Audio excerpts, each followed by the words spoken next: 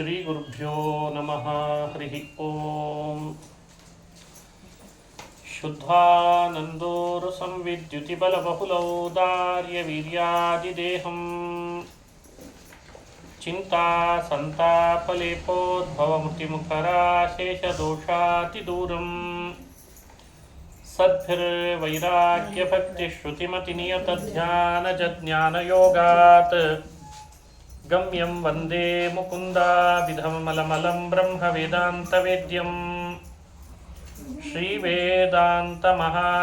ಹಿ ಪರಿತಃ ಸಂಯೋಜ್ಯ ಸೂತ್ರಾಹಿಪಂ ಸದ್ವಾತಾಗಮಪೋಷಿತಾತ್ಮಹೃದಯಂ ತತ್ಪೂರ್ವಪಕ್ಷಾಸುರೈಃ ಸಿದ್ಧಾಂತೋಕ್ತಿಸುರೇಶ್ವರೈಶ್ಚ ಮಥಿತೋ ಯಃ ಕೃಷ್ಣದುಗ್ಧಾಂಬುಧಿಃ ಸ್ವೀಯಾನಾಮೃತಂ ಪ್ರಯಚ್ಛತಿ ಸಮಾಂ ಪಾಯಾದ್ಗುಣೋದ್ಯನ್ಮಣಿಃ ಸಚ್ಛಾಸ್ತ್ರೋದಿತವತ್ಮನಾ ಪದಮಿದಂ ಧ್ಯಾಯನ್ಮದಂಕಾಂಕಿತೋ ಮನ್ಮಂತ್ರಂ ಜಪಶಾಸ್ತ್ರಸಂಪದಮಥೋ ದಾಸ್ಯಾಮಿ ಭಾಗ್ಯೈಃ ಸಹ ತತ್ತತ್ವಾನ್ಯಪಿ ಬೋಧಯಾಮಿ ತದನುಪ್ರಾಪ್ಯೋ ಮದಂಘ್ರಿರ್ಭವೇತ್ ಇತ್ಯಾಘೋಷಯತೀವ ಯಃ ಕರಚಯೈಃ तं ವಾಜಿವಕ್ತ್ರಂ ಭಜೆ. ಸತ್ಸಂಗಮಾನಸಸರೋವರಮಧ್ಯವರ್ತಿ ಕೃಷ್ಣಾಂಘ್ರಿಚಾರುಕಮಲಾರ್ಪಿತಚಿತ್ತವೃತ್ತಿಃ ಶಾಸ್ತ್ರಾತಿಮಂಜುಪದರಂಜಿತರಮ್ಯಸಂಸತ್ ಆಸ್ಮಾಕಹೃತ್ಸರಸಿಜೇಸ್ತು ಸಮಧ್ವಹಂಸಃ. ತಪೋ ವಿದ್ಯಾ ವಿರಕ್ತ್ಯಾದಿ ಸದ್ಗುಣೌಘಾಕರಾನಹಂ ವಾದಿರಾಜಗುರೂನ್ ವಂದೇ ಹಯಗ್ರೀವದಯಾಶ್ರಯಾನ್. ಅಭ್ರಮಂ ಭಂಗರಹಿತಂ ಅಜಡಂ ವಿಮಲಂ ಸದಾ ಆನಂದತೀರ್ಥಮತುಳಂ ಭಜೆ ತಾಪತ್ರಯಾಪಹಂ. ಮೂಕೋಪಿ ಯತ್ಪ್ರಸಾದೇನ ಮುಕುಂದಶಯನಾಯತೆ ರಾಜರಾಜಾಯತೆ ರಿಕ್ತೋ ರಾಘವೇಂದ್ರಂ ತಮಾಶ್ರಯೇ. ಆಪಾದಮೌಲಿಪರ್ಯಂತಂ ಗುರುಣಾಮಾಕೃತಿಂ ಸ್ಮರೇತ್ ತೇನ ವಿಘ್ನಾಃ ಪ್ರಣಶ್ಯಂತಿ ಸಿದ್ಧ್ಯಂತಿ ಚ ಮನೋರಥಾಃ. ಶ್ರೀ ಹರಿವಾಯು ಗುರುಗಳ ಚರಣಾರವಿಂದಗಳಲ್ಲಿ ಭಕ್ತಿಪೂರ್ವಕ ಪ್ರಣಾಮಗಳನ್ನು ಅರ್ಪಿಸಿ ರುಕ್ಮಿಣೀಶ ವಿಜಯದಲ್ಲಿ ಶ್ರೀ ಕೃಷ್ಣ ಪರಮಾತ್ಮನ ಬಾಲಲೀಲೆಗಳನ್ನು ಅನುಸಂಧಾನ ಮಾಡ್ತಾ ಬರ್ತಾ ಇದ್ವಿ. ಕೃಷ್ಣ ಅಪ್ರಾಕೃತ, ಚಿನ್ಮಯ, ಸಾಕಾರ, ಸರ್ವಾಂತರ್ಯಾಮಿ, ಜಗದೊಡೆಯ. ಯಶೋದೆಯ ಪ್ರಾರ್ಥನೆಯಂತೆ ತನ್ನ ಬಾಲಲೀಲೆಗಳನ್ನೆಲ್ಲ ತೋರ್ತಾ ಇದ್ದಾನೆ. ಒಮ್ಮೆ ಯಶೋದೆ ಕೃಷ್ಣನನ್ನು ಮಲಗಿಸ್ಬೇಕು ಅಂತ ಪ್ರಯತ್ನ ಪಟ್ಲಂತೆ. ಆ ಮಲಗಿಸ್ಬೇಕು ಅಂದಾಗ ಮಕ್ಕಳು ಸಾಮಾನ್ಯ ಬೇಗ ಮಲಗಲ್ಲ, ಮಲಗಿದಿದ್ರೆ ಬೆಳೆಯಲ್ಲ, ಮಲಗಲಿ ಅಂತ ಅಪೇಕ್ಷೆ. ಅದಕ್ಕೆ ಕೃಷ್ಣ ಮಲಗ್ತಿಲ್ಲ, ಮಲಗಿಸ್ತಾ ಇದ್ದೇನೆ, ಯಾಕೆ ಮಲಗ್ತಿಲ್ಲ ವಿಚಾರಿಸ್ಬೇಕು ಅವನನ್ನು ಅಂಥೇಳಿ ಯಶೋದೆ ಮಾತನಾಡ್ತಾಳಂತ. ಆ ಯಶೋದೆ ಕೃಷ್ಣನ ಮಾತನ್ನು ರಾಜರು ಕಾವ್ಯದಲ್ಲಿ ವರ್ಣನೆ ಮಾಡ್ತಾ ಇದ್ದಾರೆ. ನಿದ್ರಾಮಾಶ್ರಯ, ಕೃಷ್ಣನಿಗೆ ಯಶೋದೆ ಹೇಳ್ತಾಳೆ, ಕೃಷ್ಣ ನಿದ್ರಾಮಾಶ್ರಯ, ನಿದ್ರೆ ಮಾಡು ಅಂತಂದ್ಲಂತ. ಕಿಂ ತದಾಶ್ರಯ ಫಲಂ, ಕೃಷ್ಣ ಆ ತಾಯಿಗೆ ಕೇಳ್ತಾನೆ, ಮಲ್ಕೋ ಅಂತ ಇದೆಯಲ್ಲ, ಮಲಗಿದ್ರೆ ಏನು ಲಾಭ ಅಂತ ಕೇಳಿದ. ಆಗಲಿಂದ ಈ ಲಾಭದ ಚರ್ಚೆ ಕೃಷ್ಣನೇ ಹುಟ್ಟಾಕಿದ. ಮಲ್ಕೊಂಡ್ರೆ ಏನು ಲಾಭ ಆಗ್ತದೆ, ಯಾಕೆ ಮಲಗಬೇಕು? ಭುಕ್ತಂ ವ್ರಜೆ ಜೀರ್ಣತಾ, ಅಮ್ಮ ಉತ್ತರ ಕೊಟ್ಲಂತ. ಅವಳು ಸುಮ್ಮನಿರಲಿಲ್ಲ. ಇಷ್ಟೋ ತನಕ ಹಾಲು ಕುಡ್ದಿದೀಯಾ, ಅವ್ರ ಮನೆಗೆ ಹೋಗಿ ಇವ್ರ ಮನೆಗೆ ಹೋಗಿ ಬೆಣ್ಣೆ ಬೇರೆ ತಿಂದು ಬಂದಿರ್ತೀಯ, ಅದೆಲ್ಲ ಜೀರ್ಣ ಆಗಬೇಕಾದ್ರೆ ಮಲಗಬೇಕಾಗ್ತದೆ. ಹಾಗಾಗಿ ತಿಂದದ್ದು ಜೀರ್ಣ ಆಗಬೇಕು, ಅದಕ್ಕೆ ಮಲಗಬೇಕು ಅಂತಂದು ಕೃಷ್ಣ ಮತ್ತೆ ಪ್ರಶ್ನೆ ಹಾಕಿದ. ಅಂಬಾ ಕಾ ನಿದ್ರಾ, ನಿದ್ರಾ ಅಂದ್ರೆ ಏನು ಅಂತ ಕೇಳಿದ. ನಿದ್ರಾ ಕಾಂಬ ಅಂಬ ನಿದ್ರಾ ನಾಮಕ, ನಿದ್ರೆ ಅಂದರೆ ಏನು ಅಂತ ಕೇಳಿಬಿಟ್ಟ. ಅದಕ್ಕೆ ಅವಳೇ ತೋರಿಸ್ಬೇಕಾಯ್ತಂತೆ ಪಾಪ. ನೋಡು, ಎರಡೂ ಕಣ್ಣು ಮುಚ್ಚಿಗೋ, ಎರಡೂ ಕಣ್ಣು ಮುಚ್ಚಿದಾಗ ಒಳಗಡೆಯಲ್ಲಿ ಪ್ರಾಜ್ಞ ಅಂತ ಇರ್ತಾನೆ ದೇವರು. ಅವನು ನಮ್ಮನ್ನು ಆಲಿಂಗಿಸ್ಕೊಂಡ ಅಂತಂದರೆ ನಿದ್ರೆ ಅಂತ ಹೇಳ್ತಾರೆ. ಇಷ್ಟು ಹೇಳುವಾಗಲೇ ಕೃಷ್ಣ ಆಗಲೇ ಕಣ್ಣು ಮುಚ್ಚೇ ಬಿಟ್ಟಿದ್ದಂತೆ. ಅವಳು ಹೇಳೋದಕ್ಕೇ ಸರಿಯಾಗಿ ಕಣ್ಣು ಮುಚ್ಚಿ ಆಯಿತು. ಪ್ರಾಜ್ಞೆನನ್ನು ಆಲಿಂಗನ ಮಾಡಿಕೊಳ್ಳೋ ವಿಷಯ ಹೇಳಿದ್ದಕ್ಕೆ ತನ್ನದೇ ಎರಡೂ ಭುಜಗಳನ್ನು ತಾನೇ ಹಿಡ್ಕೊಂಡ ಅಂತಾರೆ. ತನ್ನದೇ ಭುಜಗಳನ್ನು ತಾನೇ ಹಿಡ್ಕೊಂಡು ಕಣ್ಣು ಮುಚ್ಚಿ ತಕ್ಷಣ ವಾಪಸ್ ತೆಗೆದ್ನಂತೆ. ಕಣ್ಣನ್ನು ಮುಚ್ಚಿದ್ದು ತಡ, ತೆಗೆದದ್ದು ಇನ್ನೂ ಬೇಗ ತೆಗೆದುಬಿಟ್ಟ. ತೆಗೆದು ಕೂಡಲೇ ಹೇಳಿದ್ದಂತೆ ಕೃಷ್ಣ, ಅಮ್ಮ ನಿದ್ರೆ ಮಾಡು ಅಂತಂದು ನಿದ್ರೆ ಆಯಿತು, ಜೀರ್ಣ ಆಗಬೇಕು ಅಂತಿದ್ದಿ, ಜೀರ್ಣನೂ ಆಯಿತು, ಈಗ ಹಾಲು ಕೊಡು ಅಂತ ಕೇಳಿಬಿಟ್ನಂತೆ. ಅಸ್ತ್ವೇವಂ ತ್ವಿತಿ ಮುದ್ರಿತಾತ್ಮನಯನಃ ಸ್ವಾಂಗಂ ಸಮಾಲಿಂಗ್ಯ ತತ್ ಸರ್ವಂ ಜೀರ್ಣಮಥೋ ದಿಶೇತಿ ಜನನೀಂ ಶಂಸನ್ ನಿಜನ್ ಸೋವತಾತ್. ನಿಜಂ ಶಂಸನ್, ಅಮ್ಮ ಸರ್ವಂ ಜೀರ್ಣಂ, ಜೀರ್ಣ ಆಯಿತು, ನನಗೆ ಹಾಲು ಕೊಡ್ತಿದ್ದೆಲ್ಲ, ಈಗಲಾದರೂ ಮತ್ತೆ ಹಾಲು ಕೊಡಿಸು ಅಂತ ಕೇಳ್ತಿದ್ನಲ್ಲ ಕೃಷ್ಣ. ಆ ಕೃಷ್ಣ ನನ್ನನ್ನು ರಕ್ಷಣೆ ಮಾಡಲಿ ಅಂತ ರಾಜರು ಪ್ರಾರ್ಥನೆ ಮಾಡ್ತಾರೆ. ಇದು ಈ ಶ್ಲೋಕದಲ್ಲಿ ಬಂದಂಥ ವಿಷಯ. ಇದನ್ನು ನಾವು ಅನುಸಂಧಾನ ಚೆನ್ನಾಗಿ ಮಾಡಬೇಕು ಅಂತಾರೆ ರಾಜರು. ಇದು ಬಹಳ ದೊಡ್ಡ ಶ್ಲೋಕ ಆದರೂ ಆಲಂಕಾರಿಕವಾಗಿಯೂ ಇದೆ. ಕಾವ್ಯದಲ್ಲಿ ಇಂಥ ಶ್ಲೋಕಗಳು ಬಹಳ ವಿರಳ ಅಂತಾರೆ ಹಿರಿಯರು. ಯಾಕಂದರೆ ಸಂವಾದದ ರೂಪದಲ್ಲಿ ಶ್ಲೋಕ ಮಾಡಬೇಕಲ್ಲ. ಕೃಷ್ಣ ಏನು ಹೇಳ್ದ, ಯಶೋದೆ ಏನು ಹೇಳಿದ್ದು, ಯಶೋದೆ ಏನು ಹೇಳಿದ್ದು, ಮತ್ತೆ ಕೃಷ್ಣ ಏನು ಅದಕ್ಕೆ ಉತ್ತರ ಕೊಟ್ಟ. ಹೀಗೆ ಸಂವಾದದ ರೂಪದಲ್ಲಿ ಕೃಷ್ಣನ ಯಶೋದೆಯ ಸಂವಾದದ ರೂಪದಲ್ಲಿ ವರ್ಣನೆ ಮಾಡಿ ಅನುಸಂಧಾನ ಮಾಡ್ತಾರೆ. ಇಂಥ ಶ್ಲೋಕಗಳನ್ನು ಆಸ್ವಾದನೆ ಮಾಡಿದಾಗಲೇ ಆನಂದ ಆಗ್ತದೆ. ಆ ಮುದ್ದಾದ ಕೃಷ್ಣನ ಮುಖದಲ್ಲಿ ಬರ್ತಿದ್ದ ಉತ್ತರ ಹೇಗಿರ್ತಿತ್ತು, ಆ ಯಶೋದೆ ಪದೇ ಪದೇ ಕೃಷ್ಣನ ಮಲಗುವಂತ ಮಲಗಿಸೋ ಪ್ರಯತ್ನ ಪಡ್ತಿದ್ದದ್ದು ಬಹಳ ಆನಂದ ಆಗ್ತದೆ. ಹೀಗೆ ಯಾಕೆ ವರ್ಣನೆ ಮಾಡ್ತಾರೆ ರಾಜರು ಅನ್ಲಿಕ್ಕೆ ಕಾರಣನೂ ಇದೆ. ಕೆಲವು ಕವಿಗಳು ಕೃಷ್ಣನ ಬಗ್ಗೆ ವರ್ಣಿಸುವಾಗ ಸಾಮಾನ್ಯ ಮನುಷ್ಯನಂತೆ ವರ್ಣನೆ ಮಾಡಿದ್ದು ಇದೆ ಬಹಳಷ್ಟು ಬೇರೆ ಬೇರೆ ಕಾವ್ಯಗಳಲ್ಲಿ. ನಿದ್ರೆ ಅವನು ಮಾಡ್ತಿದ್ದ, ಎಲ್ಲರಂತ ಅವನು ಊಟ ತಿಂಡಿ ತಿನಿಸು ಹಾಲು ಕುಡಿತಿದ್ದ ಅಂತ ಹೀಗೆ ವರ್ಣನೆ ಮಾಡಿಬಿಟ್ಟಿದ್ದಾರೆ. ರಾಜರು ಮಾತ್ರ ಹಾಗಲ್ಲ ಅಂತಾರೆ. ಶ್ರೀಕೃಷ್ಣ ಎಲ್ಲಿ ಹೋದರೂ ತನ್ನ ಸಿದ್ಧಾಂತವನ್ನು ಬಿಟ್ಕೊಡ್ತಿರ್ಲಿಲ್ಲ ಅಂತ ಅವರು ವೇದಾಂತದ ರೂಪದಲ್ಲಿ ವರ್ಣನೆ ಮಾಡ್ತಾರೆ. ಹಾಗಾಗಿ ನಿದ್ರೆ ಮಾಡು ಅಂದರೆ ಏನು ಫಲ ಅಂತ ಕೇಳ್ತಾನೆ. ಇಲ್ಲ ತಿಂದದ್ದು ಜೀರ್ಣ ಆಗ್ಬೇಕಲ್ಲೋ ಅದಕ್ಕೆ ಮಾಡು ಅಂದರೆ ನಿದ್ರೆ ಅಂದ್ರೆ ಏನು ಅಂತ ಕೇಳ್ತಾನೆ.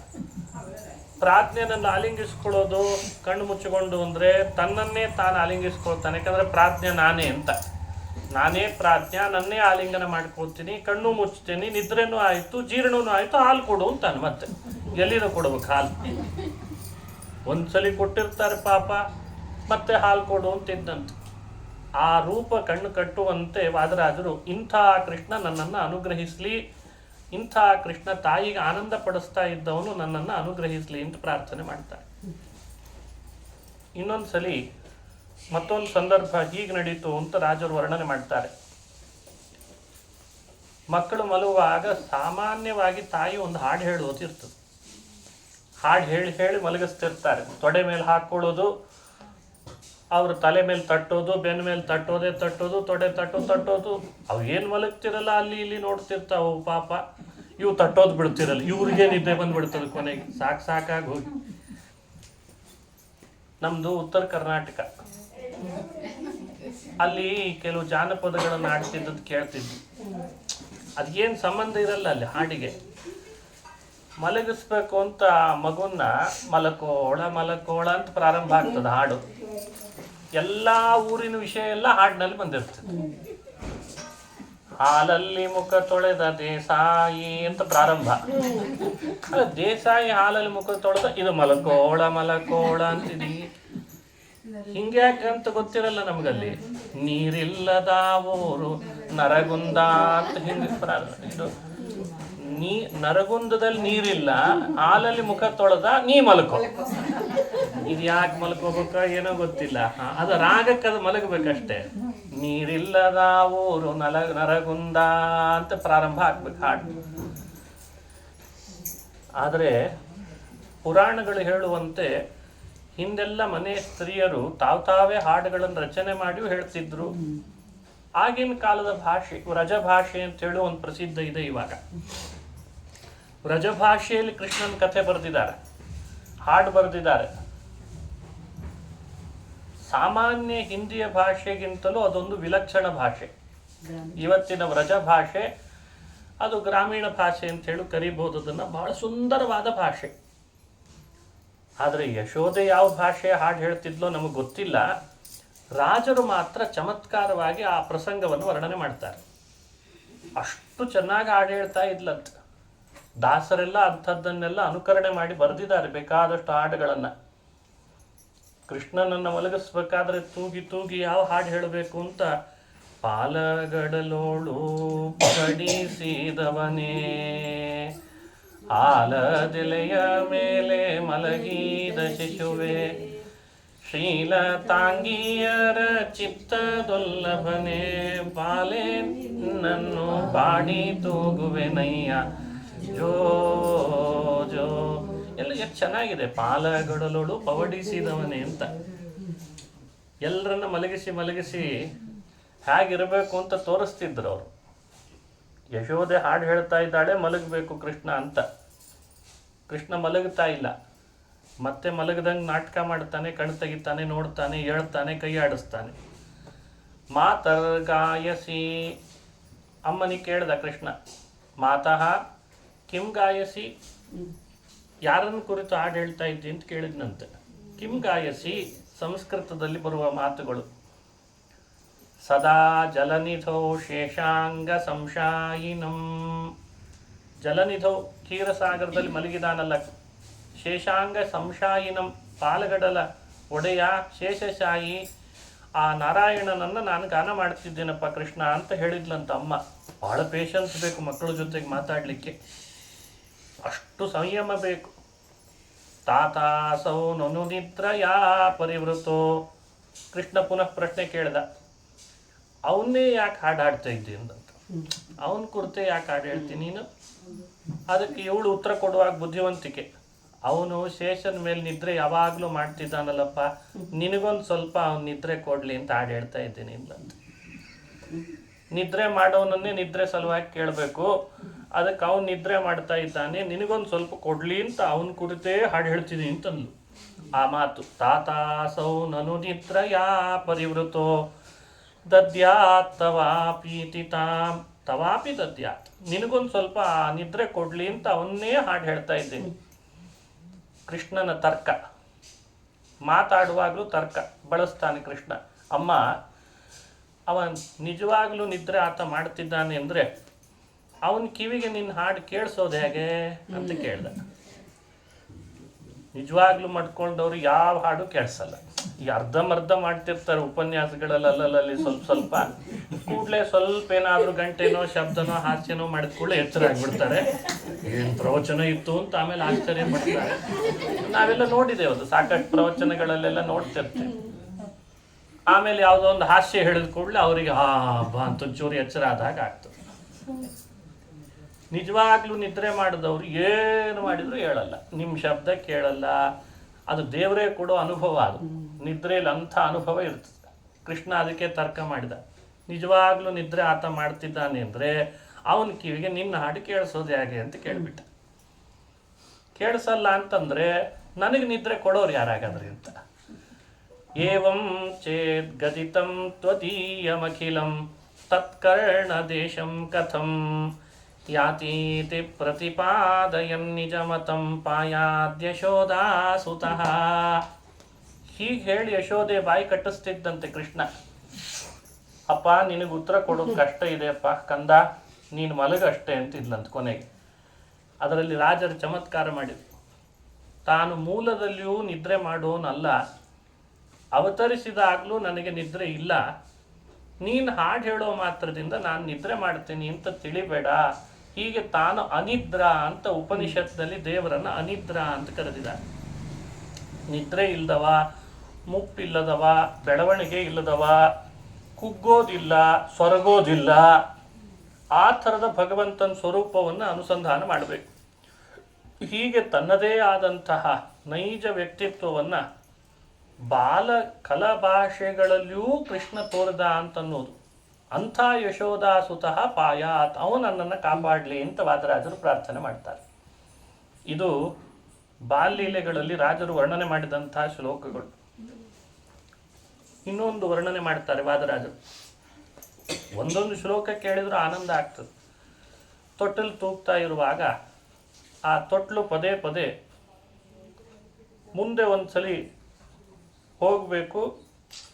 ಆ ಹಗ್ಗ ಕೈ ಬಿಟ್ಟು ಕೂಡ್ಲೇನೆ, ತೂಗಿ ಹಗ್ಗ ಕೈ ಬಿಟ್ಟು ಕೂಡ್ಲೇನೆ ಅದು ದೂರ ಹೋಗಬೇಕು. ಮತ್ತೆ ಹಗ್ಗ ಹಿಡಿದು ಎಳೆದು ಕೂಡ್ಲೇನೆ ಆ ತೊಟ್ಲು ಹತ್ರ ಬರಬೇಕು. ಹೀಗಾಗ್ತಾ ಇದ್ದದ್ದನ್ನು ನೋಡ್ತೇವೆ. ರಾಜರ ಆ ತೊಟ್ಲು ತೂಗೋ ಸಂದರ್ಭವನ್ನ ಅದು ದೂರ ಯಾಕೆ ಹೋಗ್ತಿತ್ತು, ಅದು ಹತ್ರ ಯಾಕೆ ಬರ್ತಿತ್ತು ಅನ್ಲಿಕ್ಕೆ ವರ್ಣನೆ ಮಾಡ್ತಾರೆ.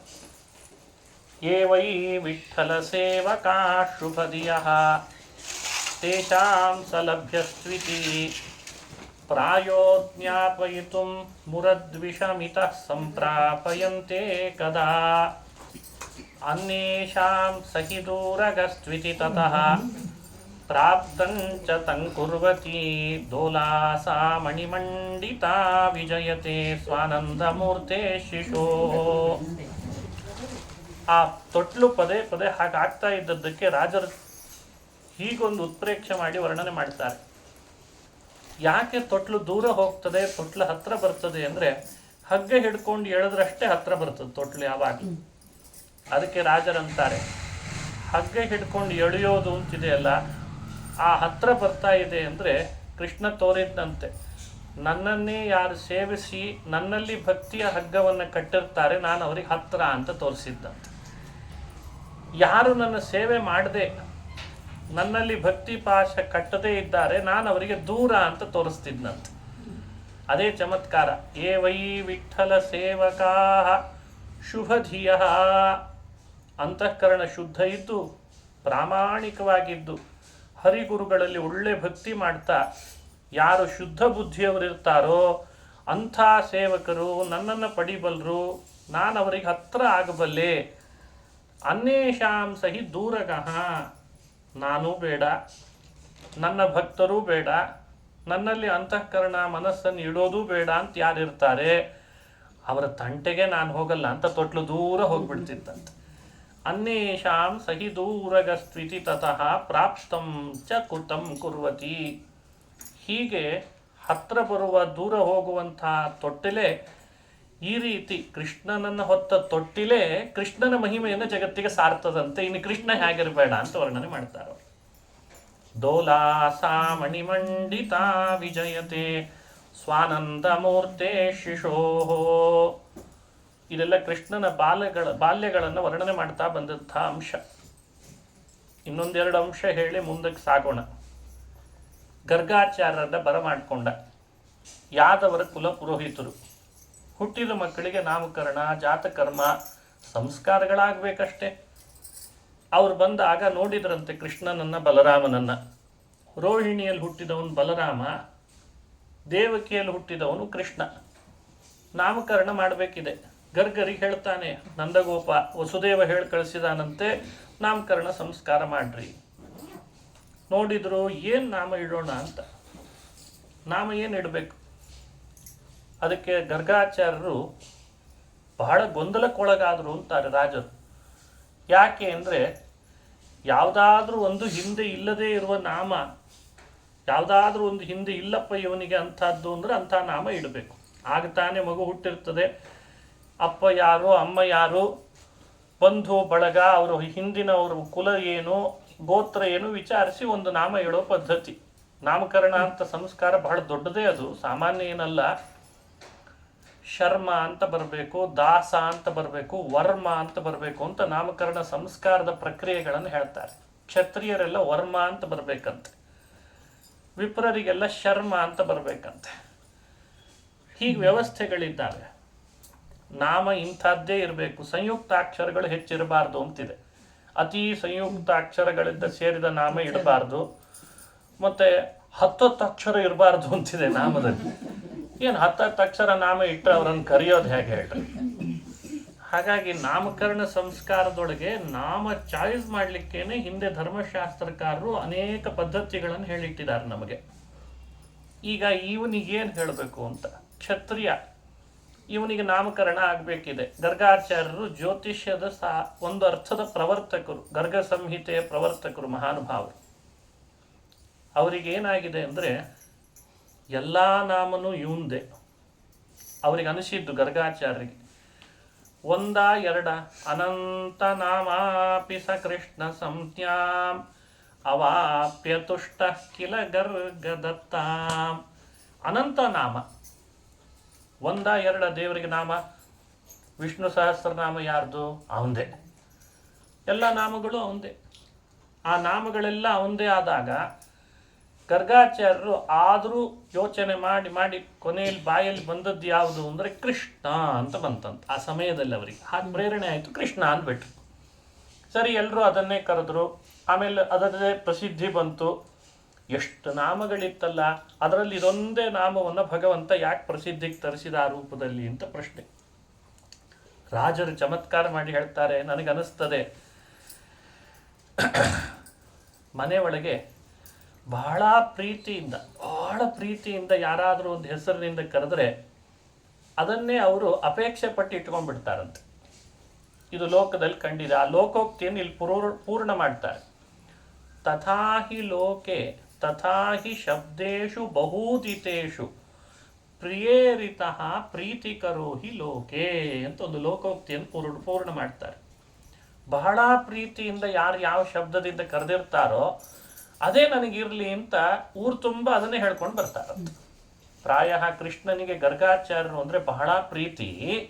ಯಾಕಂದ್ರೆ ಅವರು ಒಬ್ಬ ಭಕ್ತನೇ, ವಿಷ್ಣು ಭಕ್ತ. ಅಷ್ಟು ಪ್ರೀತಿಯಿಂದ ನನಗೆ ಕೃಷ್ಣ ಅಂತ ಕರೆದಿದ್ದಾರೆ, ಇನ್ನು ಅದನ್ನು ಬದಲಾಯಿಸ್ಕೊಳ್ಳೋದು ಬೇಡ ಅಂತ ಲೋಕದ ಅನುಗುಣವಾಗಿ ಭಗವಂತ ಅದೇ ನಾಮವನ್ನು ತಾನು ಖಾತ್ರಿಪಡಿಸಿ ಎಲ್ಲ ಕಡೆ ಪ್ರಚುರಪಡಿಸಿದ ಅಂತ ಚಮತ್ಕಾರವಾಗಿ ವರ್ಣನೆ ಮಾಡ್ತಾರೆ. ಹಾಸ್ಯಕ್ಕೆ ಹೇಳ್ತಿರ್ತೀವಿ, ಮನೆಯಲ್ಲಿ ಒಳ್ಳೆ ಹೆಸರೇ ಇಟ್ಟಿರ್ತಾರೆ ಪ್ರಹ್ಲಾದ ಅಂತ. ನಮ್ಮ ಕಡೆ ಎಲ್ಲ ಸ್ವಲ್ಪ ಹಾಗೆ ಮಾಡ್ತಿರ್ತಾರೆ. ಅವು ಬರ್ತಾ ಪಲ್ಯ ಆಗಿಬಿಡುತ್ತೆ. ಎಲ್ಲಿಗೆ ಹೋಗಿರ್ತದೆ ಅಂದ್ರೆ ನಿಜವಾದ ಹೆಸರು ಆಧಾರ್ ಕಾರ್ಡ್ ಅಲ್ಲಿ ಇದ್ದದ್ದು ಮರ್ತೋಗಿರ್ತದೆ. ನಾವೇನಾದ್ರೂ ಫೋನ್ ಮಾಡಿ ಅವ್ರು ಇದ್ದಾರಲ್ಲ ಪ್ರಹ್ಲಾದ ಅಂತ ಕೇಳಿದ್ರೆ ಹಂಗೆ ಹೆಸರಿನವ್ರು ಯಾರಿಲ್ಲ ಬಿಡ್ರಿ ಅಂತ. ಹಂಗೆ ಹೆಸರಿನವ್ರು ಯಾರಿಲ್ಲ. ಅವ್ರು ಶ್ರೀನಿವಾಸ ಶೀನೆ ಆಗಿದ್ದಾನೆ, ನಮ್ಮಲ್ಲಿ ವೆಂಕ್ಯ ಆಗಿದ್ದಾನೆ, ವೆಂಕಣ್ಣ ಹೋಗಿ ವೆಂಕ್ಯ ಆಗಿದ್ದಾನೆ, ವೆಂಕಟೇಶ ಬರೋದೇ ಇಲ್ಲ. ಇದೆಲ್ಲ ಯಾಕೆ ಆಗ್ತದೆ ನೋಡಿ. ರಾಜರ ಅನುಭವ ಎಷ್ಟಿತ್ತು, ಅವರ ಲೋಕದ ಸಂಚಾರ ಎಷ್ಟು ಮಾಡಿದ್ರು, ಆ ಆಡು ಭಾಷೆಗಳ ಮೇಲೆ ಅವರಿಗಿದ್ದ ಹಿಡಿತ ಎಷ್ಟು, ಅದನ್ನು ಅವರು ಅನುಭವಿಸಿ ಅನ್ನುವ ಮಾತೇನು ಅಂದರೆ ಪ್ರಿಯೇರಿತಃ ಪ್ರೀತಿಕರೋ ಹಿ ಲೋಕೆ. ಸಮಾಜ ಹೇಗೆ ನಡೀತಾ ಇದೆ ಆ್ಯಕ್ಚುಲಿ ಅಂದರೆ ಪ್ರೀತಿಯಿಂದ ನಡೀತಾ ಇದೆ ಅಂತೆ ಸಮಾಜ. ಅದರಲ್ಲಿ ಸ್ವಲ್ಪ ದ್ವೇಷ, ರಾಗ, ಅಸೂಯೆ ಅಲ್ಲಲ್ಲಿದೆ, ಇಲ್ಲ ಅಂತ ಹೇಳಲ್ಲ ಅವರು. ಆದರೆ ವಾಸ್ತವಿಕವಾದ ಸ್ಥಿತಿ ಅತಿ ಹೆಚ್ಚು ಸಮಾಜ ನಡೀತಾ ಇರೋದು ಪ್ರೇಮದಿಂದ ಅಂತಾರೆ ಆಚಾರ್ಯ. ಪ್ರೇಮ ಜಗತ್ತಿನಲ್ಲಿ ಇಲ್ಲ ಅಂತಂದರೆ ಯಾರೂ ಇರ್ತಿರ್ಲಿಲ್ಲ, ನಾವ್ಯಾರೂ ಇರ್ತಿರ್ಲಿಲ್ಲ. ಹೀಗಾಗಿಯೇ ಗರ್ಗಾಚಾರ್ಯರಂಥ ಪುರೋಹಿತರು ಬಹಳ ಪ್ರೀತಿಯಿಂದ ಅವನಿಗೆ ಕೃಷ್ಣ ಅಂತ ಕರೆದ್ರೆ ಅನಂತ ನಾಮನಾದ ಶ್ರೀಹರಿ ಇರಲಿ, ಈ ಹೆಸರೇ ನನಗಿರಲಿ, ಯಾಕಂದ್ರೆ ಬಹಳ ಪ್ರೀತಿಯಿಂದ ಕೊಟ್ಟಿದ್ದಾನೆ ಗರ್ಗ, ಅವನು ಕೊಟ್ಟದ ನಾಮನೇ ನಂದಾಗಲಿ ಅಂತ ಅಪೇಕ್ಷಿಸಿದ್ನಲ್ಲ. ಇದು ಗರ್ಗರ ಮೇಲೆ ದೇವರಿಗಿದ್ದ ಪ್ರೀತಿ.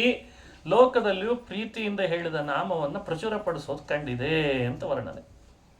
ಒಂದರ್ಥ. ರಾಜರು ಕೃಷ್ಣ ಅಂತ ನಾಮಕರಣ ಮಾಡಿದ್ದದ್ರ ಬಗ್ಗೆ ಹಲವಾರು ರೀತಿಯಾಗಿ ಅನುಸಂಧಾನ ಕೊಡ್ತಾರೆ ನೋಡಿ. ಮಹಿಳೆಯರೆಲ್ಲ ಕೃಷ್ಣ ನಾಮ ದಿನ ಜಪಿಸಲೇಬೇಕು ಅಂತ ನಿಯಮ ಹಾಕಿದೆ ಶಾಸ್ತ್ರ. ಕ್ಲೀಂ ಕೃಷ್ಣಾಯ ನಮಃ, ಕ್ಲೀಂ ಕೃಷ್ಣಾಯ ನಮಃ ಅಂತ ಹೇಳಲೇಬೇಕು ಅಂತ ನಿಯಮ ಇದೆ. ಗೋಪಾಲ ಮಂತ್ರಂ ಭಜತಾಂ ಜನಾನಾಂ. ಭಗವತ್ಪಾದರು ಸ್ಪಷ್ಟಪಡಿಸ್ತಾರೆ ನಿರ್ಣಯದಲ್ಲಿ. ಭಗವಂತ ತನ್ನ ರೂಪಗಳನ್ನು, ಕೃಷ್ಣ ರೂಪವನ್ನು ತಾನಿನ್ನು ಅದೃಶ್ಯನಾಗ್ತೀನಿ ಅಂತ ಸಂಕಲ್ಪ ಮಾಡಿದ ಮೇಲೆ ಭೂಮಿಯಲ್ಲಿ ಒಂದು ರೂಪ ಇಟ್ಟ, ಸೂರ್ಯನಲ್ಲಿ ಒಂದು ರೂಪ ಇಟ್ಟ, ಇಂದ್ರ ಸದನದಲ್ಲಿ ಬ್ರಹ್ಮ ಸದನದಲ್ಲಿಟ್ಟು ಆಮೇಲೆ ತನ್ನ ರೂಪವನ್ನು ಶ್ವೇತದ್ವೀಪ ಅನಂತಾಸನಕ್ಕೆ ಅಂತ ಹೋಗಿ ಐಕ್ಯ ಹೊಂದಿದ ಅಂತ ಕಥೆ. ಭಗವತ್ಪಾದರು ಹೇಳ್ತಾರೆ, ಈ ಭೂಮಿಯಲ್ಲಿ ತನ್ನ ರೂಪ ಯಾಕಿಟ್ಟ, ಯಾರ್ಯಾರು ಬಹಳ ದುಃಖದಿಂದ ಸಂಸಾರದಲ್ಲಿ ಬಳಲ್ತಿರ್ತಾರಲ್ಲ ಅವರಿಗೋಸ್ಕರ ಅಂತ ಭೂಮಿಯಲ್ಲಿ ತನ್ನ ರೂಪ ಇಟ್ಟನಂತೆ. ಇಟ್ಟದ್ರಿಂದ ಏನೀಗ ಗೋಪಾಲ ಮಂತ್ರಂ, ಆ ಬಹಳ ಬಳಲಿ ಬೆಂಡಾದವರಿಗೆಲ್ಲ ಗೋಪಾಲ ಮಂತ್ರವನ್ನು ಕೊಟ್ಟಿದ್ದಾನೆ. ಗೋಪಾಲ ಮಂತ್ರ ಅಂದರೆ ಬೇರೆ ಅಲ್ಲ, ಕೃಷ್ಣ ಮಂತ್ರಕ್ಕೆ ಗೋಪಾಲ ಮಂತ್ರ ಅನ್ನೋ ಹೆಸರು ಇದೆ. ಬೇರೆ ಮಂತ್ರಕ್ಕೂ ಕರೆದಿದ್ದಿರಬಹುದು. ಅದರಲ್ಲಿ ಕ್ಲೀಂ ಕೃಷ್ಣಾಯ ನಮಃ ಅನ್ನೋದು ಗೋಪಾಲ ಮಂತ್ರ. ಇದನ್ನು ಯಾರು ಜಪಿಸ್ತಾರೆ ಆ ಜಪಿಸುವವರ ಇಷ್ಟಾರ್ಥವನ್ನು ಭಗವಂತ ಪೂರ್ಣ ಮಾಡಿ ಅವರ ಕಷ್ಟಗಳನ್ನು ಕಳೀತಾನೆ ಅಂತ ಇದೆ. ಆ ಕಾರಣದಿಂದ ಕೃಷ್ಣನಾಮ ಬಹಳ ಶ್ರೇಷ್ಠ. ಕೃಷ್ಣ ಅಂತ ಅರ್ಥಾನುಸಂಧಾನದಿಂದ ಹೇಳ್ತಾ ಇದ್ರೆ ಆನಂದ ಆಗ್ತದೆ. ರಾಜರು ಆ ನಾಮದ ಬಗ್ಗೆ ವಿಶ್ಲೇಷಣೆ ಕೊಡ್ತಾರೆ. ಯಾಕಂದರೆ ಸಾಕಷ್ಟು ಜನ ಅದನ್ನು ಜಪ ಮಾಡ್ತಿರ್ತಾರೆ, ದಿನಾ ಚಿಂತನೆ ಮಾಡ್ತಾರೆ, ಅದರ ಅರ್ಥಾನುಸಂಧಾನ ಇರಬೇಕಲ್ಲ ಅಂತ. ಅದಕ್ಕೆ ಒಂದೆರಡು ಅರ್ಥಾನುಸಂಧಾನ ರುಕ್ಮಿಣೀಶ್ ವಿಜಯದಲ್ಲಿ ಬಂದದ್ದನ್ನು ಬೇರೆ ಬೇರೆ ಕಡೆ ಪುರಾಣಗಳಲ್ಲಿ ಬೇರೆ ಬೇರೆ ಥರನೂ ಬಂದಿದೆ. ಕೃಷ್ಣನಾಮಕ್ಕೆ ಎಷ್ಟೋ ಅರ್ಥ ಹೇಳ್ತಾರೆ ಹಿರಿಯರು. ರಾಜರ ದೃಷ್ಟಿಯಲ್ಲಿ ಕೃಷ್ಣನಾಮ ಅರ್ಥ ಏನು ಅಂತ ನೋಡಿರೋಣ. ಮೊದಲನೇ ಅರ್ಥ, ಸಪತ್ನ ಪತ್ನಿ ವದನೋಡು ರಾಜಂ ಕ್ರಮೇಣ ಯಃ ಕ್ಷೀಣ ಕುಲಂ ಕರೋತಿ ಸಿತೇತರ ಪಕ್ಷೈವರ್ಕ್ಷನಾಥಂ ಗುಣೋಚಿತ ತಸ್ಯ ಹಿ ಕೃಷ್ಣನಾಮ. ಕೃಷ್ಣ ಸಂಜ್ಞಾ ತಸ್ಯ ಗುಣೋಚಿತ. ಕೃಷ್ಣ ಅನ್ನೋ ಹೆಸರು ಅವನಿಗೆ ಅದು ಅನ್ವರ್ಥಕವಾಯಿತು. ಯಾಕೆ ಅಂತ ಪ್ರಶ್ನಿಸಬಹುದು. ಸಪತ್ನ ಪತ್ನಿ ವದನೋಡು ರಾಜಂ ಅಂತ ಅಂತಾರೆ. ಕೃಷ್ಣ ಸಂಸ್ಕೃತದಲ್ಲಿ ಸಪತ್ನ ಅಂತ ಪದ ಇದೆ. ಅದನ್ನು ಹೇಗೆ ಅವರು ಸೇರಿಸ್ತಾರ, ಆಲಂಕಾರಿಕವಾಗಿ ಪ್ರಾಸ ಬರಬೇಕಲ್ಲ. ಸಪತ್ನ ಪತ್ನಿ. ಸ್ವಲ್ಪ ಈ ಶಬ್ದಗಳನ್ನು ಸಂಸ್ಕೃತ ಸಾಹಿತ್ಯ ಕಲಿತಾಗ ಇನ್ನೂ ಖುಷಿ ಆಗ್ತದೆ. ಸಂಸ್ಕೃತದಲ್ಲಿ ಸಪತ್ನ ಅನ್ನೋ ಪದಕ್ಕೆ ಶತ್ರುಗಳು ಅಂತ ಅರ್ಥ ಅಂತ. ಸ ತೆಗೆದು ಬರೀ ಪತ್ನಿ ಅಂತ ಈಕಾರ ಅಂತ ಹೇಳಿಬಿಟ್ರೆ ಹೆಂಡತಿ ಅಂತ ಅರ್ಥ ಅಂತ. ಇಷ್ಟು ವ್ಯತ್ಯಾಸ ಇದೆ. ಸಪತ್ನ ಪತ್ನಿ. ಕೃಷ್ಣ ಯುದ್ಧ ಮಾಡಿದ ಅಂದರೆ ಆ ಯುದ್ಧದೊಳಗೆ ಎಂಥ ಶತ್ರುಗಳೇ ಬರಲಿ ಅವರನ್ನಂತೂ ಮಣಿಸ್ತಾನೆ. ಪುರುಷರು ಯುದ್ಧ ಮಾಡಿ ಮಣಿದ್ರು ಅಂತಂದರೆ ಪುರುಷರಿಗೆ ಯಾರೆಲ್ಲ ವಿವಾಹ ಮಾಡಿಕೊಂಡ ಪತ್ನಿಯರು ಇರ್ತಾರಲ್ಲ ಅವರವರ ಕಳೆ ಕುಂದಿ ಹೋಗ್ತದೆ. ಕಾವ್ಯ ಆದ್ದರಿಂದ ವರ್ಣಿಸುವಾಗ ಹಾಗೆ ವರ್ಣನೆ ಮಾಡ್ತಾರೆ. ತನ್ನ ಶೌರ್ಯ ಮೆರೆಯುತ್ತಾ ಇರುವ ಕೃಷ್ಣ ಶತ್ರುಗಳನ್ನು ಮಣಿಸಿದಾಗ ಶತ್ರುಗಳ ಪತ್ನಿಯರು ಪೂರ್ಣ ಕಳೆಗುಂದು ಹಾಗೆ ಮಾಡ್ಕೊಳ್ತಾರೆ. ಸಂಸ್ಕೃತದಲ್ಲಿ ಸಾಮಾನ್ಯ ಸ್ತ್ರೀಯರ ಮುಖ ವರ್ಣನೆ ಮಾಡುವಾಗ ಚಂದ್ರನಿಗೆ ಹೋಲಿಸ್ತಾರೆ. ಹಾಗಾಗಿ ವಾದರಾಜರು ಏನು ಮಾಡಿದರು, ಶ್ರೀಕೃಷ್ಣ ತನ್ನ ಶತ್ರುಗಳನ್ನು ಮಣಿಸಿದಾಗ ಶತ್ರುಗಳ ಪತ್ನಿಯರ ಮುಖ ಚಂದ್ರನ ಕಳೆಗುಂದುತ್ತದಲ್ಲ, ಅದಕ್ಕೆ ಇವ ಕೃಷ್ಣ ಅಂತ ಹೇಳಿದ್ರಂತ. ಏನು ಅರ್ಥ ಆಗಲ್ಲ ಮೇಲ್ನೋಟಕ್ಕೆ, ಕಾವ್ಯ ಅದು. ಕೃಷ್ಣ ಅವತಾರ ಮಾಡಿದ್ದು ಕೃಷ್ಣ ಪಕ್ಷ ಅಂತ ಅಭಿಪ್ರಾಯ. ಅವತರಿಸಿದ ಕೃಷ್ಣ ಪಕ್ಷದ ವಿವರಣೆ ನಮಗೆ ಗೊತ್ತಿದೆ. ಕೃಷ್ಣ ಪಕ್ಷದ ಕಾರ್ಯ ಏನು? ಕೃಷ್ಣ ಪಕ್ಷದ ಕಾರ್ಯ ಬೇರೆ ಏನಲ್ಲ, ಚಂದ್ರನ ಕಳೆಗಳನ್ನು ಕ್ಷೀಣಿಸ್ತಾ ಬರೋದು ಕೃಷ್ಣ ಪಕ್ಷದ ಕಾರ್ಯ. ಶುಕ್ರ ಪಕ್ಷದ ಕಾರ್ಯ ಚಂದ್ರನ ಕಲೆಗಳನ್ನು ಒಟ್ಟುಗೂಡಿಸ್ತಾ ಬರ್ತದೆ. ಹುಣ್ಣಿಮೆ ಆಗುವಷ್ಟರಲ್ಲಿ ಪೂರ್ಣ ಚಂದ್ರ ಅಂತ ಆಗ್ತಾನೆ. ಅದೇ ಕೃಷ್ಣ ಪಕ್ಷದಲ್ಲಿ ಪ್ರತಿಪತ್ತಿನಿಂದ ಆರಂಭ ಮಾಡಿ ಅಮಾವಾಸ್ಯೆ ಒಳಗೆ ಎಲ್ಲ ಒಂದೊಂದು ದಿನಗಳು ಒಂದೊಂದು ಕಳೆಗಳನ್ನು ಕಳೀತಾ ಬಂದು 16 ಕಲೆಗಳು ಪೂರ್ಣ ಹೋಯಿತು ಅಂತಂದಾಗ ಅಮಾವಾಸ್ಯೆ ಚಂದ್ರ ಇರೋದೇ ಇಲ್ಲ. ಅದಕ್ಕೆ ವಾದರಾಜರಂದ್ರು ಇವನಿಗೆ ಕೃಷ್ಣ ನಾಮ ಯಾಕೆ ಅಂದರೆ ಕೃಷ್ಣ ಪಕ್ಷದ ಕಾರ್ಯವನ್ನು ಮಾಡ್ತಾನಾದ್ರಿಂದ ಕೃಷ್ಣ ಅಂತ ನಾಮ ಅಂತ ವಿವರಣೆ ಕೊಟ್ಟರು. ಕೃಷ್ಣ ಪಕ್ಷದ ಕಾರ್ಯ ಕಳೆಗುಂದುವಂತೆ ಮಾಡೋದು. ಶ್ರೀಕೃಷ್ಣನು ಕೂಡ ತನ್ನ ಶತ್ರುಗಳ ಪತ್ನಿಯರ ಮುಖವೆಂಬ ಚಂದ್ರನ ಕಳೆಗುಂದು ಹಾಗೆ ಮಾಡ್ತಿದ್ದ. ಆದ ಕಾರಣ ಇವನೇ ಕೃಷ್ಣ, ಆದ್ದರಿಂದ ಆ ನಾಮ ಸಾರ್ಥಕ ಅಂತ ಅನುಸಂಧಾನ ಮಾಡ್ತಾರೆ. ಹೀಗೆ ವರ್ಣಿಸಿದ್ರಿಂದ ಅಲ್ಲಿ ಕೃಷ್ಣನ ಗುಣ ಅನುಸಂಧಾನಕ್ಕೆ ಬಂತಂತ. ಏನು? ಶತ್ರುಗಳನ್ನಲ್ದೇನೆ ಶತ್ರುಗಳ ಪತ್ನಿಯರ ಮುಖಚಂದ್ರನ ಕಳೆಗುಂದುತ್ತಾನೆ ಎಂದದ್ರಿಂದ ಕಾವ್ಯ ನಾಯಕನಾದ ಕೃಷ್ಣನ ಶೌರ್ಯ ಎಂಥದ್ದು ಅಂತ ವರ್ಣನೆ ಮಾಡಿದ ಹಾಗಾಯ್ತು. ಈಗ ಕಳೆಯನ್ನು ಕಳೆಯೋ ಕೆಲಸ ಕೃಷ್ಣ ಪಕ್ಷದ ಕೆಲಸ. ಹಾಗೆ ಶತ್ರುಗಳನ್ನು ದಮನ ಮಾಡೋ ಕೆಲಸ ಕೃಷ್ಣನ ಕೆಲಸ. ಹಾಗಾಗಿ ಶತ್ರು ದಮನ ಅನ್ನೋದು ನಾಯಕನ ಗುಣ. ಆ ನಾಯಕನ ಗುಣ ಅನುಸಂಧಾನಕ್ಕೆ ಬರೋ ಹಾಗೆ ವರ್ಣನೆ ಮಾಡ್ತಾರೆ. ಇದು ಕೃಷ್ಣ ಅಂದ್ರೆ ಅಂತ. ಹೀಗೆ ಕೃಷ್ಣ ಅನ್ನೋ ನಾಮಕ್ಕೆ ಬೇರೆ ಬೇರೆ ರೀತಿಯಾಗಿ ವಿವರಣೆ ಮುಂದುವರಿಸಿ ಹೇಳ್ತಾರೆ. ಯಾರ್ಯಾರು ತನ್ನನ್ನು ದರ್ಶನ ಮಾಡ್ಲಿಕ್ಕೆ ಬರ್ತಾರೆ, ಆ ದರ್ಶನ ಮಾಡ್ಲಿಕ್ಕೆ ಬಂದ ನರರ ವರಾಂಗನೆಯರ ಮನಸ್ಸನ್ನು ಭಗವಂತ ಚೆನ್ನಾಗೇ ಆಕರ್ಷಣ ಮಾಡ್ತಾ ಇದ್ದಂತೆ. ಸಂಸ್ಕೃತದಲ್ಲಿ ಕೃಷ್ಣ ನಾಮಕ್ಕೆ ಆಕರ್ಷಿಸುವವ ಅನ್ನೋ ಅರ್ಥ ಅಂತೂ ಪ್ರಸಿದ್ಧ. ಯಾರನ್ನು ಆಕರ್ಷಿಸ್ತಿದ್ದ? ತನ್ನನ್ನು ಯಾರು ದರ್ಶನ ಮಾಡ್ತಾರೋ ಅವರ ಮನಸ್ಸನ್ನು ಆಕರ್ಷಿಸ್ತಾ ಇದ್ದ. ಆದ ಕಾರಣವು ಇವನಿಗೆ ಆ ನಾಮ ಅನ್ವರ್ಥಕ ಅಂತ ಎರಡನೇ ಮಾತು. ಯತಸ್ವ ಸಂದರ್ಶನತೋ ನರಾಣಾಂ ವರಾಂಗನಾನಾಂ ಸುರಚಾರಣಾನಾಂ ಮನಾಂಸಿ ಸರ್ವಾಣ್ಯಪಕರ್ಷತೀಶಃ ತತೋಪಿ ಕೃಷ್ಣಂ ಪ್ರವದಂತಿ ಸಂತಃ. ವರಾಂಗನಾನಾಂ ಸುರಚಾರಣಾನಾಂ. ಮಹಾಭಾರತ, ಹರಿವಂಶ, ಭಾಗವತಗಳಲ್ಲಿ ಕೃಷ್ಣನನ್ನು ಬರೀ ಗೋಪಿಕೆಯರು ನೋಡ್ಲಿಕ್ಕೆ ಬರ್ತಿದ್ರು ಅಂತಿಲ್ಲ. ದೇವಲೋಕದಿಂದ ಪದೇ ಪದೇ ಅವ್ರವ್ರ ಕೆಲಸ ಬಿಟ್ಟು ಇಲ್ಲಿ ಬಂದು ನೋಡ್ತಿದ್ರು. ಇವತ್ತೇನು ಕೃಷ್ಣನ ಕಥೆ ಏನು? ಯಾರೋ ತೆಗೆದು ಸೀರಿಯಲ್ ನೋಡ್ಲಿಕ್ಕೆ ಅಷ್ಟು ಟೈಮ್ ಟು ಟೈಮ್ ಕೂಡ್ತೇವೆ. ಇನ್ನು 14 ಲೋಕದ ಒಡೆಯನಾದ ಭಗವಂತ ದೇವಲೋಕದಲ್ಲಿದ್ದ ದೇವತೆಗಳಿಗೆಲ್ಲ ತನ್ನ ಆಟವನ್ನು ತೋರಿಸ್ಲಿಕ್ಕೆ ಅಂತ ಸಿದ್ಧಪಡಿಸಿದ್ದಂತೆ. ಬನ್ರಿ ನೋಡ್ಬರ್ರಿ, ನಾನು ಹೇಗೆ ನಟನೆ ಮಾಡ್ತೇನೆ ನಿಮಗೆಲ್ಲ ತೋರಿಸ್ತೇನೆ ಅಂತ. ಅಂದ್ರೆ ಅವರ ಮನಸ್ಸನ್ನು ಆಕರ್ಷಿಸಿದ್ದ ಅಂತ ಹೇಳಿ ಅಲ್ವೇ ಅರ್ಥ. ಅದಕ್ಕೆ ಚಮತ್ಕಾರ. ಮನಾಂಸಿ ಸರ್ವಾಣ್ಯಪಕರ್ಷತೀಶಃ ತತೋಪಿ ಕೃಷ್ಣಂ ಪ್ರವದಂತಿ ಸಂತಃ. ತತೋಪಿ ಸಂತಃ ಕೃಷ್ಣಮೇನಂ ಪ್ರವದಂತಿ ಅಂತಂದ್ರು. ಎರಡನೇ ಅರ್ಥ ಅನುಸಂಧಾನ ಮಾಡಿದ್ವಿ. ಸ್ವಲ್ಪ ಶಾಸ್ತ್ರೀಯವಾಗಿದೆ ಈ ಶಬ್ದ. ವೈಯಾಕರಣದ ದೃಷ್ಟಿನೂ ಚಿಂತಿಸಬೇಕಾದತ್ತೆ. ಸಂಸ್ಕೃತದಲ್ಲಿ ಕೃಷಿ ಅಂದರೆ ಭೂಮಿ ಅಂತ ಅರ್ಥ ಇದೆ ಅಂತ. ಭೂಮಿ ಕೃಷಿ ಅಂತ ಹೆಸರಿದೆ ಇವತ್ತು. ಅದನ್ನಿಟ್ಟುಕೊಂಡು ಕೂಡ ಅನುಸಂಧಾನಕ್ಕೆ ತರಿಸ್ತಾರೆ. ಯಾಕೆ ಕೃಷ್ಣ ಅನ್ನೋ ನಾಮ ಬಂತು? ಈ ಭೂಮಿಯಲ್ಲಿರುವಂಥ ರಾಕ್ಷಸರು ಪದೇ ಪದೇ ಭೂಮಿಗೆ ತೊಂದರೆ ಕೊಡ್ತಾ ಇದ್ರಂತ. ಆಡಳಿತ, ತಮ್ಮದು ದುರಾಡಳಿತ ನಡೆಸಿ ಅಲ್ಲಿರುವವರ ಭಾರವನ್ನೆಲ್ಲ ಭಗವಂತ ತೆಗೆದು ಹಾಕಿದ. ಆ ಅರ್ಥದಲ್ಲಿಯೂ ಭಗವಂತನಿಗೆ ಕೃಷ್ಣ ಅನ್ನೋ ನಾಮ. ಸಂಸ್ಕೃತದಲ್ಲಿ ನ ಅಂದ್ರೆ ಆನಂದ. ನಕಾರೋ ನಿರ್ವೃತಿ ವಾಚಕ. ನ ಅಂದ್ರೆ ಆನಂದ. ನ ಬೇರೆ, ನ ಬೇರೆ. ಇವಾಗೆಲ್ಲ ಬಹಳ ಬಿಡಿಸಿ ಹೇಳ್ಬೇಕು ನಾವು ಅಕ್ಷರಮಾಲೆಯನ್ನ. ಈ ನ ಬೇರೆ, ನ ಬೇರೆ. ತತಧದ ನ ಬೇರೆ, ಟಠಡ ನ ಬೇರೆ.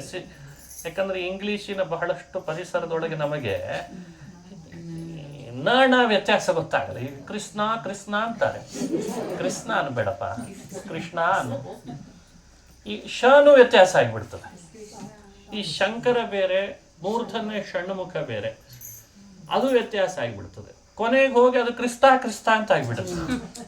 ಅಲ್ಲಿಂದ ಹೋಗಿ ತ ಹಾಕಿ ತಕ್ ಸೇರಿಸಿ ಇಲ್ಲಿ ಶ ಇದ್ದದನ್ನ ಶನು ಅಲ್ದೇನೆ ಸ ಮಾಡಿ ಎಲ್ಲಿಗೆ ತಗೊಂಡು ಹೋದ್ವಿ?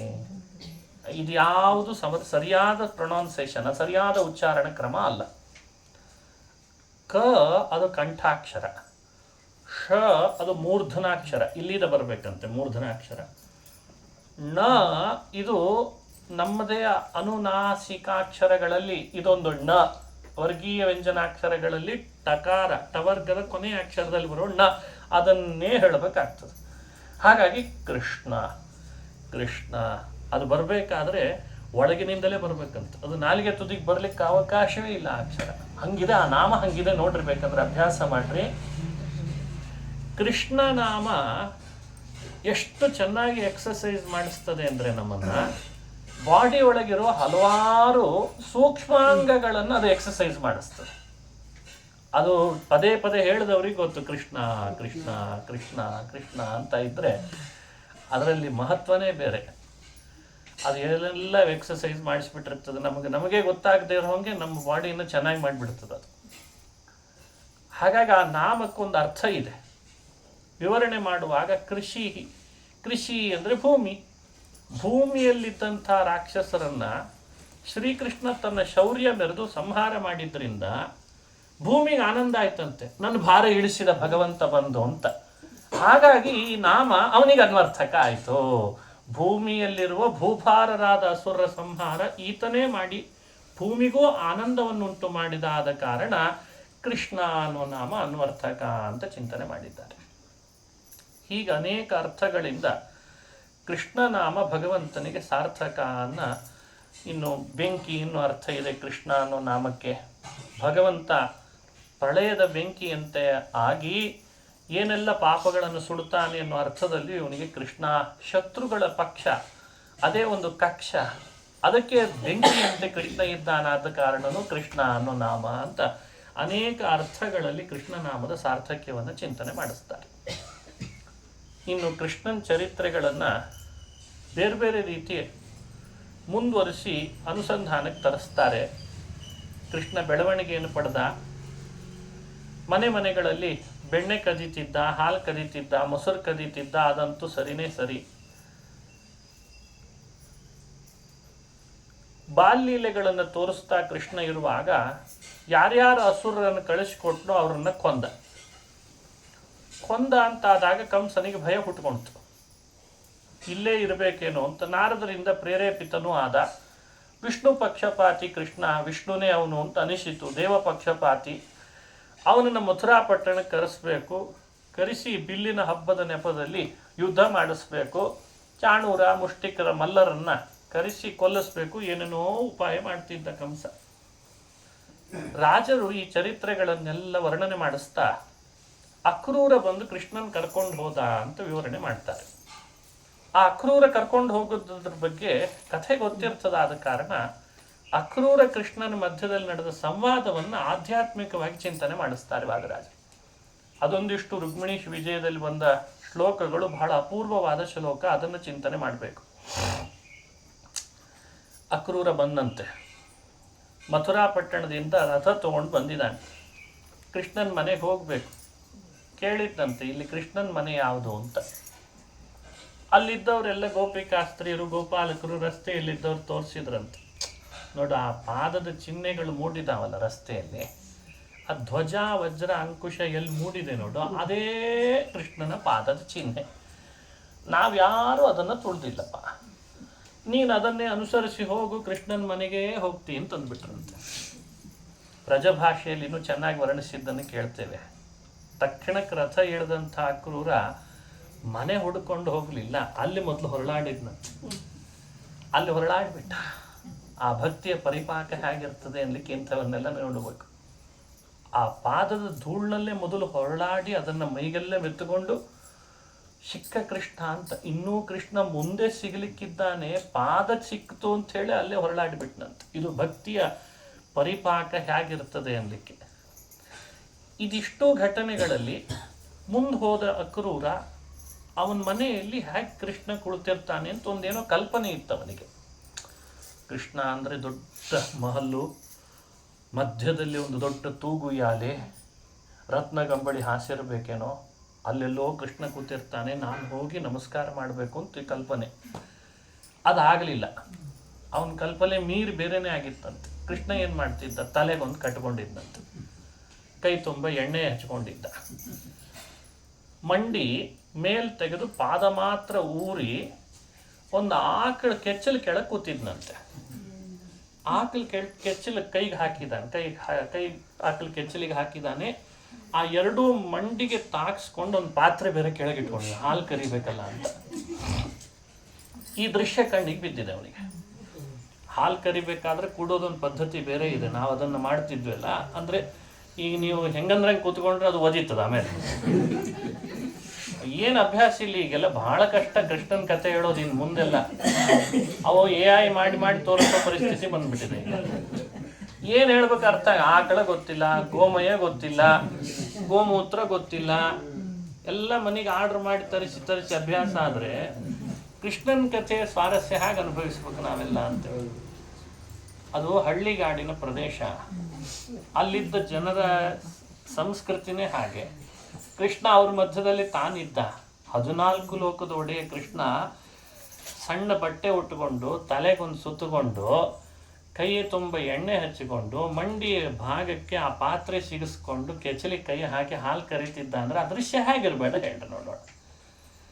ಇದನ್ನ ರಾಜರು ಅಕ್ರೂರ ಹೋದಾಗ ಅವನ ಕಣ್ಣಿಗೆ ಬಿದ್ದ ದೃಶ್ಯ ಅಂತ ಒಂದು ಚಿತ್ರ ತೆಗೆದುಕೊಡ್ತಾರೆ. ಇದೇ ನೋಡಿ, ಪದಗಳಿದೆ, ಈ ಪದಗಳಿವೆ, ಲೇಖನಿ ಅಲ್ಲ ಇದು, ಕೈಯಲ್ಲೇನೋ ಒಂದು ಆರ್ಟ್ ಅಲ್ಲ ಇದು.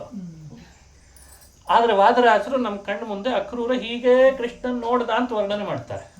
ಉರಜೇಸ ಗೋದೋಹನ ಕರ್ಮಣಿ ಸ್ಥಿತಂ ನಿಜಂ ಪ್ರಭುಂ ನೀರದ ನೀಲ ವಿಗ್ರಹಂ. ಇದು ರಾಜರ ರುಕ್ಮಿಣೀಶ್ ವಿಜಯದ ಶ್ಲೋಕ. ಉರಜೇಸ ಗೋದೋಹನ ಕರ್ಮಣಿ ಸ್ಥಿತಂ ನಿಜಂ ಪ್ರಭುಂ ನೀರದ ನೀಲ ವಿಗ್ರಹಂ.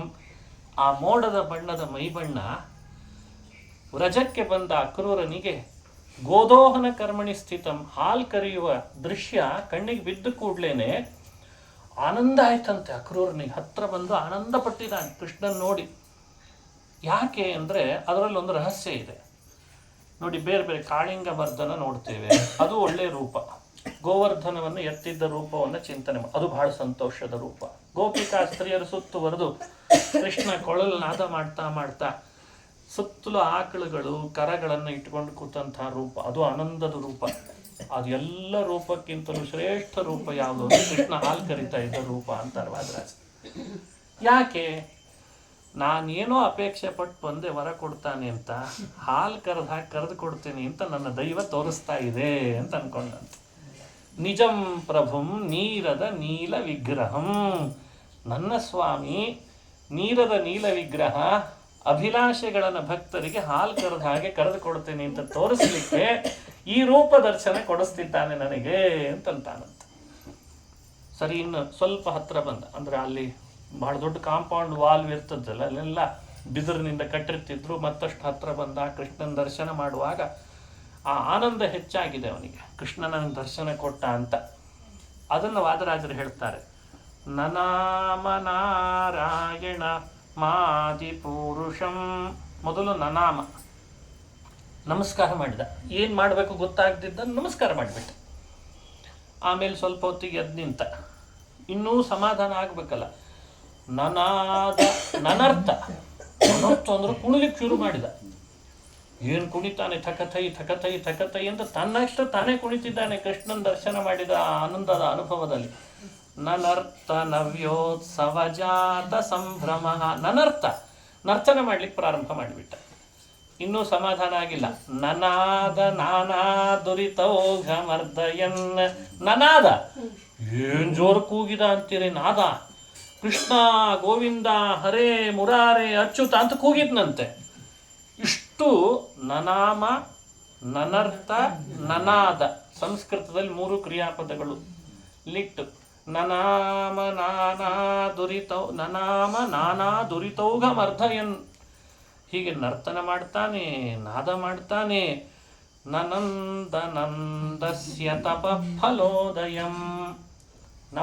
ನಮಸ್ಕಾರ ಮಾಡಿದ, ನರ್ತನ ಮಾಡಿದ, ನಾದ ಮಾಡಿದ. ಇನ್ನೂ ಸಮಾಧಾನ ಆಗಲಿಲ್ಲ. ಕೊನೆಗೆ ಏನು ಮಾಡ್ಬೇಕೀಗ? ನಂದಗೋಪ ಅಂತಂದಂತ ಒಂದ್ಸಲಿ. ಏನು ತಪಸ್ಸು ಮಾಡಿ ಇವನನ್ನು ಮಗನನ್ನಾಗಿ ಪಡೆದೆಯೋ ನೀನು ಅಂತ ಅವನ ತಪಸ್ಸನ್ನು ಶ್ಲಾಘನೆ ಮಾಡಿಬಿಟ್ನಂತೆ. ಈ ದೃಶ್ಯದ ಬಗ್ಗೆ, ಈ ಚರಿತ್ರೆಯ ಬಗ್ಗೆ ನಮಗೊಂದು ಕಲ್ಪನೆ ಕೊಟ್ಟು ರಾಜರಾಜರು ವರ್ಣನೆ ಮಾಡ್ತಾರೆ. ಇದೇ ರುಕ್ಮಿಣೀಶಿ ವಿಜಯದ ಮಾತುಗಳು, ಅಲ್ಲಿರುವಂತಹ ಸಂದರ್ಭದ ವರ್ಣನೆ ಅಂತ ಹಿರಿಯರು ಹೇಳಿಕೊಟ್ಟಿದ್ದಾರೆ ನಮಗೆ. ಕೃಷ್ಣ ಹಾಲು ಕರೆದದ್ದನ್ನು ಮುಗಿಸಿ ಹತ್ರ ಬಂದು ಕೃಷ್ಣ ಅಕ್ರೂರನನ್ನ 2 ಭುಜಗಳನ್ನು ಗಟ್ಟಿ ಹಿಡಿದು ಗಟ್ಟಿ ಆಲಿಂಗನನ್ನೇ ಮಾಡ್ಕೊಂಡ್ಬಿಟ್ನಂತೆ. ಆಲಿಂಗಿಸ್ಕೊಂಡಾಗ ಇನ್ನಿಷ್ಟು ಆನಂದ ಪುಳಕಿತನಾದ ಅಕ್ರೂರ ಕೃಷ್ಣನೊಟ್ಟಿಗೆ ಮಾತಾಡಿಸ್ತಾ ಸಂಭ್ರಮದಿಂದ ಮನೆ ಒಳಗೆ ಹೋದಂತೆ. ಅವನು ಕೂಡಿಸಿದ. ಬಂದಂಥ ಅತಿಥಿಗೆ ಮಾಡಬೇಕಾದ ಅರ್ಘ್ಯ ಪಾದ್ಯಗಳ ಎಲ್ಲ ಗೌರವವನ್ನು ಸಲ್ಲಿಸಿದ, ಮಾತನಾಡಿಸಿದ ಅಂತೆಲ್ಲ ಕಥೆ ಬರ್ತದೆ ಭಾಗವತದಲ್ಲಿ. ವಾದರಾಜರು ಕೃಷ್ಣಾಕ್ರೂರರ ಸಂವಾದದೊಳಗೆ ಮಾತು ಎಷ್ಟು ಅದ್ಭುತ ಇತ್ತು ಅನ್ನೋದನ್ನು ಅವರು ವರ್ಣನೆ ಮಾಡ್ತಾರೆ. ಅಲ್ಲಿ ಸಾಕಷ್ಟಿದೆ ಭಾಗವತದಲ್ಲಿ. ರಾಜರ ದೃಷ್ಟಿಯಲ್ಲಿ ಅಕ್ರೂರನ ಮಾತು, ಕೃಷ್ಣನ ಮಾತನ್ನು ಮಾತ್ರ ನಾವು ಅನುಸಂಧಾನ ಮಾಡ್ತಿದ್ದೇವೆ. ಕೃಷ್ಣ ಕೇಳಿದ್ನಂತೆ, ಅಕ್ರೂರ ಕ್ಷೇಮ ಕಿಂ ತವನ ಪಿತಾ ಚ ಕುಶಲೀ ಸ್ವಾಧ್ಯಾಯ ತೀರ್ಥಾಪ್ಲುತಿ ಸ್ವರ್ಗ್ಯಾರಾಧನ ಮುಖ್ಯ ಶೋಭನ ಕೃತಿ ವಿಘ್ನೋಜ್ಜಿತಾ ವರ್ತತೆ ಅಂತಂದಂತೆ. ಖೇಮ ಕಿಂ ಅನ್ನೋ ಪ್ರಶ್ನೆಯನ್ನು ಕೃಷ್ಣ ಅಕ್ರೂರನಿಗೆ ಕೇಳಿದ ಮೊದಲು. ಆಮೇಲೆ ಕೇಳ್ದ, ತವನ ಪಿತಾಚ ಕುಶಲಿ, ನಿಮ್ಮಪ್ಪ ನಮ್ಮಪ್ಪ ಚೆನ್ನಾಗಿದ್ದಾರ ಅಂತ ಕೇಳಿದ್ದಂತೆ. ತವ ಪಿತಾ ಕುಶಲಿ. ಸಂಸ್ಕೃತದಲ್ಲಿ ಪ್ರಶ್ನೆ ಹೀಗೆ ಮಾಡಬೇಕು ಅಂತ ಒಂದು ವ್ಯವಸ್ಥೆ ಇದೆ. ಖೇಮ ಅಂತ ಯಾವಾಗ ಕೇಳಬೇಕು, ಕುಶಲ ಅಂತ ಯಾವಾಗ ಕೇಳಬೇಕು ಅಂತ ವ್ಯತ್ಯಾಸ ಇದೆ. ಎಲ್ಲರನ್ನ ಕುಶಲನ ಅಂತ ಕೇಳೋ ಹಾಗಿಲ್ಲಂತೆ. ಈಗೆಲ್ಲ ಕನ್ನಡದ ಸಾಹಿತ್ಯ ಎಲ್ಲ ಪೂರ್ಣ ಹಿಂಗೆ ಮಾಡಿಬಿಟ್ಟಿದ್ದಾರೆ ಬುದ್ಧಿವಂತರು. ಸಂಸ್ಕೃತದ ಸಾಹಿತ್ಯದಲ್ಲಿ ನಿರ್ಬಂಧಗಳಿದ್ದಾವೆ. ಹಿರಿಯರನ್ನು ಕೇಳಬೇಕಾದ್ರೆ ಹ್ಯಾಕೆ ಕೇಳಬೇಕು, ಕಿರಿಯರನ್ನು ಕೇಳಬೇಕಾದ್ರೆ ಹ್ಯಾಕೆ ಕೇಳಬೇಕು. ಈ ಪ್ರೀತಿಸುವಂತಹ ಇಬ್ರು ಯುವಕ ಯುವತಿಯರ ಮಧ್ಯದಲ್ಲಿ ಕುಶಲ ಪ್ರಶ್ನೆ ನಡಿಬೇಕಂತೆ. ಹೇಗಿರಬೇಕು, ಆ ಪ್ರಶ್ನೆಗಳು ಹೇಗಿರಬೇಕು, ಸ್ನೇಹಿತರಲ್ಲಿ ಹೇಗಿರಬೇಕು, ಎಲ್ಲ ವ್ಯತ್ಯಾಸ ಇದೆ. ಅದರಲ್ಲಿ ಕೃಷ್ಣ ಮೊದಲು ಕೇಳಿದ್ದೇನು, ಕ್ಷೇಮ ಕಿಂ ಅಂತ ಕೇಳ್ದ. ನಿಮ್ ತಂದೆ ನನ್ನ ತಂದೆ ಕುಶಲವಾಗಿದ್ದಾರ ಅಂತ ಕುಶಲವನ್ನು ಕೇಳ್ದ. ತಂದೆ ತಾಯಿಯಂದ್ರ ಬಗ್ಗೆ ಕುಶಲ ಕೇಳ್ತಾನೆ. ಮೂರನೇ ಪ್ರಶ್ನೆ ಮಾಡಿದ್ದಂತೆ, ಸ್ವರ್ಗ್ಯಾರಾಧನ ತೀರ್ಥಾಪ್ಲುತಿ ಸ್ವರ್ಗ್ಯಾರಾಧನ ಸ್ವಾಧ್ಯಾಯ ತೀರ್ಥಾಪ್ಲುತಿ ಸ್ವರ್ಗ್ಯಾರಾಧನ ಮುಖ್ಯ ಶೋಭನ ಕೃತಿ ವಿಘ್ನೋಜ್ಜಿತಾ ವರ್ತತೆ. ಅಕ್ರೂರನ ಕುರಿತು ಕೃಷ್ಣ ಮಾಡಿದ ಪ್ರಶ್ನೆ. ಸ್ವಾಧ್ಯಾಯ ಹೇಗೆ ನಡೆದಿದೆ ಅಂತ ಕೇಳಿದ್ದಾನೆ, ಮೂರನೇ ಪ್ರಶ್ನೆ. ನಾಲ್ಕನೇ ಪ್ರಶ್ನೆ, ತೀರ್ಥಾಪ್ಲುತಿ, ತೀರ್ಥ ಸ್ನಾನ, ತೀರ್ಥ ಕ್ಷೇತ್ರಗಳಿಗೆ ಪರ್ಯಟನೆ ಮಾಡಿಕೊಂಡು ಮನುಷ್ಯ ದೇಹ ಸಾರ್ಥಕ ಮಾಡ್ಕೊಂಡಿದೆಯೋ ಇಲ್ಲೋ ಅಂತ, ತೀರ್ಥ ಆರಾಧನೆ ನಡೆಸಿದೆಯಾ ಅಂತ ಕೇಳಿದ. ತೀರ್ಥಾಪ್ಲುತಿ ಸ್ವರ್ಗ್ಯಾರಾಧನ ಅಂದರೆ ಸ್ವರ್ಗ್ಯ ಅಂದರೆ ದೇವತೆಗಳು. ದೇವತೆಗಳನ್ನು ಮನೆಯಲ್ಲಿ ಬ್ರಹ್ಮಯಜ್ಞ, ವೈಶ್ವದೇವ, ಬಲಿಹರಣದ ಮೂಲಕವಾಗಿ ಅವರ ಆರಾಧನೆ ನಡೆಸಿದೆಯಾ ಅಂತ ಕೇಳಿದ್ದಾನಂತೆ. ಆರಾಧನೆ ನಡೆಸುವಾಗ ವಿಘ್ನಗಳು ಬರ್ತಾವೆ ಮನೆಯಲ್ಲಿ. ರೋಗವೋ, ರುಜಿನವೋ, ಕುಟುಂಬದಲ್ಲಿ ಇನ್ನೇನೋ ಕಲಹವೋ, ಅದೆಲ್ಲ ಬರ್ತಿರ್ತಾವೆ. ಅದನ್ನೇ ನೆಪ ಒಟ್ಟಿ ಇವನ್ನ ಬಿಡೋ ಹಾಗಿಲ್ಲ ಅಂತ ಹೇಳಿದ್ದಾರೆ ಶಾಸ್ತ್ರಗಳಲ್ಲಿ. ಹಾಗಾಗಿ ನಿರ್ವಿಘ್ನವಾಗಿ ಈ ನಿತ್ಯ ಕರ್ಮಗಳನ್ನೆಲ್ಲ ನೀನು ನಡೆಸಿದೀಯಾ ಅಂತ ಪ್ರಶ್ನಿಸಿದಾನಂತೆ. ಇಷ್ಟು ಕೇಳಿ ಆಮೇಲೆ ಹೇಳ್ತಾನೆ, ಮೋಕ್ಷಕ್ಕಾಗಿ ಉಪಾಯ ಏನು ಹುಡ್ಕೊಂಡಿದೀಯಾ ಅಂತ ಕೇಳಿದಂತೆ. ಸಂಸಾರದಿಂದ ಮುಕ್ತನಾಗ್ಲಿಕ್ಕೆ ಏನಾದರೂ ಉಪಾಯ ಹುಡ್ಕೊಂಡಿದೀಯಾ ಅಂತ ಮತ್ತೊಂದು ಪ್ರಶ್ನೆ ಕೇಳಿ ಆಮೇಲೆ ಕೇಳ್ತಾನೆ ಕೊನೆಗೆ, ಕಂಸಸ್ಯ ಕಾವಾಸ್ಪೃಹ. ಈ ಕಂಸ ಏನಂತಾನಪ್ಪ, ಎಲ್ಲ ಮುಗಿಸಿ ಬಂದ್ಮೇಲೆ ಕೊನೆಗೆ ಕಂಸ ಬಂದ. ಇಷ್ಟು ಪ್ರಶ್ನೆಗಳನ್ನು ಕೇಳಿದ್ದಕ್ಕೆ ಅಕ್ರೂರನು ಉತ್ತರ ಕೊಡಬೇಕಿತ್ತಲ್ಲ. ಅವನು ಅದಕ್ಕೆ ತಕ್ಕಂತೆ ಕೃಷ್ಣನ ಮಾತಿಗೆ ಸರಿಯಾಗಿ ಉತ್ತರ ಕೊಟ್ಟ ಅಂತ ವಾದರಾಜರು, ಅಕ್ರೂರ ಕೃಷ್ಣ ಇಷ್ಟು ಮಾತಾಡಿದ್ರು ಇಲ್ಲೋ ಅನ್ನೋದು ಆಮೇಲೆ ವಾದರಾಜರಂತೂ ನಮಗೆ ಅದ್ಭುತವಾದ ಕಲ್ಪನೆ ಕೊಟ್ಬಿಡ್ತಾರೆ. ಬೇಕಾದದ್ದೇ. ಇಷ್ಟು ಪ್ರಶ್ನಿಸಿದ್ದಕ್ಕೆ ಅಕ್ರೂರನು ಉತ್ತರ ಕೊಟ್ಟ ಅಂತ ಮುಂದುವರಿತದೆ ಭಾಗವತ. ಇದು ರಘುಮಣೀಶ ವಿಜಯ. ಅದರಲ್ಲಿ ರಾಜರ ಈ ಕಲ್ಪನೆ ನೋಡಿದರೆ, ಈ ವರ್ಣನೆ ನೋಡಿದರೆ ನಮಗೆಲ್ಲ ಒಂದು ಸಂದೇಶ ಕೊಟ್ರಂತೆ. ಅಪ್ಪಿ ತಪ್ಪಿ ದೇವರು ಸಿಕ್ಕಾಗಿ ಇಷ್ಟು ಪ್ರಶ್ನೆಗೆ ಉತ್ತರ ನೀವು ಕಂಡುಕೊಂಡಿರ್ರಿ, ಆಮೇಲೆ ನೀವು ಮೂಕರಾಗಬೇಡ್ರಿ ಅಂತ. ಎಂದಾದ್ರೂ ಭಗವಂತ ಸಿಕ್ಕ ಅಂದ್ರೆ ಮೊದಲು ಈ ಪ್ರಶ್ನೆ ಇಡ್ತಾನೆ ನಮ್ಮ ಮೇಲೆ. ಖೇಮಕ್ಯಂ ಅಂತಾನೆ, ಕುಶಲಿ ಅಂತ ಕೇಳ್ತಾನೆ. ಆಮೇಲೆ ನಿಮಗೆಲ್ಲ ಸ್ವರ್ಗ್ಯಾರಾಧನಾ ಸ್ವಾಧ್ಯಾಯ ಅಧ್ಯಯನ ನಡೆಸಿ ಅಂತ ಕೇಳ್ತಾನೆ. ಯಾವುದಕ್ಕೂ ಉತ್ತರ, ನಾವು ಬರೀ ಮೊಬೈಲ್ ರೀಲ್ಸ್ ನೋಡ್ತಿದ್ವಿ ಕೃಷ್ಣ, ನಮಗೆ ಬೇರೆ ಏನು ನೋಡ್ಲಿಕ್ಕೆ ಆಗ್ಲೇ ಇಲ್ಲ. ಹಿಂಗಂದ್ರೆ ಆಯ್ತು, ಇನ್ನು ಇಲ್ಲೇ ಇರು, ನೀನು ಈ ರೀಲ್ಸ್ ನೋಡ್ತಾ ಇರು, ಮುಂದೆ AI ಬರ್ತದೆ, ಅದಾದ್ಮೇಲೆ ಇನ್ನೊಂದು ಉಪಟಳ ಆಗ್ತದೆ, ಅದನ್ನ ನೋಡ್ಕೊಂಡು ನೀನು ಇಲ್ಲೇ ಇರು ಅಂತಾನೆ ಅಷ್ಟೇ. ಮತ್ತೆ ಇನ್ನೇನು ಹೇಳ್ಬೇಕವ. ಮನುಷ್ಯ ಸಂಸಾರದಿಂದ ಮುಕ್ತನಾಗ್ಲಿಕ್ಕೆ ಬಯಸಿದ ಮೇಲೆ ಅವನು ಹೇಳಿದ ದಾರಿಯಲ್ಲಿ ಬರಲೇಬೇಕಲ್ಲ. ಅಕ್ರೂರ ಬುದ್ಧಿವಂತ, ಉತ್ತರ ಕೊಟ್ಬಿಟ್ಟ. ಆತ ಹೇಳಿದಂತೆ, ಕೃಷ್ಣ ಕ್ಷೇಮಸ್ತಾವದನಂತರತ್ ಸರಸಿಜೆ ಯಾವದ್ಭವಾನ್ ವರ್ತತೆ ಅಂತಂದಿದ್ದಾನೆ. ಕ್ಷೇಮ ಅನ್ನೋ ಪ್ರಶ್ನೆಗೆ ಉತ್ತರ ಏನು ಕೊಟ್ಟ ಅಂದರೆ, ಸ್ವಾಮಿ ನಾನು ಎಲ್ಲಿವರೆಗೂ ಕ್ಷೇಮವಾಗಿರ್ತೇನೆ ಅಂದರೆ, ನನ್ನ ಹೃದಯ ಕಮಲದೊಳಗೆ ನೀನಿದ್ದಿ ಅನ್ನೋ ಚಿಂತನೆ ಎಲ್ಲಿವರೆಗೂ ಇದೆಯೋ ಅಲ್ಲಿವರೆಗೂ ನಾನು ಕ್ಷೇಮ ಅಂತ ಅಕ್ರೂರ ಉತ್ತರ ಕೊಟ್ಟಂತೆ. ಬರ್ತದ ಹಿಂಗೆ ಉತ್ತರ ಕೊಡ್ಲಿಕ್ಕೆ ನಮಗೆ ಅಂತ ನೋಡಿ. ಎಷ್ಟು ಟ್ರೈನಿಂಗ್ ಕೊಡ್ತಾರೆ ವಾದರಾಜರು. ಇಂದಲ್ಲ ನಾಳೆ ದೇವರು ನಿಮಗೆ ಸಿಗ್ತಾನೆ ಅನ್ನೋ ಭರವಸೆ ಕೊಡ್ತಾರೆ. ಸಿಕ್ಕಾಗಿ ಹಿಂಗೆ ಪ್ರಶ್ನೋತ್ತರ ನಡೀತದೆ ಅವನಿಗೂ ನಿಮಗೂ. ನೀವು ಉತ್ತರ ಕೊಡದೆ ಹೋದ್ರೆ ಕೃಷ್ಣ ಬೇಸರ ಮಾಡ್ಕೊಳ್ತಾನೆ. ಮತ್ತೆ ಎಲ್ಲದಕ್ಕೂ ಉತ್ತರ ರೆಡಿ ಇತ್ತಂತ ಅಕ್ರೂರನ ಹತ್ರ. ಅವ ಪ್ರಶ್ನೆ ಮಾಡೋ ಪುರುಸೊತ್ತಿಲ್ಲದೆ ಅವನು ಶುರು ಮಾಡೇ ಬಿಟ್ಟಿದ್ದಾನೆ. ಖೇಮಸ್ತಾವದನಂತರ ಸರಸಿಜೆ ಯಾವತ್ ಭವಾನ್ ವರ್ತತೆ, ಯಾವತ್ ಭವಾನ್ ಹೃತ್ ಸರಸಿಜೆ ವರ್ತತೆ ತಾವತ್ ಕ್ಷೇಮ. ಎಲ್ಲಿವರೆಗೂ ನೀನು ಹೃದಯದಲ್ಲಿ ಇದ್ದೀ ಅನ್ನೋ ಅನುಸಂಧಾನ ನನಗಿದೆ, ಅಲ್ಲಿವರೆಗೂ ನಾನು ಕ್ಷೇಮನೇ ಸ್ವಾಮಿ. ಆಮೇಲೆ ಮತ್ತೆ ಹೇಳ್ದ, ನಿಮ್ಮಪ್ಪ ನಮ್ಮಪ್ಪ ಕುಶಲವಾಗಿದ್ದಾರ? ಅರೆ, ನಿನ್ನ ತಂದೆ ಅಂತ ಅನಿಸ್ಕೊಂಡ ಮೇಲೆ ಅವರಿಗೆಲ್ಲಿದ ಬರಬೇಕು ವಿಘ್ನ ಅಂತ ಕೇಳಿದ್ನಂತೆ. ಎಂಥ ಅದ್ಭುತವಾದ ಮಾತು. ಸ್ವಾಮಿ, ಅವನು ನಿನ್ನ ತಂದೆ ಅಂತ ಅನಿಸ್ಕೊಂಡಲ್ಲ, ಹಾಗಾದ್ರೆ ಇನ್ನೂ ಕಂಸನ ಬಂಧನದಲ್ಲೇ ಇದ್ದಾರೆ ಅಂತ ವಿಷಯ ಬಂದಿದೆಯಲ್ಲ ಅಂತ. ಅದಕ್ಕೆ ಉತ್ತರ ಕೊಟ್ಟ, ಅದೇ ನಿನಗೆ ಅಂತ ಯಾರು ತಂದೆ ತಾಯಿನೇ ಇಲ್ಲ, ಆದರೂ ನಿನ್ನ ತಂದೆ ಅಂತ ಹೇಳ್ಕೊಂಡದ್ದಕ್ಕೆ ಬಹುಶಃ ಕೈಗೆ ಬೇಡಿ ಹಾಕಿರ್ಬೋದೇನೋ ಅವನಿಗೆ ಅಂತಂದ್ರಂತ. ಅಂದ್ರೆ ಒಳ ಅರ್ಥ ದೇವರಿಗೆ ತಂದೆ ದೇವರಿಗೆ ತಾಯಿ ಅಂತ ಅನಿಸ್ಕೊಂಡ ತಪ್ಪಿಗೆ ಇನ್ನೂ ಕಂಸ ಅವರನ್ನ ಜೈಲಿನಲ್ಲಿ ಕೂಡಿಸಿದಾನೆ ಅಂತ ಒಳ ಅರ್ಥ. ನಿನಗೆ ತಂದೆನೇ ಇಲ್ಲ ತಾಯಿನೇ ಇಲ್ಲ ಅಂತ ಅವರು ಅವತ್ತೇ ಅನುಸಂಧಾನ ಮಾಡಿಬಿಟ್ಟಿದ್ರೆ ಇಷ್ಟೊತ್ತಿಗಾಗಲೇ ಅವರಿಗೂ ಬಂಧನ ಬಿಡಿಸ್ತಿತ್ತೋ ಏನೋ. ಇದು ಕಾವ್ಯ ಅಂತ ಕರೀತಾರೆ. ನಿಮಗೇನು ಸಂಸ್ಕೃತಿನೇ ಬರಬೇಕು ಅಂತಲ್ಲ, ಅನುಭವಿಸುವ ಮನಸ್ಥಿತಿ ಇದ್ದವನು ಅನುಭವಿಸ್ತಾನೆ ಇದನ್ನೆಲ್ಲ. ಅದಕ್ಕೆ ಎಲ್ಲಿವರೆಗೂ ನಿನ್ನನ್ನೇ ಅವರು ನಿನಗೇ ತಂದೆ ಅಂತ ಅನಿಸ್ಕೊಂಡ ತಪ್ಪಿಗೆ ಬಹುಶಃ ಇನ್ನೂ ಕಾರಾಗೃಹದ ಬಂಧನ ಅವ್ರ ಕೈಗೆ ಬಿದ್ದಿರ್ಬೋದೇನೋ ಅಂತ ಅಂದ್ಬಿಟ್ಟಂತ. 2 ಆಯ್ತು. 3ನೇದು ಕೇಳಿದ್ನಲ್ಲ, ಸ್ವಾಧ್ಯಾಯ ನಡೆಸಿದೆಯಾ ಅಂತ ಕೇಳಿಬಿಟ್ಟೆ. ಅದಕ್ಕೆ ಅಕ್ರೂರ್ನ ಉತ್ತರ ಏನಾಗಿತ್ತು? ಸ್ವಾಮಿ, ಸ್ವಾಧ್ಯಾಯ ನಡೆಸಿದ್ರ ಫಲವಾಗಿ ನಿನ್ನ ದರ್ಶನ ಸಿಕ್ಕಿದೆ ಅಲ್ಲ ಅಂತಂದಂತೆ. ಸ್ವಾಧ್ಯಾಯೋ ಅಧ್ಯೇತವ್ಯ ಅಂತ ವಿಧಿ. ಪ್ರತಿಯೊಬ್ಬ ವ್ಯಕ್ತಿ ಸ್ವಾಧ್ಯಾಯವನ್ನು ನಡೆಸಲೇಬೇಕು. ಸ್ವಾಧ್ಯಾಯ ಪ್ರವಚನಾಭ್ಯಾಂ ನ ಪ್ರಮದಿತವ್ಯಂ, ಮಾತೃದೇವೋ ಭವ ಪಿತೃದೇವೋ ಭವ ಅಂತ ವೇದಗಳು ಹೇಳ್ತಾವೆ. ಸ್ವಾಧ್ಯಾಯ ಪ್ರವಚನದಿಂದ ಯಾವತ್ತೂ ಬಿಡೋ ಹಾಗಿಲ್ಲ ಅಂತಿದೆ ವಿಪ್ರರಿಗೆ. ದಿನಾ ಸ್ವಾಧ್ಯಾಯ ಮಾಡಲೇಬೇಕು ಅಂತಿದೆ. ಹಾಗಾದರೆ ಸ್ವಾಧ್ಯಾಯ ಮಾಡಲೇಬೇಕು ಅಂದ್ರೆ ಅದಕ್ಕೊಂದು ಫಲ ಬೇಕಲ್ಲ. ಏನು ಫಲ ಅದಕ್ಕೆ? ಸ್ವಾಧ್ಯಾಯದಿಂದ ಲಾಭ ಏನು ಅಂತ ಬಹಳ ಜನ ಕೇಳ್ತಾರೆ. ಇಷ್ಟು ಯಾಕೆ ಓದ್ತೀರಿ, ಏನು ಲಾಭ ಇದೆ ಅದಕ್ಕೆ ಅಂತ. ಎಂದೋ ಒಂದು ದಿವಸ ಭಗವಂತನ ದರ್ಶನವೇ ಅದಕ್ಕೆ ಫಲ ಅಂತೆ. ಅದು ಏನು ದರ್ಶನ ಕೊಡ್ತಾನೆ ಅಂತ ನಿಮಗೆ ಗೊತ್ತಿರಲ್ಲ. ದಿನಾ ಸ್ವಾಧ್ಯಾಯ ಮಾಡ್ತಾ ಇದ್ರೆ ಒಂದು ದಿವಸ ಭಗವಂತ ದರ್ಶನ ಕೊಟ್ಬಿಡ್ತಾನೆ. ಅಷ್ಟು ಶಕ್ತಿ ಸ್ವಾಧ್ಯಾಯಕ್ಕಿದೆ ಅಂತ. ಅದು ಒಳಗೆ ಆ ಆನಂದವನ್ನು ಅನುಭವಿಸುವಂತೆ ಮಾಡ್ತಾನೆ. ಅದಕ್ಕೆ ಅಕ್ರೂರ ಹೇಳ್ದ,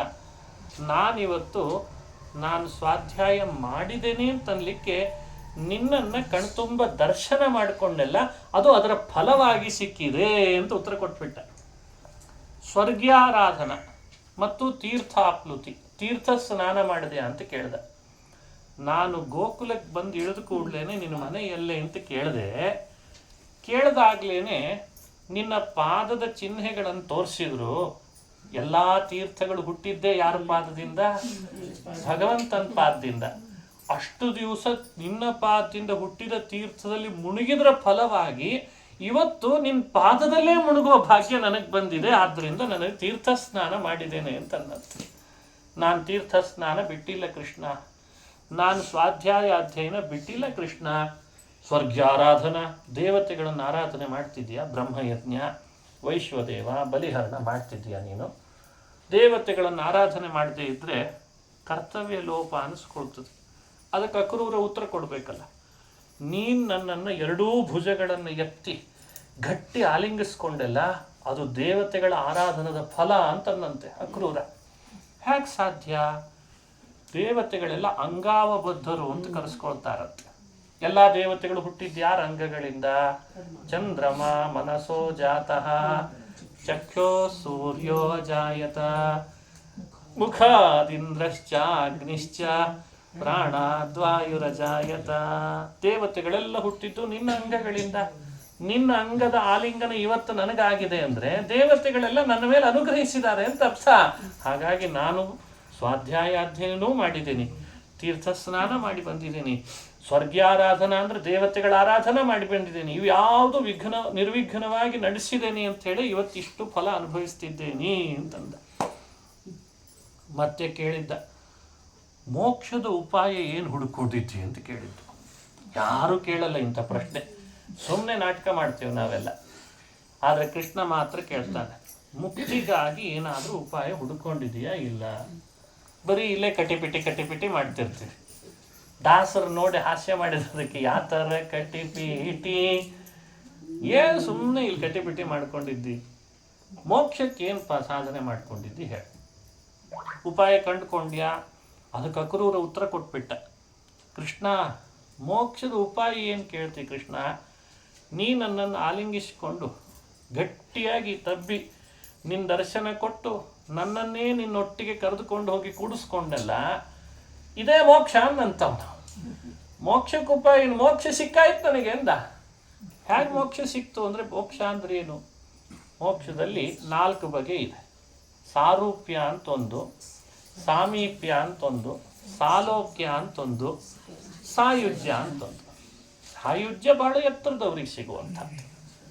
ಸಾಲೋಕ್ಯ ಸಾರೂಪ್ಯಗಳು ಕೂಡ ಎತ್ತರದವರಿಗೆ. ಭಗವಂತನ ಸಾಮೀಪ್ಯ ಇದೆಯಲ್ಲ, ಸಾಮೀಪ್ಯ ಅಂದ್ರೆ ಕನ್ನಡದಲ್ಲೂ ಅರ್ಥ ಹಾಗೆ ಆಗ್ತದೆ. 4 ಬಗೆಯ ಮೋಕ್ಷದೊಳಗೆ ಸಾಮೀಪ್ಯ ಅನ್ನೋದು ಇವತ್ತು ಕೃಷ್ಣ ನಿನ್ನ ಹತ್ರ ಸಿಕ್ತಲ್ಲ, ಹಾಗಾದ್ರೆ ಹಿಂದೆ ನಾ ಮೋಕ್ಷದ ಉಪಾಯವನ್ನು ಅವಲಂಬಿಸಿದ್ದೆ ಅಂತ ಮೋಕ್ಷ ಸಿಕ್ಕಿದೆ ಅಂತ ಅನ್ನಂತೆ. ಸಾಮೀಪ್ಯ ಮೋಕ್ಷದ ಲಾಭ ನನಗಾಗಿತ್ತು ಇವತ್ತು. ಹೀಗೆಲ್ಲ ಅಕ್ರೂರ ಉತ್ತರ ಕೊಡುವಾಗ ಕೊನೆಗಂತಾನೆ ಕೃಷ್ಣ, ನೀನು ನನ್ನನ್ನು ಪರೀಕ್ಷಿಸಲೋ ಅಥವಾ ಕಾರುಣ್ಯದಿಂದಲೋ ಅಥವಾ ಮನುಷ್ಯರಂತೆ ವಿಡಂಬನೆ ಮಾಡಬೇಕು ಅನ್ನೋ ಕಾರಣದಿಂದಲೋ ಪ್ರಶ್ನಿಸಿದ್ದಿ. ನನ್ನ ಉತ್ತರನೂ ಹಾಗೆ ಅಂತ ಭಾವಿಸು, ತಪ್ಪಿದ್ರೆ ಕ್ಷಮಿಸು ಅಂತ ಕೇಳ್ಬಿಟ್ನಂತೆ. ಹೀಗೆ, ಯಾಕಂದರೆ ಸರ್ವಜ್ಞ ಮೌಲೆ, ನೀನು ಸರ್ವಜ್ಞ ಮೌಲಿ, ಸರ್ವಜ್ಞ ಶಿಖಾಮಣಿ, ನಿನ್ನ ಮುಂದೆ ನನ್ನ ಉತ್ತರ ಏನು ಸ್ವಾಮಿ? ನಿನ್ನ ಪ್ರಶ್ನೆಯೂ ಲೋಕ ವಿಡಂಬನ, ನನ್ನ ಉತ್ತರವೂ ಅಷ್ಟೇ ಅಂತ ಭಾವಿಸಿ ನನ್ನನ್ನು ಕ್ಷಮಿಸಿಬಿಡು ಅಂತಂದ ಅಂತ. ಹೀಗೆ ಅಕ್ರೂರ ಕೃಷ್ಣನ ಸಂವಾದ ರೂಪವಾದ ವಿಷಯವನ್ನು ವಾದರಾಜರು ನಮ್ಮ ಕಣ್ಣು ಮುಂದೆ ಇಡ್ತಾರೆ. ಇದೆಲ್ಲ ರುಕ್ಮಿಣೀಶ ವಿಜಯದಲ್ಲಿ ಬಹಳ ಮುಖ್ಯವಾದಂಥ ಸಂದರ್ಭಗಳು ಅಂತ ಹಿರಿಯರು ಹೇಳ್ಕೊಂಡು ಬಂದಿದ್ದಾರೆ. ಆಮೇಲೆ ಅಕ್ರೂರ ಕೃಷ್ಣನ್ನ ಮಾತನಾಡಿಸಿದ. ಆ ಕಂಸನ ಬಗ್ಗೆ ಏನು ಅಂತ ಕೇಳಿದ್ದ. ಅವನ ವಿಷಯ ವಿವರಣೆ ಕೊಟ್ಟ ಮೇಲೆ ಬೆಳಗ್ಗೆನೆ ನಸುಕಿನಲ್ಲಿ ಹೊರಟೇ ಬಿಟ್ರಂತೆ. ಅಕ್ರೂರ ರಥ ತಯಾರು ಮಾಡ್ಲಿಕ್ಕೆ ಹೇಳಿದ್ದ ದಾರುಕನಿಗೆ. ಕೃಷ್ಣ ಬಲರಾಮರು ಕುಳಿತರು. ನಂದಗೋಪನಿಗೂ ಹೇಳಿದ್ದ, ಬರ ಹೇಳಿದ್ದ. ಕೆಲವು ಗೊಲ್ಲ ಬಾಲಕರನ್ನು ಕರ್ಕೊಂಡು ಹೊರಟ. ರಸ್ತೆಯಲ್ಲಿ ರಾತ್ರಿನೇ ಬಂದು ಮಲಗಿದ್ರಂತೆ ಗೋಪಿಕಾ ಸ್ತ್ರೀಯರು. ಯಾರು ಬಿಡಲಿಕ್ಕೆ ತಯಾರಿಲ್ಲ ಕೃಷ್ಣನ್ನ. ಮಥುರೆಗೆ ಹೋಗೋ ಹಾಗೆ ಇಲ್ಲ, ಅಷ್ಟು ತಡೆ ಒಡ್ಡಿದ್ರು. ಆಗಲೂ ಅವರಿಬ್ಬರ ಮಧ್ಯದಲ್ಲಿ ಹೇಗೆ ಮಾತುಕತೆ ನಡೀತು ಅನ್ನೋದನ್ನು ವಾದರಾಜರು ಭಾರಿ ವರ್ಣನೆ ಮಾಡ್ತಾರೆ.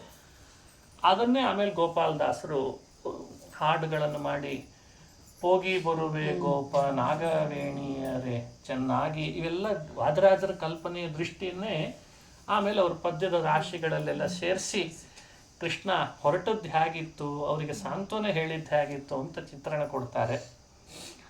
ಮಥುರಾಪಟ್ಟಣ ಬರುವ ಮುನ್ನ ಯಮುನೆಯ ದಡದ ಮೇಲೆ ರಥ ಹೋಗಬೇಕು. ಯಮುನೆಯ ದಡದ ಮೇಲೆ ರಥ ಹೋಗುವಾಗ ಸೂರ್ಯ ಆ ಸಮಯಕ್ಕೆ ಉದಯಿಸಿದ್ರಿಂದ ಅರ್ಘ್ಯ ಕೊಟ್ಟು ಜಪ ಮಾಡಬೇಕು ಅಂತ ಅಕ್ರೂರನಿಗೆ ಅನಿಸಿದೆ. ಕತ್ಲಿದ್ದಾಗ ಹೊರಟಿದ್ರು, ಇನ್ನೂ ಕತ್ಲಿತ್ತು ನಸುಕಿನಲ್ಲಿ.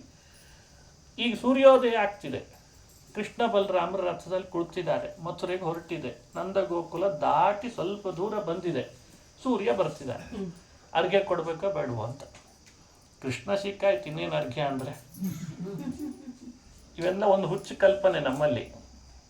ಏನಂದರೆ, ಅದಿದೆ ಅಂತ ಇದನ್ನು ಬಿಟ್ಬಿಡೋದು, ಇದಿದೆ ಅಂತ ಅದನ್ನು ಬಿಟ್ಬಿಡೋದು ಮನೆಯೊಳಗೆ. ಸುಮ್ಮನೆ ಹಾಸ್ಯ ಕೇಳಿರ್ತೀನಿ, ಯಾರು ತಪ್ಪು ತಿಳಿಬೇಡ. ಮತ್ತೇನು ಇವತ್ತು ಸಂಧ್ಯಾ ವಂದನೆ ಇಲ್ಲ ಮನೆಯಲ್ಲಿ ಪವಮಾನ ಹೋಮ ಇಟ್ಕೊಂಡಿದ್ದೆ, ಹಿಂಗಾಗಿ ಪೂಜೆ ಮಾಡ್ಲಿಕ್ಕೆ ಆಗಲಿಲ್ಲ ಅಂತ. ತಪ್ಪು ತಿಳಿಯೋದು ಬೇಡ. ಅಲ್ಲ, ಪವಮಾನ ಹೋಮ ಇಟ್ಕೊಂಡಿದ್ದಿ ಸರಿಯಪ್ಪ, ಪೂಜೆ ಮಾಡ್ಲಿಕ್ಕೆ ಏನು ಸಮಸ್ಯೆ?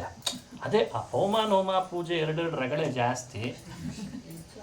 ಪೂಜೆನೂ ರಗಳೆ, ಪವಮಾನ ಹೋಮನೂ ರಗಳೆ. ಹಾಗಾದ್ರೆ ಮಾಡ್ತಿ ಯಾಕಪ್ಪ? ಏನೋ ಒಂದು ಹೇಳೋಣ ಇರ್ಲಿ ಆಚಾರ್ಯ, ಎಲ್ಲ ಹೋಗೇ ಬಿಡ್ತದಂತಲ್ಲ ಪಾಪ ಅಂತ. ಅಲ್ಲ, ಪಾಪ ಹೋಗ್ತದೋ? ಹೆಂಗೆ ಮಾಸ್ ಹೆಂಗೆ ತಯಾರಾಗ್ತಾ ಇದೆ. ಇನ್ನೊಂದು ಚೂರು ಮೇಲಿನ ಭಾಷೆಯಲ್ಲೂ ಹೇಳಿರ್ತೀನಿ, ತಪ್ಪು ತಿಳಿಯೋದು ಬೇಡ. ಯಾಕೆ ಇವತ್ತು ಮತ್ತೇನು ಅಲ್ಲ, ಇವತ್ತು ಪಾಠಕ್ಕೆ ಏನು ಬರಲಿಲ್ಲ? ಇಲ್ಲ, ಮನೇಲಿ ಸ್ವಾಮಿಗಳ ಪಾದ ಪೂಜೆ ಇತ್ತು, ಅದಕ್ಕೆ ಬರಲಿಲ್ಲ. ಹೌದಪ್ಪ, ಅವ್ರು ಪಾದ ಪೂಜೆ ಮಾಡಿಸ್ಕೊಳ್ಳಿಕ್ಕೆ ಪಾಠ ಬೇಡ ಅಂತಿದ್ದಾರೆ ಮತ್ತೆ. ಅಲ್ಲ, ನಾವು ಮುದ್ರೆ ಹಾಕಿಸ್ಕೊಂಡ್ಬಿಟ್ವಲ್ಲ ಚರೆ ಎಲ್ಲ ಪಾಪ ಹೋಗೇ ಬಿಡ್ತು ಅಂತಲ್ಲ. ಮುದ್ರೆ ಹಾಕಿಸ್ಕೋ ಬೇಡ ಅಂತ ಯಾರು ಅಂದಿದ್ದಾರೆ ನಿನಗೆ? ಮನುಷ್ಯನಿಗೆ ಭ್ರಮೆ ಹೇಗೆ ಹುಟ್ಟುತ್ತಾ ಇದೆ ಅಂದರೆ, ಈ ಮುದ್ರೆಗಳು, ಈ ಪಾದ ಪೂಜೆ, ಈ ಮನೆಯಲ್ಲಿ ಮಾಡುವ ಪವಮಾನ ಹೋಮವೋ ಅಥವಾ ಇನ್ನೇನು ಶುಕ್ರವಾರನೋ ಬುಧ ಬೃಹಸ್ಪತಿ ಉಪವಾಸ, ಇವುಗಳೆಲ್ಲ ಮನುಷ್ಯ ತನ್ನ ನಿತ್ಯ ಕರ್ಮಗಳನ್ನು ಮಾಡಲಿಕ್ಕೆ ಅಸಡ್ಡೆ ತೋರಬಾರ್ದಲ್ವೇ? ಊಟ ಬಿಡ್ತಾನ? ಬಿಡಲ್ಲ. ನಿತ್ಯ ಕರ್ಮಗಳನ್ನು ಬಿಡಬಾರ್ದು. ಅದನ್ನು ಎಷ್ಟು ಚೆನ್ನಾಗಿ ಹೇಳ್ತಾರೆ ರಾಜರು ಅಂದರೆ, ಒಂದು ಶ್ಲೋಕ ಮಾಡಿ ಹೇಳ್ತಾರೋ, ಕೃಷ್ಣನೇ ಕೈಯಲ್ಲಿದ್ರು ಇನ್ನೂ ಅರ್ಗೆ ಕೊಡ್ತೀನಿ ಅಂತ ಹೋದ್ನಲ್ಲ, ಇದು ದೇವರಲ್ಲಿ ಭಕ್ತಿ ಅಂದರೆ ಅಂತ ಅವರು. ಕೃಷ್ಣೇ ಹಸ್ತಗತೆ. ಈಗ ಅಕ್ರೂರನ ರಥದಲ್ಲೇ ಕೃಷ್ಣ ಕೂತಿದ್ದ, ಅವನನ್ನು ಒಲಿಸ್ಕೊಳ್ಬೇಕು ಅಂತ ತಾನೇ ಇದೆಲ್ಲ ಸಾಧನ ಕರ್ಮ ಅನುಷ್ಠಾನಗಳು. ಅಂಥ ಕೃಷ್ಣ ರಥದಲ್ಲಿ ಕೂತ್ಕೊಂಡಾಗ ಅನುಮತಿ ಕೇಳಿದ್ನಂತೆ, ನೀನು ಅನುಮತಿ ಕೊಟ್ಟರೆ ಸ್ನಾನ ಮಾಡಿ ಅರ್ಗೆ ಕೊಟ್ಟು ಬರ್ತೀನಿ ಎಂದಂತೆ ಕೃಷ್ಣನಿಗೆ ಅಕ್ರೂರ ಈ ಅನುಮತಿ ಕೇಳೋ ಅಷ್ಟರಲ್ಲಿ ಆ ಭಗವಂತ ಮಂದಹಾಸ ಬೀರಿ, ಆಗ್ಲಿಪ್ಪ ನೀ ಹೋಗಿ, ನಾನು ಇಲ್ಲೇ ಕೂತಿರ್ತೇನೆ ಇನ್ನಂತೆ. ಅಷ್ಟರಲ್ಲಿ ರಥ ಇಳ್ದ. ಅಕ್ರೂರ ತನ್ನ ಆಭರಣ ಎಲ್ಲ ತೆಗೆದಿಟ್ಟು ವಸ್ತ್ರ ತೆಗೆದು ಯಮುನೆಯಲ್ಲಿ ದಿನನಿತ್ಯ ಯಮುನಾ ಸ್ನಾನ ಮಾಡ್ತಿದ್ದ. ಅವನು ಗಾಂಧಿಯ ಮಗ. ಅವ್ರ ಅಮ್ಮನ ಹೆಸರು ಗಾಂಧಿ ಅಂತ. ಅಲ್ಲಿ ಇತ್ತೀಚಿನ ಗಾಂಧಿ ಬೇರೆ. ನಮ್ಮ ದೇಶದೊಳಗೆ ಈ ಶಬ್ದ ಬಹಳ ವಿಚಿತ್ರ ಆಗಿದೆ. ನಮ್ಮ ದೇಶ ಕಂಡ ಬಹಳ ದೊಡ್ಡ ಸೌಭಾಗ್ಯ ಅನ್ಬೇಕು ಇದಕ್ಕೆ. ಅದು ವ್ಯಂಗ್ಯದ ಸೌಭಾಗ್ಯ. ಸಂಸ್ಕೃತದಲ್ಲಿ ಗಾಂಧಿ ಅಂತ ಅವನ ತಾಯಿಗೆ ಯಾಕೆ ಹೆಸರು ಅಂದರೆ, ಒಂದು ದಿನವೂ ಗೋದಾನ ಮಾಡದೆ ಊಟ ಮಾಡ್ತಿರ್ಲಿಲ್ಲ ಅಂತ ಅವಳು. ಗಾಮ್ ದದಾತೀತಿ ಗಾಂಧಿ. ಅದಕ್ಕೆ ದಾನಶೂರನಾದ ಅಕ್ರೂರನಂಥ ಮಗನನ್ನು ಪಡೆದ್ಲು ಶ್ವಪಲ್ಕನಿಂದ. ಶ್ವಪಲ್ಕ ಅಕ್ರೂರನ ತಂದೆ. ಶ್ವಪಲ್ಕನ ಮಗನಾದಂಥ ಅಕ್ರೂರ ಗೋದಾನ ಮಾಡುವ ಸ್ವಭಾವದ ಹೆಣ್ಮಗಳಂತೆ. ಯಾರಾದರೂ ವಿಪ್ರರು ಕಂಡ್ರೆ ಸಾಕಂತೆ ಅವ್ರನ್ನ ಕೈ ಹಿಡ್ಕೊಂಡು ಬರೋದು ಮನೆಗೆ, ಒಂದು ಗೋದಾನ ಮಾಡ್ತೀನಿ ತಗೊಳ್ರಿ ಅಂತಿದ್ಲಂತೆ. ಅವರೇ ಕೊನೆಗೆ ಎಲ್ಲಿಗೆ, ಇವಳು ಯಾರು ಅನ್ಕೊಂಡ್ರು ದಾನ ಮಾಡ್ತಾಳೆ ಬಾ ಅಂಥೇಳಿ ನಮ್ಮ ಪುಣ್ಯ ಎಲ್ಲ ಹರಣ ಮಾಡ್ತಾಳೆ ಅಂತ ಅವಳ ಕಣ್ಣಿಗೆ ಬೀಳೋದೇ ಕಡಿಮೆ ಆಗಿತ್ತಂತೆ. ಅಷ್ಟು ದಾನ ಮಾಡ್ತಿದ್ಲಂತ ಅವಳು. ದಾನದ ಲಾಭನೇ ಹಾಗೆ, ಪುಣ್ಯ ಖರ್ಚಾಗ್ತದೆ ಅಂತ. ಅಂಥ ದಾನಶೂರಳಾದ, ದಾನ ಸ್ವಭಾವದವಳಾದಂಥವಳ ಮಗನಾಗಿ ಅಕ್ರೂರ ಹುಟ್ಟಿದ್ದ ಅಂತ ಹರಿವಂಶದಲ್ಲಿ ವಿವರಣೆ ಕೊಡ್ತಾರೆ. ಆ ಅಮ್ಮಂದೆಲ್ಲ ಸ್ವಭಾವ ಮಗನಿಗೆ ಬಂದಿತ್ತಂತೆ. ಸಾಮಾನ್ಯ ಮಕ್ಕಳು ಭಾರಿ ಭಾಗ್ಯವಂತರು ಯಾವಾಗ ಆಗ್ತಾರೆ ಅಂದರೆ ಅಮ್ಮನ ಗುಣ ಪಡಿತಾರೆ. ಧನ್ಯ ಮಾತೃಮುಖ ಸುತಃ ಧನ್ಯ ಪಿತೃಮುಖಿ ಕನ್ಯಾ ಅಂತ ವರ್ಣನೆ ಶಾಸ್ತ್ರಗಳು ಹೇಳ್ತಾರೆ. ಮನೆಯಲ್ಲಿ ಹುಟ್ಟುವ ಮಗಳು ಅಪ್ಪನ ಗುಣ ಪಡೆದಿದ್ರೆ ಬಹಳ ಅದೃಷ್ಟವಂತಳಂತೆ. ಮನೆಯಲ್ಲಿ ಹುಟ್ಟುವ ಮಗ ಅಮ್ಮನನ್ನು ಹೊತ್ತಿದ್ರೆ ಬಹಳ ಅದೃಷ್ಟವಂತ ಅಂತ ಅರ್ಥ ಅಂತೆ. ಈ ಅಕ್ರೂರ ಅಮ್ಮಂದೆಲ್ಲ ಗುಣ ಪಡೆದಿದ್ದ, ಅಷ್ಟೇ ದಾನ ಮಾಡ್ತಿದ್ದಂತೆ. ಅದಕ್ಕೆ ಅವನನ್ನು ಭಗವತ್ಪಾದರು ಪದೇ ಪದೇ ವದಾನ್ಯ ಅಂತ ಕರೀತಾರೆ. ಸಂಸ್ಕೃತದ ಡಿಕ್ಷನರಿಯಲ್ಲಿ ವದಾನ್ಯ ಅಂದರೆ ದಾನ ಸ್ವಭಾವದವ ಅಂತ. ವದಾನ್ಯೋ ವದಾನ್ಯೋ ವದಾನ್ಯೋ ವದಾನ್ಯ ಅಂತಾರೆ ಮಹಾನುಭಾವರು ವರ್ಣನೆ ಮಾಡುವಾಗ ಒಬ್ಬರನ್ನು. ವದಾನ್ಯ ಅಂದರೆ ದಾನ ಸ್ವಭಾವ. ಯಾರು ಕಂಡ್ರು ದಾನ ಮಾಡ್ತೀವಿ. ಅಷ್ಟು ಧರ್ಮಾಚರಣೆ ಶೀಲ, ತ್ಯಾಗದ ಶೀಲ, ಭಕ್ತಿಯ ಶೀಲ ಅವನು, ಕರ್ಮಾಚರಣೆ ಶೀಲ. ಹೋಗಿ ಯಮುನೆಯಲ್ಲಿ ದಿನಾ ಸ್ನಾನ ಮಾಡುವ ಹಾಗೆ ಅವತ್ತೂ ಸ್ನಾನಕ್ಕೆ ಅಂತ ಮುಳುಗಿದ. ಅರ್ಘ್ಯ ಕೊಡುವ ಮುನ್ನ ನೋಡ್ತಾನೆ ರಥದಲ್ಲಿ ಕೂತಂತಹ ಕೃಷ್ಣ ಯಮುನೆ ಒಳಗೆ ಮುಳುಗಿದಾಗ ದಿನಾ ಕಾಣಿಸ್ತಾ ಇದ್ದದ್ದು ಭಗವತ್ಪಾದರು ವರ್ಣಿಸುವಾಗ ಹೇಳಿದ್ದಿದೆ ತಾತ್ಪರ್ಯ ನಿರ್ಣಯದಲ್ಲಿ. ಶೇಷನ ಹೆಡೆ ಕಾಣಿಸ್ತಿತ್ತಂತೆ. ಸಂಕರ್ಷಣ ರೂಪದೊಳಗೆ ಶೇಷನ ಹೆಡೆ ಕಾಣಿಸ್ತಿತ್ತಂತೆ. ಆ ಕೆಳಗಿರುವ ಆಸನದಲ್ಲಿ ಯಾರು ಕುಳಿತಿದ್ದಾರೆ ಕಾಣಿಸ್ತಿರ್ಲಿಲ್ಲಂತೆ. ಅಂದು ಮುಳುಗಿದಾಗ ಮೇಲ್ಗಡೆಯಲ್ಲಿ ಶೇಷ, ಕೆಳಗಡೆಯಲ್ಲಿ ರಥದಲ್ಲಿ ಕೂಡಿಸಿದ ಕೃಷ್ಣ ಅಲ್ಲಿ ಬಂದಿದ್ದಂತೆ ನದಿಯೊಳಗೆ. ಯಾಕೆ ಬಂದ ಅಂತ, ಅರೆ ನಾನು ಈಗ ತಾನೇ ರಥದಲ್ಲಿ ಕೂಡಿಸಿ ಬಂದಿದ್ದೆ ಕೃಷ್ಣನ್ನ, ನೀರಿನಲ್ಲಿ ಯಾವಾಗ ಧುಮುಕಿದ ಅಂತ ಮತ್ತೆ ನೀರಿನಿಂದ ಎದ್ದು ರಥದ ಕಡೆ ಹಣಿಕೆ ಹಾಕಿ ನೋಡ್ತಾನೆ, ಅಲ್ಲೇ ಇದ್ದಾನೆ ಕೃಷ್ಣ. ಆಶ್ಚರ್ಯ, ಮತ್ತೆ ಮುಳುಗಿದ, ಅಲ್ಲಿ ಕೃಷ್ಣ ಇದ್ದಾನೆ. ಅವನಿಗೆ ಅರ್ಥ ಆಯಿತು, ಸ್ತೋತ್ರ ಮಾಡಿದ. ಹೀಗೆ ಕೃಷ್ಣ ಅಕ್ರೂರ್ನಿಗೆ ತೋರಿಸಿದ ವಿಶ್ವರೂಪ ಅಂತ ಭಾಗವತದಲ್ಲಿ ಚಿಂತನೆ ಕೊಡ್ತದೆ. ಆ ಸಂಕರ್ಷಣ ರೂಪವನ್ನು ಕಂಡು ಕಣ್ತುಂಬ ನೀರು ಸುರಿಸಿ ಇಷ್ಟು ದಿನ ಕಾಯ್ತಾ ಇದ್ದೆ. ಆ ಸಂಕರ್ಷಣನ ಮಂತ್ರೋಪಾಸನೆ ಮಾಡಿದ್ದಕ್ಕೆ ನನಗೆ ಆ ದರ್ಶನ ಕೊಟ್ಟ ಅಂತ ಅವತ್ತಿನ ಕರ್ಮ ಎಲ್ಲ ಮಾಡಿ ಸಮರ್ಪಣೆ ಮಾಡಿ ಹಸನ್ಮುಖನಾಗಿ, ಮುಖದಲ್ಲಿ ಭಾರೀ ಅವನಿಗೆ ಅವತ್ತು ಸಂತೋಷ ಆಗಿದೆ. ಆ ಸಂತೋಷದಲ್ಲೇ ಬಂದಂತೆ ರಥ ಏರುವಾಗ ಕೃಷ್ಣ ಕಣ್ಣು ಅರಳಿಸಿ ಕೇಳ್ತಾನೆ, ದರ್ಶನ ಆಯ್ತಾ ಅಂತಂದ. ದರ್ಶನ ಆಯಿತು ಅಂತಂದ. ದೇವರ ದರ್ಶನಕ್ಕಿಂತ ಇನ್ನೇನು ಭಾಗ್ಯ. ರಥದಲ್ಲಿ ಕೂಡಿಸ್ಕೊಂಡು ಆಮೇಲೆ ಮಥುರಾ ಪಟ್ಟಣಕ್ಕೆ ಹೊರಟ ಅಂತ ವರ್ಣನೆ ಮಾಡ್ತದೆ. ಮಥುರಾ ಪಟ್ಟಣಕ್ಕೆ ಹೋದ್ಮೇಲೆ ಮಧುರಾಂ ಮಥುರೆ ಹತ್ತತ್ರ ಬರ್ತಿದೆ. ಅಕ್ರೂರನಿಗೆ ಎಲ್ಲೆಲ್ಲಿ ಆತಂಕ ಪ್ರಾರಂಭ ಆಗಿಬಿಟ್ಟಿದೆ. ಏನು ಆತಂಕ ಅಂದರೆ, ಇವನು ಕೃಷ್ಣ ಬಲರಾಮರನ್ನ ರಥದಲ್ಲಿ ಕೂಡಿಸ್ಕೊಂಡು ಹೊರಡುವ ಮುನ್ನ ಗೋಕುಲದಲ್ಲಿ ಕೆಲವರು ಶಾಪ ಹಾಕಿದ್ರಂತ, ಗೋಪಿಕಾ ಸ್ತ್ರೀಯರು. ಏನು ಶಾಪ? ನಿಮ್ಮಪ್ಪ ನಿನಗೆ ಅಪ್ಪಿ ತಪ್ಪಿ ಅಕ್ರೂರ ಅಂತ ಹೆಸರಿಟ್ರು, ನೀನು ಕ್ರೂರ ಅಂದಿದ್ರಂತ. ನೀನು ಕ್ರೂರ, ನಮ್ಮನ್ನ ಕೃಷ್ಣನಿಂದ ದೂರ ಮಾಡ್ತಿದ್ದಿ, ನಿನಗೆ ಗೊತ್ತಿಲ್ಲ ಕೃಷ್ಣ ಅಂದ್ರೆ ಯಾರು ಅಂತ. ಹೀಗೆ ಗೋಪಿಕೆಯರೆಲ್ಲ ಶಾಪ ಹಾಕಿದ್ರಂತೆ. ಅಕ್ರೂರ ಮಥುರೆ ಹತ್ರ ಬರುವಾಗ ಆತಂಕ ಪಡ್ತಿದ್ದಾನೆ, ಎಲ್ಲಿ ಗೋಪಿಕಾ ಸ್ತ್ರೀಯರ ಶಾಪ ನಮಗೆ ತಡ್ತದೋ ಅಂತ. ಅಂದ್ರೆ ಅವರಿಗೆ ಕೃಷ್ಣನ ವಿಯೋಗ ಮಾಡಿದ್ದಕ್ಕೆ ಅವ್ರು ಶಪಿಸಿದ್ರಂತೆ, ನಿನಗೂ ಹಿಂಗೆ ನಾಳೆ ಕೃಷ್ಣನ ವಿಯೋಗ ಆಗಲಿ ಅಂತ. ಆ ಶಾಪ ಸತ್ಯ ಮಾಡಬೇಡ ಅಂತ ಕೇಳ್ಕೊಳ್ಬೇಕಿದೆ ಅಂತ ಅಕ್ರೂರನ ಹತ್ರ, ಕೃಷ್ಣನ ಹತ್ರ ಕೇಳ್ಕೊಳ್ಬೇಕಿದೆ. ಅಕ್ರೂರ ಆತಂಕದಿಂದಲೇ ಹತ್ತತ್ರ ಬರ್ತಿದ್ದಾನೆ. ಆ ಮಥುರಾ ಪಟ್ಟಣ ಬೇರೆ ಬಂದೇ ಬಿಡ್ತು. ಬಂದಾಗ ಇನ್ನು ರಥದಿಂದ ಕೃಷ್ಣ ಇಳಿಲಿಕ್ಕೆ ಬೇರೆ ಹೇಳಿಬಿಟ್ಟ, ನೀನು ಇಳಿ ಅಂತಂದ. ನಿನ್ನ ಮನೆಗೆ ನೀನು ಹೋಗು, ನಾವು ಸ್ವಲ್ಪ ಇಲ್ಲೇ ಬೀದಿಯಲ್ಲಿ, ರಾಜ ಬೀದಿಯಲ್ಲೆಲ್ಲ ಸ್ವಲ್ಪ ಓಡಾಡ್ಕೊಂಡು ಬರ್ತೇವೆ, ನಿನ್ನ ಮನೆಗೆ ಹೋಗು ಅಂತ ಕೃಷ್ಣ ಅಕ್ರೂರನಿಗೆ ಹೇಳಬೇಕಾಗಿದೆ. ಆಯಿತು. ಮತ್ತು ಅಕ್ರೂರ ಕೃಷ್ಣನ ಮನೆಗೂ ಕರಿಬೇಕು, ಬಾ ಅಂತ ಕರೆದ. ಬರ್ತೇನೆ ಅಂತಾನೆ ಕೃಷ್ಣ. ಈ ಕೂಡಲೇ ಎಲ್ಲ ಬರ್ತೇನೆ, ಮುಂದೆ ಕೆಲಸ ಆಗಲಿ, ಕಂಸ ಸಂಹಾರ ಎಲ್ಲ ಆಗಲಿ ಅಂತ. ಆದ್ರೆ ಅವನಿಗೆ ಆತಂಕ, ಎಲ್ಲಿ ಅವು ಬೇರೆ ಕ್ರೂರ ಅಂತ ಕರೆದಿದ್ದಾರೆ, ವಿಯೋಗ ಆಗಲಿ ಅಂತ ಬೇರೆ ಶಾಪ ಕೊಟ್ಬಿಟ್ಟಿದ್ದಾರೆ, ನನ್ನ ಸ್ಥಿತಿ ಏನಾಗ್ತದೋ ಏನೋ ಅಂತ ಕೆಳಗಿಳಿಯುವಾಗೆಲ್ಲ ಕೃಷ್ಣನ ಬಗ್ಗೆನೇ ಆಲೋಚನೆ ಮಾಡಿಕೊಂಡೇ ಕೆಳಗಿಳಿದು ಕೃಷ್ಣನನ್ನು ನೋಡ್ತಾನೇ ಇದ್ದಾನೆ. ಕೃಷ್ಣ ಕೇಳಿದ, ಏನು ಬೇಕು ನಿನಗೆ ಅಂದ. ಏನು ಬೇಕು? ಆಗ ಕೆಲವು ಮಾತುಗಳನ್ನು ಅಕ್ರೂರ ವರದ ರೂಪದಲ್ಲಿ ಕೃಷ್ಣನ ಕೇಳ್ದ ಅಂತ ವರ್ಣನೆ ಮಾಡ್ತಾರೆ ವಾದರಾಜರು. ಇದು ಬಹಳ ಮುಖ್ಯವಾದ ಭಾಗ ರುಕ್ಮಿಣೀಶ್ ವಿಜಯದಲ್ಲಿ. ಆ ಭಾಗಗಳಲ್ಲಿ ಹೇಳಿದ್ದೆಲ್ಲ ಒಬ್ಬ ಭಕ್ತನಾದವನು ದೇವರನ್ನು ಏನು ಕೇಳ್ಕೊಳ್ಬೇಕು ಅನ್ನೋ ಸಂದೇಶ ಕೊಡ್ತದೆ. ಅದಕ್ಕೆ ಹೇಳ್ತಾ ಇದ್ದ, ಸಂಸಾರ ಸಾರ ಸಿಂಧೋ ಜನಿ ಮರಣ ಜರಾದ್ಯೂರ್ಮಿಭಿರ್ಬಾಧಿತಾನಾಂ ದಾರಾಗಾರಾದಿಭಾರಾಃ ಕಿಮಿಹ ಸುಖಕರಾಃ ಪ್ರೇಮ ಪಾಶೈರ್ನಿಬದ್ಧಾಃ ಕೃಷ್ಣ ತ್ವತ್ಪಾದಪೋತಂ ಪ್ರದಿಶ ತದನಿಶಂ ಸತ್ಪತಾಕಂ ಸಕೇತುಂ ರಮ್ಯಂ ಕರ್ಮಂದಿಗಮ್ಯಂ ಭವಜಲಧಿ ಭವತ್ಸ್ವೇದ ವಿಚ್ಛೇದ ಹೇತುಂ. ಎಂಥ ರೂಪಕಾಲಂಕಾರ ನೋಡಿ. ಹೇ ಕೃಷ್ಣ, ನಾನು ಬಯಸ್ತಾ ಇದ್ದೇನೆ ನಿನ್ನಿಂದ, ನೀನು ಕೊಡೋದಾದರೆ ನನಗೊಂದು ದೋಣಿ ಕೊಡು ಅಂತ ಪ್ರಾರಂಭ ಮಾಡಿದ. ದೋಣಿ ಕೊಡು ಅಂತಿದ್ದಾನೆ. ದೋಣಿ ಹಾಕಬೇಕು, ಸಾಗರ ದಾಟಬೇಕಿದೆ, ಬೇಕು ಅಂತಂದ ಅಕ್ರೂರ. ಅದು ಎಂಥ ಸಾಗರ, ನೀನು ದಾಟ್ಲಿಕ್ಕೆ ದೋಣಿನೇ ಉಪಯೋಗಿಸ್ಬೇಕೆ? ಸಾಗರದಲ್ಲಿ ಹೋಗುವವರೆಲ್ಲ ಸಾಕಷ್ಟು ರೀತಿಯಿಂದ ಹೋಗ್ತಾರೆ. ಇವತ್ತು ಈಸ್ಕೊಂಡು ಹೋಗ್ತಾರೆ, ಕೆಲವರು ವಿಮಾನದಲ್ಲಿ ಹಾರಿ ಹೋಗ್ತಾರೆ. ನೀನು ಹೇಗೆ ಹೋಗಬೇಕು ಅಂದ್ಕೊಂಡಿದ್ದಿ? ಅದು ಯಾಕೆ ಸಾಗರ ದಾಟ್ಲಿಕ್ಕೆ ದೋಣಿ ಬೇಕು ಅಂತ ಕೂತಿದ್ದಿ ಅಂದರೆ, ಕೃಷ್ಣ ಇದು ಸಾಗರದಲ್ಲೇ ಹೋಗ್ಬೇಕು, ನಾನು ದೋಣಿಯಲ್ಲೇ ಹೋಗಬೇಕು ದಾಟಿ, ಅದಕ್ಕೆ ಕೊಡು ಅಂತಂದಂತೆ. ಯಾವುದದು ಸಾಗರ? ಸಂಸಾರ ಸಾರ ಸಿಂಧೋ, ಅಸಾರ ಆದರೆ ಹೆಸರಿಗೆ ಸಂಸಾರ, ಇದೇ ದೊಡ್ಡ ಸಾಗರ. ಇದನ್ನು ದಾಟ್ಲಿಕ್ಕೆ ನಾನು ಹೊರಟಿದ್ದೇನೆ, ದೋಣಿ ಬೇಕು ಅಂತ ಅಂದ್ಬಿಟ್ಟ.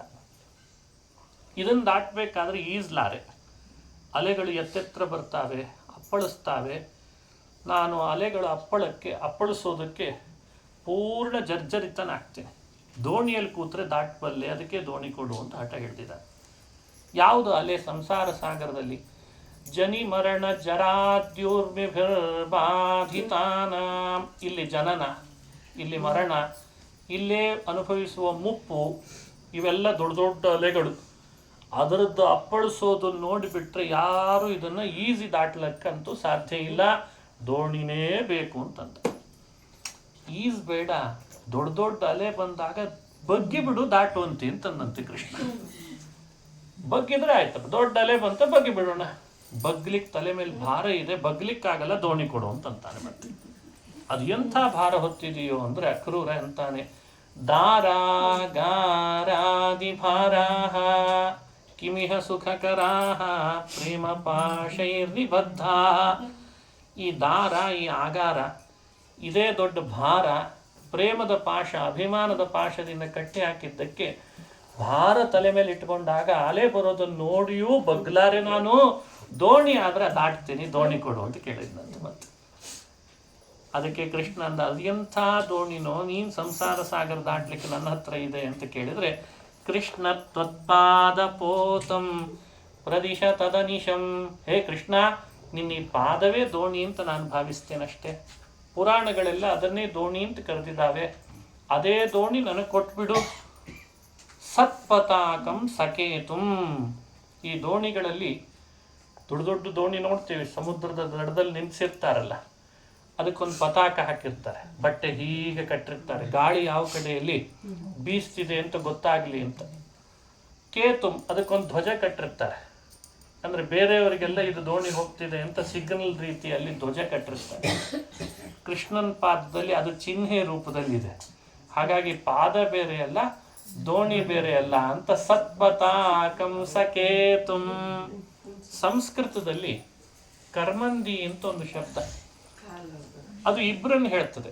ಕರ್ಮಂದಿ ಅಂದ್ರೆ ಸನ್ಯಾಸಿಗಳಿಗೆ ಕರೀತದೆ ಕೋಶದೊಳಗೆ.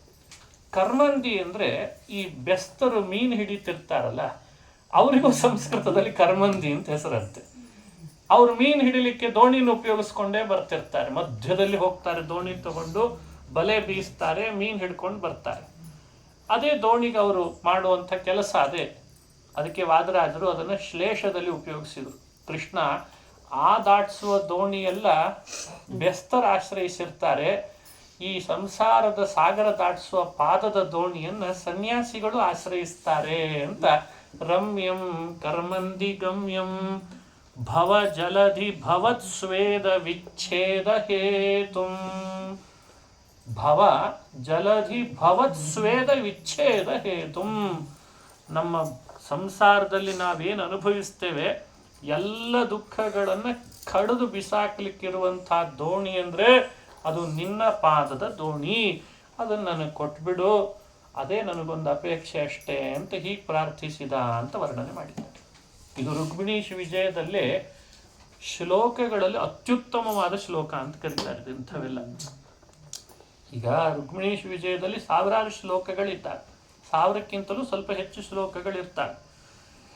ಅದರಲ್ಲಿ ಕೆಲವು ಶ್ಲೋಕಗಳನ್ನು ಕಾವ್ಯದಲ್ಲಿ ಅತ್ಯುತ್ತಮ ಶ್ರೇಣಿಗೆ ಸೇರಿಸ್ತಾರಂತೆ. ಈ ರೇಟಿಂಗ್ ಅಂತ ಕೊಡ್ತಾರಲ್ಲ ಈಗೆಲ್ಲ, ಈ ರೇಟಿಂಗ್ ಕಾಲ 5 ಸ್ಟಾರ್ ಅಂತಾರಲ್ಲ, ಹಾಗೆ 5 ಸ್ಟಾರ್ ಅದ್ಭುತವಾದಂಥ ಶ್ಲೋಕಗಳನ್ನು ರಾಜರು ಅಕ್ರೂರನ ಮೂಲಕವಾಗಿ ಕೃಷ್ಣ ಹೀಗೆ ಪ್ರಾರ್ಥಿಸ್ಕೊಂಡ ಅಂತ ವರ್ಣನೆ ಮಾಡ್ತಾರೆ. ಮತ್ತೆ ಕೇಳ್ದ, ಕೃಷ್ಣ ನನಗೆ ಎಲ್ಲ ಅಂಗಾಂಗಗಳನ್ನು ಕೊಟ್ಟಿದೆಯಲ್ಲ, ಎಲ್ಲ ತೆಗೆದುಬಿಡು ಅಂದ. ನನ್ನನ್ನು ಅಂಗವಿಕಲನನ್ನಾಗಿ ಮಾಡಿಬಿಡು. ಅಂಗವಿಕಲನನ್ನು ಮಾಡಿಬಿಟ್ರೆ ನಾನು ಶ್ರೇಯಸ್ಸನ್ನು ಪಡಿಬಲ್ಲೆ ಅಂತ ಪ್ರಾರ್ಥನೆ ಮಾಡಿಕೊಂಡಂತೆ. ಅದೊಂದು ಅದ್ಭುತ ಶ್ಲೋಕ. ಈ ಅಲಂಕಾರವು ಅದ್ಭುತ ಅಲಂಕಾರ. ಇದು ಹೇಗೆ ಪ್ರಾರ್ಥಿಸ್ಕೊಳ್ತಾನೆ ಅಂದರೆ, ಪುಣ್ಯಶ್ರೇಣ್ಯತಿ ದೂರಮಪ್ಯನುದಿನಂ ಮೂಕಂ ಸತಾಂ ದೂಷಣೆ. ಮೊದಲಿ ಬಾಯಿ ತೆಗಿ ಅಂತ ಅಕ್ರೂರ, ಈ ಮಾತಾಡೋದನ್ನು ತೆಗಿಸ್ಬಿಡು, ನಾನು ಮೂಕನನ್ನು ಮಾಡಿಬಿಡು ಅಂತ. ಮೂಕನನ್ನು ಮಾಡುವಂಥದ್ದು ಯಾಕೆ ಅಂತ, ಮೂಕ ಅಂತಾದರೆ ಸಮಸ್ಯೆ. ಇಷ್ಟು ಬಾಯಿ ಕೊಟ್ಟು ದೇವರನ್ನು ಸ್ತೋತ್ರ ಮಾಡಲಿಕ್ಕೆ ಅಂತ ನಾನು ಕೊಟ್ಟಿದ್ದೆ, ನೀ ನೋಡಿದರೆ ಮೂಕ ಆಗಬೇಕು ಅಂತ ಅಪೇಕ್ಷೆ ಪಡ್ತಿದ್ದೀಯಲ್ಲ. ಅದಕ್ಕೆ ಅಕ್ರೂರ ಅಂದ, ಪುಣ್ಯಶ್ರೇಣ್ಯತಿ ದೂರಮಪಿ. ಮೊದಲೇ ನಾವು ಮಾಡುವ ಪುಣ್ಯ ಬಹಳ ಕಡಿಮೆ ಕಡಿಮೆ ಕಡಿಮೆ ಪುಣ್ಯ ಮಾಡಿದ್ರು ಬಹಳ ದೊಡ್ಡ ದೊಡ್ಡವರನ್ನು ದೂಷಣ ಮಾಡೋದ್ರಲ್ಲಿ ಬಾಯಿ ದೊಡ್ಡದಾಗಿ ತೆಗಿತೇವಂತೆ. ಅವ್ರು ಹಾಗೆ ಇವ್ರು ಹಿಂಗೆ, ಪುಣ್ಯನೇ ಕಡಿಮೆ. ಇನ್ನೊಬ್ಬರನ್ನ ನಿಂದಿಸುವಾಗ ಅಣಕಿಸುವಾಗ ಮಾತ್ರ ಬಾಯಿ ಅಗಲಗಲ ಮಾಡ್ತೇವೆ, ಇದ್ದ ಪುಣ್ಯವನ್ನು ಖರ್ಚು ಮಾಡ್ಕೊಳ್ತೇವೆ. ಅದ್ರ ಬದಲು ಯಾಕೆ ಬೇಕಪ್ಪ ಬಾಯಿ, ಮೂಕನನ್ನು ಮಾಡೋದೇ ಶ್ರೇಷ್ಠ ಅಲ್ವೇ ಅಂತ ಮೊದಲು ಮೂಕತ್ವದ ಪ್ರಾರ್ಥನೆ ಮಾಡಿದ. ಅಂದರೆ ಸಜ್ಜನರನ್ನು ದೂಷಣ ಮಾಡುವಾಗ ನಾನು ಯಾವತ್ತಿದ್ರೂ ಮೂಕನಾಗಲಿ ಅಂತ ಪ್ರಾರ್ಥನೆ ಮಾಡ್ತಾ ಇದ್ದಾನೆ. ಎರಡನೇ ಪ್ರಾರ್ಥನೆ, ಅಂಧಂ ಮೀನದೃಗೀಕ್ಷಣೇಷು ಬಧಿರಂ ತ್ವದ್ಭಿನ್ನ ಗೋಷ್ಠೀಷು ಮಾಂ. ನನ್ನನ್ನು ಕುರುಡನನ್ನು ಮಾಡು ಅಂತ ಕೇಳ್ತಾನೆ ಕ್ರೂರ. ಕುರುಡ ಯಾಕೆ ಆಗ್ಬೇಕಪ್ಪ? ಮೀನದೃಗೀಕ್ಷಣೇಷು, ಮೀನಾಕ್ಷಿಯರು ಅಂದರೆ ಪರಸ್ತ್ರೀಯರನ್ನ ಕಣ್ತುಂಬ ನೋಡಿ ನೋಡಿ ಕಾಮಾಂಧನಾಗ್ತೇನಲ್ಲ, ಅದಕ್ಕಿಂತ ನೋಡ್ದೇನೆ ಅಂಧನಾಗಿರೋದೇ ವಾಸಿ. ಅದಕ್ಕೆ ಅಂಧನನ್ನು ಮಾಡು. ಪರಸ್ತ್ರೀಯರನ್ನ ಕಾಮುಕವಾಗಿ ನೋಡೋದ್ರಲ್ಲಿ ನಾನು ಅಂಧನಾಗ್ಲಿ. ಬಧಿರಂ ತ್ವದ್ಭಿನ್ನ ಗೋಷ್ಠೀಷು ಮಾಂ. ನನ್ನನ್ನು ಕಿವುಡನನ್ನು ಮಾಡು ಅಂತ ಕೇಳಿ. ಬಧಿರ ಅಂದರೆ ಕಿವುಡ ಅಂತ ಅರ್ಥ. ದೇವರೇ ನನಗೆ ವರ ಕೊಡು, ಕಿವುಡನನ್ನು ಮಾಡಿಬಿಡು ಅಂತ ಕೇಳ್ತಾರೆ. ಯಾಕೆ? ನಿನ್ನ ಬಿಟ್ಟು ಬೇರೆ ಬೇರೆಯವರ ಗೋಷ್ಠಿ ಅಂದರೆ ಬೇರೆ ಬೇರೆಯವ್ರ ಬಗ್ಗೆ ಮಾತನಾಡಲಿಕ್ಕೆ ಅಂತ ಇಟ್ಟಿರ್ತಾರಲ್ಲ, ಏನೋ ಕಿವಿ ಅರಳಿಸಿ ಕೇಳ್ತಿರ್ತಾನೆ. ಏನಂದ್ರಂತೆ ಅವರು, ಅವ್ರೇನಂದ್ರಂತೆ, ಇವ್ರೇನಂದ್ರಂತೆ, ಏನೋ ಅದು ಫೋನ್ ಮಾಡಿ ಭಾರಿ ಎಕ್ಸೈಟ್ ಆಗ್ತಾರೆ, ಏನೋ ಅದ್ರ ಬಗ್ಗೆ ಭಾರಿ ಖುಷಿಯಿಂದ. ಓ ಹಂಗಾಗೋಯ್ತು, ಬಿದ್ರ ಅವರು ಕಳ್ಕೊಂಡ್ರಲ್ಲ ಎಲ್ಲ, ಏನೋ ಭಾರಿ ಉತ್ಸಾಹದಿಂದ ಅವ ಕೇಳೋನೆ ಅಂತಿರ್ತಾನೆ. ಇಷ್ಟ ಯಾಕ್ರಿ ಅವ್ರ ಬಗ್ಗೆ ನಿಮಗೆ ಎಲ್ಲ ಹೇಳ್ರಿ, ಅವ್ರಿಗೆ ಹೇಳ್ರಿ, ಏನಾಯ್ತು ಹೇಳ್ರಿ, ನಮಗೆ ಏನು ಉತ್ಸಾಹ ತೋರಿಸ್ತಾನೆ. ಅದೇ ಭಗವಂತನ ಕಥೆ, ಅಷ್ಟು ಉತ್ಸಾಹ ಇಲ್ಲ ಅವನಿಗೆ. ಅದಕ್ಕೆ ವಾದರಾಜರಂದೇ ಅಂದ್ರು, ಈ ಪರಿ ಬೇರೆಯವ್ರ ಬಗ್ಗೆ ಅವ್ರ ಬಗ್ಗೆ ಇವ್ರ ಬಗ್ಗೆ ಕೇಳಲಿಕ್ಕೆ ಈ ಕಿವಿ ಯಾಕೆ ಬೇಕು ಕೃಷ್ಣ, ಸುಮ್ಮನೆ ಕಿವುಡನನ್ನು ಮಾಡಿಬಿಡು ಅಂತಂತಾನೆ. ಮತ್ತೆ ಕೇಳ್ದ, ಪಂಗುಂ ಪಾಪಕರ ಪ್ರಯಾಣ ಕರಣೆ. ಈ ಕಾಲು ಹಾಕ್ಬೇಕು ಅಂದ ಅಕ್ರೂರ, ಕಾಲು ತೆಗೆದ್ಬಿಡು ಅಂದ. ಪಾಪಕರ ಪ್ರಯಾಣ ಕರಣೆ, ಅದೇನೋ ಕಂಸ ಹೇಳಿ ಕಳಿಸ್ತಾನೆ, ಅಲ್ಲಿ ಹೋಗಿ ಹೊಡೆದು ಬಾ, ಇಲ್ಲಿ ಹೋಗಿ ಹೊಡೆದು ಬಾ, ಅವ್ರನ್ನ ನಿಂದಿಸ್ ಬಾ. ಅವನ ಕೈ ಕೆಳಗಿದ್ದುಕೊಂಡು ಅವ ಹೇಳ್ದ ಅಂತ ಹೇಳಿ ಈ ಪಾಪ ಕೆಲಸ ಮಾಡ್ಲಿಕ್ಕೆ ಈ ಕಾಲೇ ಹಾಕಬೇಕು. ಕಾಲೇ ಇಲ್ಲ ಅಂತ ಅಂದ್ರೆ ಪಾಪ ನಡೀಲಿಕ್ಕೆ ಅವಕಾಶ ಇಲ್ಲ. ಪಾಪದ ಪ್ರಯಾಣ ಮಾಡೋ ವಿಷಯದಲ್ಲಿ ಪಂಗುವನ್ನಾಗಿ ಮಾಡು. ಪಂಗು ಅಂದ್ರೆ ಕಾಲಿಲ್ಲದವ, ಕೈ ಇಲ್ದವನನ್ನಾಗಿ ಮಾಡು. ಅಪಾಣಿಂಚ ತತ್ಕರ್ಮಸು, ಪಾಪದ ಕೆಲಸ ಮಾಡೋದರಲ್ಲಿ ಕೈ ಹೋಗಬಾರ್ದು. ಪಾಪದ ಕೆಲಸನೇ ಮಾಡ್ಲಿಕ್ಕೆ ಕೈ ಹಾಕಬೇಕು, ಅದಕ್ಕೆ ಕೈಯೇ ಇಲ್ಲ ಅಂತ ಮಾಡಿಬಿಡು. ನನ್ನನ್ನು ನಪುಂಸಕ ಅಂತ ಮಾಡು ಅಂತ ಕೇಳಿದ್ನಂತೆ. ನಪುಂಸಕಲನ್ನು ಮಾಡು. ಯಾವುದು? ಈ ಭೌತಿಕ ಗ್ರಾಮ್ಯ ವಿಷಯಗಳನ್ನು ಅನುಭವಿಸೋದ್ರಲ್ಲಿ ನನ್ನನ್ನು ನಪುಂಸಕ ಅಂತ ಮಾಡಿಬಿಡು. ಕ್ಲೀಬಂ ಗ್ರಾಮ್ಯ ರಥೌ ಮುಕುಂದ ಕುರುಮಾಂ. ನನ್ನನ್ನು ಎಲ್ಲರೂ ಹುಚ್ಚ ಅನ್ನೋ ಹಾಗೆ ಮಾಡು ಅಂತ ಕೇಳ್ಕೊಂಡಂತ ಕ್ರೂರ. ಮೌಢ್ಯ, ಯಾರು ಕಂಡ್ರು ಏನು ಹುಚ್ಚಿದ್ದಾನಿವ ಅನ್ಬೇಕು, ಹಾಗೆ ಮಾಡು ಅನ್ನಂತ. ಏನು ಹೇಳಿದ್ರು ಅರ್ಥ ಆಗಲ್ಲ, ಅವನು ಎಲ್ಲೋ ತಲೆ ಅವನಿಗೆ. ಎಲ್ಲರೂ ಹಿಂಗೆ ಬೈತಿದ್ರು ಚೆನ್ನಾಗಿರ್ತದೆ ಅಂತ ಅಕ್ರೂರ. ಯಾಕೆ ಅಂದರೆ ನನ್ನ ಬುದ್ಧಿ ಸದಾ ನಿನ್ನ ಸ್ಮರಣೆ ಮಾಡೋ ಹಾಗೆ ಇದ್ದು ಬಿಟ್ರೆ ಆ ಹುಚ್ಚು ಹಿಡಿಸ್ಬಿಟ್ರೆ ಸಾಕು. ನನಗೆ ಹುಚ್ಚು ಹಿಡಿಯಿತು, ನನಗೆ ಹುಚ್ಚು ಹಿಡಿಯಿತು ಅಂತ ಈ ಹುಚ್ಚನ್ನು ಪ್ರಾರ್ಥನೆ ಮಾಡ್ಕೊಂಡಿದ್ದಾನ. ಮೌಢ್ಯ ಕೊಡು, ಮೌಢ್ಯ ಕೊಡು, ನಪುಂಸಕತೆ ಕೊಡು, ಕೈ ಇಲ್ಲದವನನ್ನು ಮಾಡು, ಕಾಲಿಲ್ಲದವನನ್ನು ಮಾಡು, ಕಣ್ಣು ಕಿವಿ ಎಲ್ಲ ತೆಗೆದುಬಿಡು ಅಂತ ಕೇಳ್ತಾನೆ. ಮೇಲ್ನೋಟಕ್ಕೆ ಪ್ರಾರ್ಥನೆಯಲ್ಲಿ ಅಂಗವಿಕಲತೆಯನ್ನು ಪ್ರಾರ್ಥಿಸಿದ. ಅದು ಶೋಭೆ ತರುವಂಥದ್ದೇನಲ್ಲ. ಆದರೆ ರಾಜರು ಅದನ್ನು ಹೇಗೆ ವರ್ಣಿಸಿ ನಮಗೆ ಅನುಸಂಧಾನಕ್ಕೆ ತಂದರು ನೋಡಿ. ಹೀಗೆ ದೇವರನ್ನು ಪ್ರಾರ್ಥಿಸುವಾಗ ಯಾರೋ ಮೊನ್ನೆ ಅಂತ ಇದ್ರು, ಭಾಳ ವಯಸ್ಸಾಯಿತು, ಕಿವಿನೇ ಕೇಳಿದಾಗಿದೆ, ಏನಾದರೂ ಒಂದು ಮಂತ್ರ ಕೊಡ್ರಿ ಅಂತ. ನಮ್ಮ ಗುರುಗಳು ಅವಾಗ ಅಂದ್ರೆ ಭಾಳ ಚಲೋ ಆಯಿತು, ಇಷ್ಟು ದಿವಸ ಕೇಳಬಾರ್ದದ್ದು ಕೇಳ್ತಾ ಇತ್ತು, ದೇವರೇ ವರ ಕೊಟ್ಟಿದ್ದಾನೆ ಅಂತ ಭಾವಿಸ್ಬೇಕು ಅಂತಂದ್ರು. ಅದಕ್ಕೆ ಕಿವಿ ಕೇಳಿಸ್ಕೊಳ್ಳೋದಕ್ಕಿಂತ ಇಂಥ ಮಾತುಗಳನ್ನು ಕೇಳದೇ ಇದ್ರೆ ಎಷ್ಟು ಆನಂದ ಇರ್ತದೆ ಅಂತಂತಾರೆ. ಹಾಗೆ ಶ್ಲೋಕಗಳಲ್ಲಿ ಅಂಥ ಚಮತ್ಕಾರ.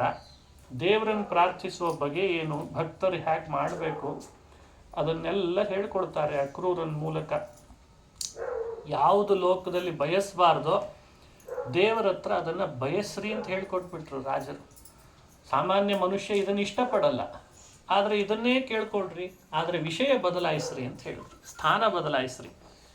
ಕಾಮ, ಕ್ರೋಧ, ಲೋಭ, ಮೋಹ, ಮದ, ಮಾತ್ಸರ್ಯ, ರಾಗ ಇವೆಲ್ಲ ದೋಷಗಳು ಅಂತ ಶಾಸ್ತ್ರ ಹೇಳ್ತದೆ. ಅಕ್ರೂರ ಕೇಳ್ದ, ಅವನ್ನೇ ಕೊಡು ಅಂತ. ಅದನ್ನೇ ಕೊಡು ನನಗೆ, ಇವು ಬೇಡ ಬೇಡ ಅಂತ ಹೇಳ್ತಾವೆ ಶಾಸ್ತ್ರ ಅಲ್ಲೋ ಅಂದರೆ ಇಲ್ಲ ಇದೇ ಬೇಕು ಅನ್ನಂತ ಅರ್ಥ ಬದಲಾಯಿಸಿಬಿಟ್ಟ. ಹೇ ಕೃಷ್ಣ, ಕಾಮಸ್ತೇಂಘ್ರಿಯುಗಾರ್ಚನೆ ಮಲಧಿಯಾಂ. ಕಾಮ ಅಂದರೆ ಅಭಿಲಾಷೆ, ಆ ಅಭಿಲಾಷೆ ನನಗೆ ಯಾವಾಗಲೂ ಬೇಕು ಅಂತಂತಾನೆ. ಯಾವ ಥರದ ಅಭಿಲಾಷೆ ನನ್ನೊಳಗೆ ಹುಟ್ಟಬೇಕು ಅಂದರೆ, ನಿನ್ನ ಪಾದ ಕಮಲಗಳನ್ನು ಪೂಜಿಸಬೇಕು ಅನ್ನೋ ಅಭಿಲಾಷೆ ನನಗೆ ಯಾವಾಗಲೂ ಇರಲಿ. ಈ ಕಾಮದೋಷ ಅಲ್ಲ ಅಷ್ಟೇ. ಹಾಗೆ ನನಗೆ ಲೋಭ ಕೊಡು ಅಂತಂತಾನೆ. ಭಾಳ ಲೋಭ ಬೇಕಂತೆ ಮನುಷ್ಯನಿಗೆ. ಅಲ್ಲ, ಈಗಾಗಲೇ ಇದ್ದೇ ಇದೆ ಅಂತಂತಿರ್ತೇವೆ ನಾವೆಲ್ಲ. ನಾವು ಬೇರೆ ಬೇರೆ ವಿಷಯದಲ್ಲಿ ಲೋಭ ಮಾಡ್ತೇವೆ. ಆದರೆ ಅಕ್ರೂರ ಕೇಳ್ಕೊಂಡ ಪುಣ್ಯ ಸಂಪಾದಿಸ್ಬೇಕಾದ್ರೆ ಲೋಭ ಹೆಚ್ಚಿರ್ಬೇಕಂತ. ಯಾಕೋ ಕಡಿಮೆ ಸಂಪಾದಿಸಿದ್ದೇನೆ ಅನಿಸ್ತದೆ, ಮತ್ತಷ್ಟು ಸಂಪಾದಿಸ್ಬೇಕು, ಮತ್ತಷ್ಟು ಸಂಪಾದನೆ ಮಾಡಲಿ ಅಂತ. ಆ ಪುಣ್ಯದ ವಿಷಯದಲ್ಲಿ ಲೋಭ. ಪುಣ್ಯವನ್ನು ಸಂಪಾದನೆ ಮಾಡುವವರು ಬಹಳಷ್ಟು ಜನ ಇರ್ತಾರೆ. ನಮಗೂ ಬೇಕು ಅಂತ ಆ ಲೋಭ ಮನುಷ್ಯನಿಗೆ ಬಹಳ ಮುಖ್ಯ. ಅಥವಾ ಶುದ್ಧವಾದ ತಿಳುವಳಿಕೆಯನ್ನು ಸಂಪಾದಿಸ್ಬೇಕು. ಅವರಿಗೆ ಎಷ್ಟು ದೊಡ್ಡ ತಿಳುವಳಿಕೆ ಬಂದಿದೆ, ನನಗೆ ಯಾಕೋ ಬರಲಿಲ್ಲಲ್ಲ ಅಂತ ಆ ವಿಷಯದಲ್ಲಿ ಲೋಭ ಇರಬೇಕಂತ. ಅಮಲಧಿಯಾಮ್ ಲೋಭ ಅಂತಂದಿದ್ದಾರೆ. ಅಮಲಧಿಯಾಮ್ ಅಂದರೆ ಪರಿಶುದ್ಧವಾದ ತಿಳುವಳಿಕೆ. ಪರಿಶುದ್ಧ ತಿಳುವಳಿಕೆ ಇನ್ನೊಬ್ರು ಸಂಪಾದಿಸಿದರೆ ನನಗೆ ಬೇಕದು ಅಂತ ಅದರ ಬಗ್ಗೆ ಒಂದು ಲೋಭ ಬೇಕಂತ. ಅನೇಕ ಜನ ಪುಣ್ಯದ ಕೆಲಸ ಮಾಡ್ತಿದ್ದಾರೆ ಸಮಾಜದೊಳಗೆ. ಅವರನ್ನು ನೋಡಿದಾಗ ನಾವು ಆ ತರಹ ಪುಣ್ಯ ಕೆಲಸ ಮಾಡಿ ಪುಣ್ಯ ಸಂಪಾದಿಸ್ಬೇಕು ಅನ್ನೋ ಮಾತ್ಸರ್ಯ ಬೇಕಂತ. ಯಾವ್ಯಾವುದ್ರಲ್ಲೋ ಮಾತ್ಸರ್ಯ ಪಡ್ತಿದ್ದೇವೆ ನಾವು. ಮಾತ್ಸರ್ಯ ಯಾವುದ್ರಲ್ಲಿ ಪಡಬೇಕು, ಲೋಭ ಯಾವುದ್ರಲ್ಲಿ ಪಡಬೇಕು, ಕಾಮ ಯಾವುದ್ರಲ್ಲಿ ಒಳ್ಳೆಯದು ಅನ್ನೋದನ್ನು ಹೇಳ್ಕೊಡ್ತಾರೆ. ಚರಿತಾನು ಕೀರ್ತನ ಸುಧಾ ಪಾನಾನ್ ಮದ ಕೊಡು. ಮದ ಅಂದರೆ ಅಮಲ್ನಲ್ಲಿ ಇರಬೇಕು. ಯಾವಾಗಲೂ ಚೆನ್ನಾಗಿ ಮದ ಬರೋ ಹಾಗೆ ಮಾಡಿಬಿಡು. ಮದ ಯಾವಾಗ ಬರ್ತದೆ? ಭಗವಂತ ನಿನ್ನ ಚರಿತ್ರೆಯ ಅಮೃತವನ್ನು ಪಾನ ಮಾಡಿ ನನ್ನೊಳಗೆ ಯಾವಾಗಲೂ ಅದೇ ಮದ ಇರೋ ಹಾಗೆ ಮಾಡು ಅಂತ ಕೇಳ್ಕೊಂಡ್ರ. ಭಗವಂತನ ಚರಿತಾಮೃತ ಪಾನದಿಂದ ಮದ ಬರದೇ ಇರ್ತದ? ಲೋಕದಲ್ಲಿರೋದೇ ಇಷ್ಟು ಕುಡಿದ್ರೆ ಬರ್ತಾ ಇದೆ, ಅದು ತಾತ್ಕಾಲಿಕ ವ್ಯವಸ್ಥೆನೇ ಹಂಗಿದೆ ಅಂತೆ. ಇನ್ನು ದೇವರ ಕಥಾ ಅಮೃತ ಅದನ್ನು ಪಾನ ಮಾಡಿ ಮದ ಅನುಭವಿಸೋದು ಬೇಡವೇ ನಾವೆಲ್ಲ? ಅದನ್ನು ಪ್ರಾರ್ಥನೆ ಮಾಡಿಕೊಳ್ಬೇಕು. ಶತ್ರುಷು ಕ್ರೋಧ, ಭಗವಂತನನ್ನು ದ್ವೇಷ ಮಾಡೋರು ಯಾರಿದ್ದಾರೆ ಅವರ ವಿಷಯದಲ್ಲಿ ಕ್ರೋಧ ಕೊಡು. ಭಗವದ್ ಭಕ್ತರು ಯಾರಿದ್ದಾರೆ ಅವರ ವಿಷಯದಲ್ಲಿ ನನಗೆ ರಾಗ ಕೊಡು ಅಂತ ಪ್ರಾರ್ಥನೆ ಮಾಡ್ತಾನಂತೆ. ಹೀಗೆ ಲೋಕದಲ್ಲಿ ಶತ್ರುಗಳು ನಿನ್ನನ್ನು ಹೀಗೆ ಪ್ರಾರ್ಥನೆ ಮಾಡಿಕೊಂಡ್ರೆ ಅವು ಮಿತ್ರರ ರೂಪದಲ್ಲಿ ನನಗೆ ಅನುಕೂಲವಾಗ್ತಾವೆ ಅಂದರೆ ಅವನ್ನೇ ನನಗೆ ಕೊಟ್ಬಿಡು ಅಂತ ಚಮತ್ಕಾರವಾಗಿ ಅಕ್ರೂರ ಶ್ರೀಕೃಷ್ಣನನ್ನ ಕಾಮಕ್ರೋಧಾದಿಗಳನ್ನು ಕೊಡು ಅನ್ನೋ ಪ್ರಾರ್ಥನೆ ಮಾಡಿದ ಅಂತ ವಾದರಾಜರು ವರ್ಣನೆ ಮಾಡ್ತಾರೆ. ಹೀಗಿಂಥ ಶ್ಲೋಕಗಳಿಂದ ಆ ಭಗವಂತನನ್ನು ವರ್ಣನೆ ಮಾಡಿ ಚಿಂತನೆ ಮಾಡಿಸಿದ್ದಾರೆ. ಇನ್ನೊಂದು ಶ್ಲೋಕ ಇದೆ ಇಲ್ಲಿ. ಸಾಮಾನ್ಯ ಸನ್ಯಾಸಿಗಳಿಗೆ ಇಂತಿಂಥವು ಮಾಡಬಾರ್ದು ಅಂತಿದೆ. ಸನ್ಯಾಸಿಗಳು ಕಡ್ಡಾಯ ಇಂತಿಂಥವು ಮಾಡಲೇಬಾರ್ದು. ಈ ವಿಳೆದೆಲೆ ಅಡಿಕೆ ಹಾಕ್ಕೊಳ್ಬಾರ್ದು, ಅದು ಗೃಹಸ್ಥರು ಹಾಕ್ಕೊಳ್ಬೇಕು ಅಂತ. ವಿಳೆದೆಲೆ ಅಡಿಕೆ ಅವರಿಗಲ್ಲ, ಗೃಹಸ್ಥರಿಗೆ. ಆದರೆ ವಾದರಾಜರಿಗೆ ಅದು ಎಲ್ಲಿ ನೋಡಿದ್ರೋ ಏನೋ ಒಂದು ಸಲ ವಿಳೆದೆಲೆ ಅಡಿಕೆ ಅಂತ ಎಲ್ಲರೂ ಹಾಕೋತಿದ್ರು ಅನ್ನಿಸ್ತದ ಅವ್ರ ಕಣ್ಣು ಮುಂದೆ ಆ ಸಮಯದೊಳಗೆ. ಅದನ್ನು ನೋಡಿ ದೇವರತ್ತು ಪ್ರಾರ್ಥಿಸುವಾಗ ನನಗೂ ವಿಳೆದೆಲೆ ಅಡಿಕೆ ಕೊಡು ಅಂತ ಕೇಳ್ಕೊಂಡ್ರಂತೆ. ತಾವಾಗಿ ಹೇಳಿದ್ರೆ ಸಮಸ್ಯೆ ಆದೀತು ಅಂತ ಅಕ್ರೂರನ ಮೂಲಕ ಹೇಳಿಸ್ತಾರೆ ಕೃಷ್ಣನಿಗೆ. ಅಕ್ರೂರ ನನಗೆ ವಿಳೆದೆಲೆ ಅಡಿಕೆ ಕೊಡು ಅಂತ. ಏನು ಹಾಗಂದ್ರೆ ಸನ್ಯಾಸಿಗಳಿಗೆ ವಿಳೆದೆಲೆ ಅಡಿಕೆ ನಿಷಿದ್ಧ ಅಂತಿದೆ ಅಲ್ಲ. ವಾದರಾಜರಂತಾರೆ ಇಲ್ಲ ಇಲ್ಲ, ನಾನೊಂದು ಹೊಸ ಥರದ ತಯಾರು ಮಾಡಿದ್ದೇನೆ ಅಂತಂದ್ರು. ವಿಠಲ ಅಂತ ಒಂದು ನಾಮ. ಆ ವಿಠಲ ಅನ್ನೋ ನಾಮದೊಳಗೆ ಮೊದಲು ವಿ ಅಕ್ಷರ, ಎರಡನೇದ್ದು ಠ, ಅದಕ್ಕೆ ಒತ್ತು ಕೊಟ್ಟದ್ದು ಕೂಡ ಠ, 2 3 ಆಯಿತು. ಕೊನೆಗಿರೋ ಅಕ್ಷರ ಯಾವುದು? ಲ. ಹಾಗಾದ್ರೆ ವಿಠಲ ವಿಠಲ ಅಂತಾಗಿದೆ. ವಾದರಾಜರು ಈ ವಿಠಲ ಅನ್ನೋ ನಾಮ ಬಾಯಿ ತುಂಬ ಹೇಳುವ ಭಾಗ್ಯ ನನಗೆ ಕೊಡು ಅಂತ ಕೇಳಬೇಕಾಗಿದೆ. ಹಂಗೆ ಹೇಳಲಿಲ್ಲ, ಕಾವ್ಯಮಯವಾಗಿ ಹೇಳಲಿಕ್ಕೆ ಅವ್ರೇನು ಮಾಡಿದ್ರು, ಯಸ್ಮಿನ್ ವಿಠಲ ನಾಮ ವರ್ಣ ಯುಗಲಂ, ವಿಠಲ ನಾಮದೊಳಗಿರುವ 2 ಅಕ್ಷರ ವೀಠ ಅಂತ ಏನು 2 ಅವಲ್ಲ, ಅದು 2 ವಿಳೆದೆಲೆ ಅಂತ, 2 ವಿಳೆದೆಲೆ ಅಂತ. ವರ್ಣ ಯುಗಲಂ ಸತ್ಪರ್ಣ ಚೂರ್ಣೆ ಪರೋ, 3ನೇ ಠ ಇದೆ ಅಲ್ಲ ಅದು ಸುಣ್ಣ ಅಂತ. ಸತ್ಪರ್ಣ ಚೂರ್ಣೆ ಪರೋ, 4ನೇದು ಲ ಇದೆ ಅಲ್ಲ ಅದು ಅಡಿಕೆ ಅಂತ. ಸರಿ ಆಯ್ತಾ? ಇಲ್ಲೆಲ್ಲ ಈಗ ವಿಠಲ ಅಂತ ಮಾಡಿಬಿಟ್ಟಿದೆ. ಯಸ್ಮಿನ್ ವಿಠಲ ನಾಮ ವರ್ಣ ಯುಗಲಂ ಸತ್ಪರ್ಣ ಚೂರ್ಣೆ ಪರೋ ವರ್ಣ ಪೂಗ ಫಲಂ ಗುಣೌಘಲಲನ ಕರ್ಪೂರ ಖಂಡಂ ಮಹತ್. ವಿಳೆದೆಲೆ ಹೆಂಗ್ ಮಾಡ್ಬೇಕು ಅನ್ನೋದು ಹೇಳ್ಬೇಕು ಇಲ್ಲಿ ಪುರಾಣದೊಳಗೆ. ಹಂಗ್ ಮಾಡಿಬಿಡ್ತಾರೆ ವಾದರಾಜರ ಶ್ಲೋಕಗಳನ್ನ. ವಿಳೆದೆಲೆ, ಸುಣ್ಣ, ಅದಕ್ಕೆ ಮತ್ತೆ ಪಚ್ಕರ್ಪುರ, ಅದಕ್ಕೆ ಕರ್ಣ ಪರ್ಣ ಯುಗಲಂ, ಅದು ಸುವಾಸನೆ ಬರಬೇಕಲ್ಲ ಅಂತ ಅದಕ್ಕೆ ಪಚ್ಕರ್ಪುರ. ಆ ಪೂಗ ಫಲಂ ಅಂದ್ರೆ ಅಡಿಕೆ. ಇಷ್ಟನ್ನೆಲ್ಲ ಹಾಕಿ ಚೆನ್ನಾಗಿ ಬಾಯಲ್ಲಿ ಅಗಿಬೇಕಂತೆ. ಈ ವಿಳೆದೆಲೆ ಅಡಿಕೆ ದಿನ ಊಟ ಆದ್ಮೇಲೆ ಯಾಕೆ ಹಾಕೊಳ್ತಾರೆ ಅಂದ್ರೆ ಆಹಾರ ತಿಂದ ಮೇಲೆ ಅಜೀರ್ಣ ಆಗದಿರ್ಲಿ ಅಂತ, ರೋಗ ಪರಿಹಾರಕ್ಕೆ ಹಾಕೊಳ್ಬೇಕಂತ. ಆ ಜೀರ್ಣ ಶಕ್ತಿ ಚೆನ್ನಾಗಿ ಆಗಬೇಕು ಅಂತ ವಾದರಾಜರು ಚಮತ್ಕಾರ ಮಾಡಿದರು. ನಮ್ಮ ವಿಠಲ ನಾಮದ ಏನು ತಾಂಬೂಲ ಸೇವನೆ ಮಾಡಿದರೆ ಸಂಸಾರದ ರೋಗ ಚೆನ್ನಾಗಿ ಪರಿಹಾರ ಆಗ್ತದೆ, ಅದಕ್ಕೆ ಇದನ್ನ ಎಲ್ಲರೂ ಹಾಕ್ಕೊಳ್ರಿ ಅಂತ ಹೇಳ್ತಾರೆ. ಭಿಕ್ಷುಶ್ಲಾಘ್ಯಂ ಅನಂಗವೈರಿ. ಅನಂಗವೈರಿ ಅನ್ನೋ ಶಬ್ದ ಹಾಕಿದ್ರು.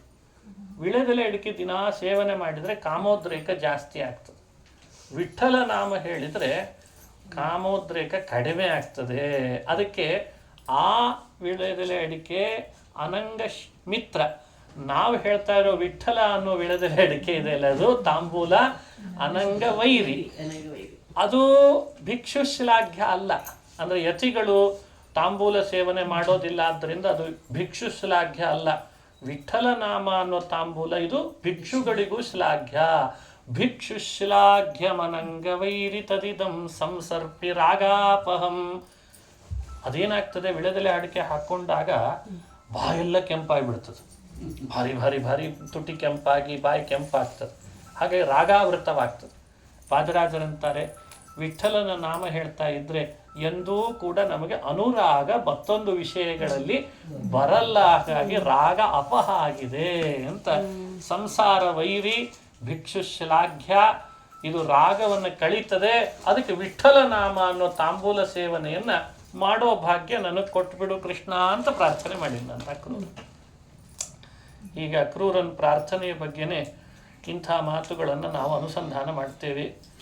ಈ ರೀತಿ ಅಕ್ರೂರ ಕೃಷ್ಣನ್ ಪ್ರಾರ್ಥಿಸಿ ಪಡೆದಂತೆ. ಇವನ್ನ ನಾವು ಕೃಷ್ಣ ಸಿಕ್ಕಾಗ, ಹೇ ಕೃಷ್ಣ ನನ್ನನ್ನು ಹೀಗೆ ಅನುಗ್ರಹಿಸು ಅಂತ ಪ್ರಾರ್ಥನೆ ಮಾಡಬೇಕು. ಇದೊಂದು ಭಾಗ. ಇನ್ನು ಸಾಕಷ್ಟು ಶ್ಲೋಕಗಳಿದ್ದಾವೆ ಅಲ್ಲಲ್ಲಿ, ಕೆಲವೊಂದನ್ನು ಮಾತ್ರ ಹೇಳಿದ್ದೇನೆ. ಮುಂದೆ ಅಕ್ರೂರ ಕರ್ಕೊಂಡು ಬಂದ, ಮಥುರಾ ಪಟ್ಟಣದ ರಾಜಬೀದಿಯಲ್ಲೆಲ್ಲ ಕೃಷ್ಣನು ಓಡಾಡಿದ, ಸೈರಂಧ್ರಿ ತ್ರಿವಕ್ರೆಯನ್ನ ಅನುಗ್ರಹಿಸಿದ ಅಂತ ಅದು ಚಮತ್ಕಾರವಾಗಿ ವರ್ಣಿಸ್ತಾರೆ ವಾದರಾಜರು. ಚಾಣೂರ ಮಲ್ಲ ಮುಷ್ಟಿಕರನ್ನು ಸಂಹಾರ ಮಾಡಿ ಕಂಸನ್ ಕೊಂದು ಮಥುರಾ ಪಟ್ಟಣದ ಮೇಲೆ ಜರಾಸಂಧ ಆಕ್ರಮಣ ಮಾಡಿದ ಅಂತ ಅವನೊಟ್ಟಿಗೆ ಯುದ್ಧ ಮಾಡಿ, ಆಮೇಲೆ ಮಥುರೆ ಶಿಥಿಲ ಆಯ್ತಂತಲ್ಲ ಅಂತ ಎಲ್ಲರನ್ನ ಯಾದವರನ್ನ ದ್ವಾರಕಾ ಪಟ್ಟಣ ನಿರ್ಮಾಣ ಮಾಡಿ ಕರೆತಂದ ಅಂತ ಕಥೆ. ದ್ವಾರಕೆಗೆ ಬಂದಾಗ ದ್ವಾರಕಾಧೀಶ ಅಂತ ಆದ ಕಾಲಯವನನ್ನು ಸಂಹಾರ ಆಯಿತು, ಮುಚುಕುಂದನ ಉದ್ಧಾರ ಆಗಿತ್ತು. ಅಷ್ಟರಲ್ಲಿ ನಿಜೈ ಸಹ ದ್ವಾರವತ್ಯಾಂ ನಿವಸತ್ಯಂಬುಜೇ ಕ್ಷಣೇ ಅಜಯಾ ಪ್ರೇಷಿತಂ ಪತ್ರಂ ದ್ವಿಜ ಕಶ್ಚಿದುಪಾಹರತ್. ದ್ವಾರಕಾ ಪಟ್ಟಣದಲ್ಲಿ ಕೃಷ್ಣ ವಾಸ ಮಾಡ್ತಿರುವಾಗಲೇ ಭೀಷ್ಮಕ ರಾಜನ ಅರಮನೆ, ಕುಂಡಿನಾಪಟ್ಟಣ ಅಂತ ರಾಜಧಾನಿ ವಿದರ್ಭ ದೇಶ, ಅದರ ರಾಜ ಭೀಷ್ಮಕ, ಅವನ ಮಗಳು ರುಕ್ಮಿಣಿ ಒಬ್ಬ ವಿಪ್ರನನ್ನ, ವಿದರ್ಭ ದೇಶ ಕುಂಡಿನಾಪಟ್ಟಣದಲ್ಲಿ ವಾಸ ಮಾಡಿಕೊಂಡಿದ್ದಂಥ ಒಬ್ಬ ವಿಪ್ರನನ್ನ ಹುಡುಕಿದ್ದಾಳೆ. ಆ ವಿಪ್ರರಿಗೆ ಸುದೇವ ಅಂತ ಹೆಸರಂತೆ. ಅದನ್ನ ವಾದಿರಾಜರೇ ಸ್ವತಃ ತಾನೇ ಅಂತ ಹೇಳಿದ್ದಾರೆ ಮತ್ತೊಂದು ಗ್ರಂಥದಲ್ಲಿ. ಹಾಗಾಗಿ ಇಷ್ಟು ಅದ್ಭುತ ವರ್ಣನೆ ಮಾಡ್ಲಿಕ್ಕೆ ಬಂತವರಿಗೆ. ತಾವೇ ಸ್ವತಃ ರುಕ್ಮಿಣಿಯ ಹತ್ರ ಬಂದಾಗ ರುಕ್ಮಿಣಿ ಬರೆದಂಥ ಪತ್ರ ಅವರಿಗೆ ಕೊಟ್ಟು ಇದನ್ನ ನೀವು ಕೃಷ್ಣನಿಗೆ ತಲುಪಿಸ್ರಿ ಅಂತ ಹೇಳಿದ್ಲಂತೆ. ಶ್ರೀಕೃಷ್ಣನಿಗೆ ತಲುಪಿಸೋ ಭಾಗ್ಯ ನನಗೆ ಸಿಕ್ತಲ್ಲ ಅಂತ ಆ ವಿಪ್ರ ಸುದೇವ ಆ ದ್ವಾರಕಾ ಪಟ್ಟಣಕ್ಕೆ ವಿದರ್ಭ ದೇಶದಿಂದ ಬಂದು ಕೃಷ್ಣನ ಕೈಗೆ ಅಂತ ಕೊಟ್ಟರು. ಅದನ್ನೇ ರಾಜರು ವರ್ಣಿಸುವಾಗ ನಿಜೈ ಸಹ ದ್ವಾರವತ್ಯಾಂ ನಿವಸತ್ಯಂಬುಜೇ ಕ್ಷಣೆ ಅಜಯಾ ಪ್ರೇಷಿತಂ ಪತ್ರಂ ದ್ವಿಜ ಕಶ್ಚಿದ್ ಉಪಾಹರತ್. ಕಶ್ಚಿದ್ ದ್ವಿಜ ಅಂತಂತಾರೆ ವಾದರಾಜರು. ಕಶ್ಚಿದ್ ದ್ವಿಜ, ಒಬ್ಬ ವಿಪ್ರ. ತಮ್ಮ ಹೆಸರು ರುಕ್ಮಿಣಿ ಶ್ರೀಜಯ ಕಾವ್ಯದಲ್ಲಿ ಹೇಳಲಿಲ್ಲ. ಹಿರಿಯರೆಲ್ಲ ವ್ಯಾಖ್ಯಾನಿಸ್ತಾರೆ. ಕಹ ಅಂದರೆ ಬ್ರಹ್ಮ, ಚಿತ್ ಅಂದರೆ ಸದೃಶ, ಮುಂದೆ ಬ್ರಹ್ಮ ಸದೃಶನಾಗುವಂಥವನು ಅಂತ, ಬ್ರಹ್ಮ ಪದವಿಗೆ ಬರುವವ ಅನ್ನೋ ಸೂಚನೆಯನ್ನು ಕೊಟ್ಟರು ಅಂತ ಹಿರಿಯರು ವ್ಯಾಖ್ಯಾನಿಸಿದ್ದಾರೆ. ಹಾಗೆ ಅಲ್ಲಿಗೆ ಬಂದಿದ್ದಾನೆ ಸ್ವತಃ. ಅದನ್ನು ತಾವೇ ಹೇಳ್ತಾರೆ, ಬೇರೆ ಗ್ರಂಥದಲ್ಲಿ ವಾದರಾಜರು ತಾವೇ ಹೇಳ್ಕೊಂಡಿದ್ದಾರೆ. ನಾನೇ ಪತ್ರ ತಗೊಂಡು ಕೃಷ್ಣನ ಕೈಗೆ ಕೊಟ್ಟೆ ಅಂತ ಹೇಳ್ಬಿಟ್ಟು ತಾನೇ ಕೊಟ್ಟೆ. ತಾಯಿ ರುಕ್ಮಿಣಿ ಕೊಟ್ಟ ಪತ್ರವನ್ನ ನಾನೇ ಕೃಷ್ಣನಿಗೆ ಕೊಟ್ಟವನು ಅಂತ ಸ್ಪಷ್ಟವಾಗಿ ಉಲ್ಲೇಖ ಮಾಡ್ತಾರೆ. ಹಾಗಾಗಿ ನಾವು ರುಕ್ಮಿಣಿ ವಿಜಯ ಕೇಳ್ತಿದ್ದೇವೆ ಅಂದ್ರೆ ರುಕ್ಮಿಣಿ ಕಲ್ಯಾಣದ ಕಥೆ ಯಾವುದು, ಯಾರೋ ಎಲ್ಲೋ ಏನೋ ವರ್ಣನೆ ಮಾಡಿದ್ದು ಪುರಾಣಗಳಲ್ಲಿ ಇಷ್ಟು ಕೇಳಿ ಕೇಳಿ ಇವ್ರು ಕಾವ್ಯ ಬರೆದ್ರು ಅಂತ ಹೇಳೋ ಹಾಗೇ ಇಲ್ಲ. ಯಾರು ಲೈವ್ ಟೆಲಿಕಾಸ್ಟ್ ಲೈವ್ ಅಲ್ಲಿ ಯಾರು ಇದ್ರೋ ಅವರೇ ಆ ಪತ್ರ ತಗೊಂಡು ಕೊಟ್ಟವರೇನೆ ಹೀಗೆ ನಡೆದಿದೆ ಅಂತ ಕರಾರುವಾಕ್ಕಾಗಿ ವರ್ಣನೆ ಮಾಡ್ತಾರೆ. ಹೀಗೆ ನಡೆದಿದೆ, ಹೀಗೆ ಮಾತಾಡಿದಾನೆ ಕೃಷ್ಣ, ಹೀಗೆ ಬರೆದಿದ್ದಾಳೆ ಪತ್ರ. ಅದು ಯಾಕೆ ಪತ್ರ ನಾನೇ ತಗೊಂಡು ಹೋಗಿ ಕೊಟ್ಟದ್ದು ಅಂತ ಅಂದ್ರೆ ಅಷ್ಟು ಅವರಿಗೆ ಆ ರೀತಿ ವಿಷಯದ ಬಗ್ಗೆ ವಿವರಣೆ ಗೊತ್ತಿತ್ತು, ನೋಡಿದ್ರು, ಆದ್ದರಿಂದ ವರ್ಣನೆ ಮಾಡ್ತಾರೆ.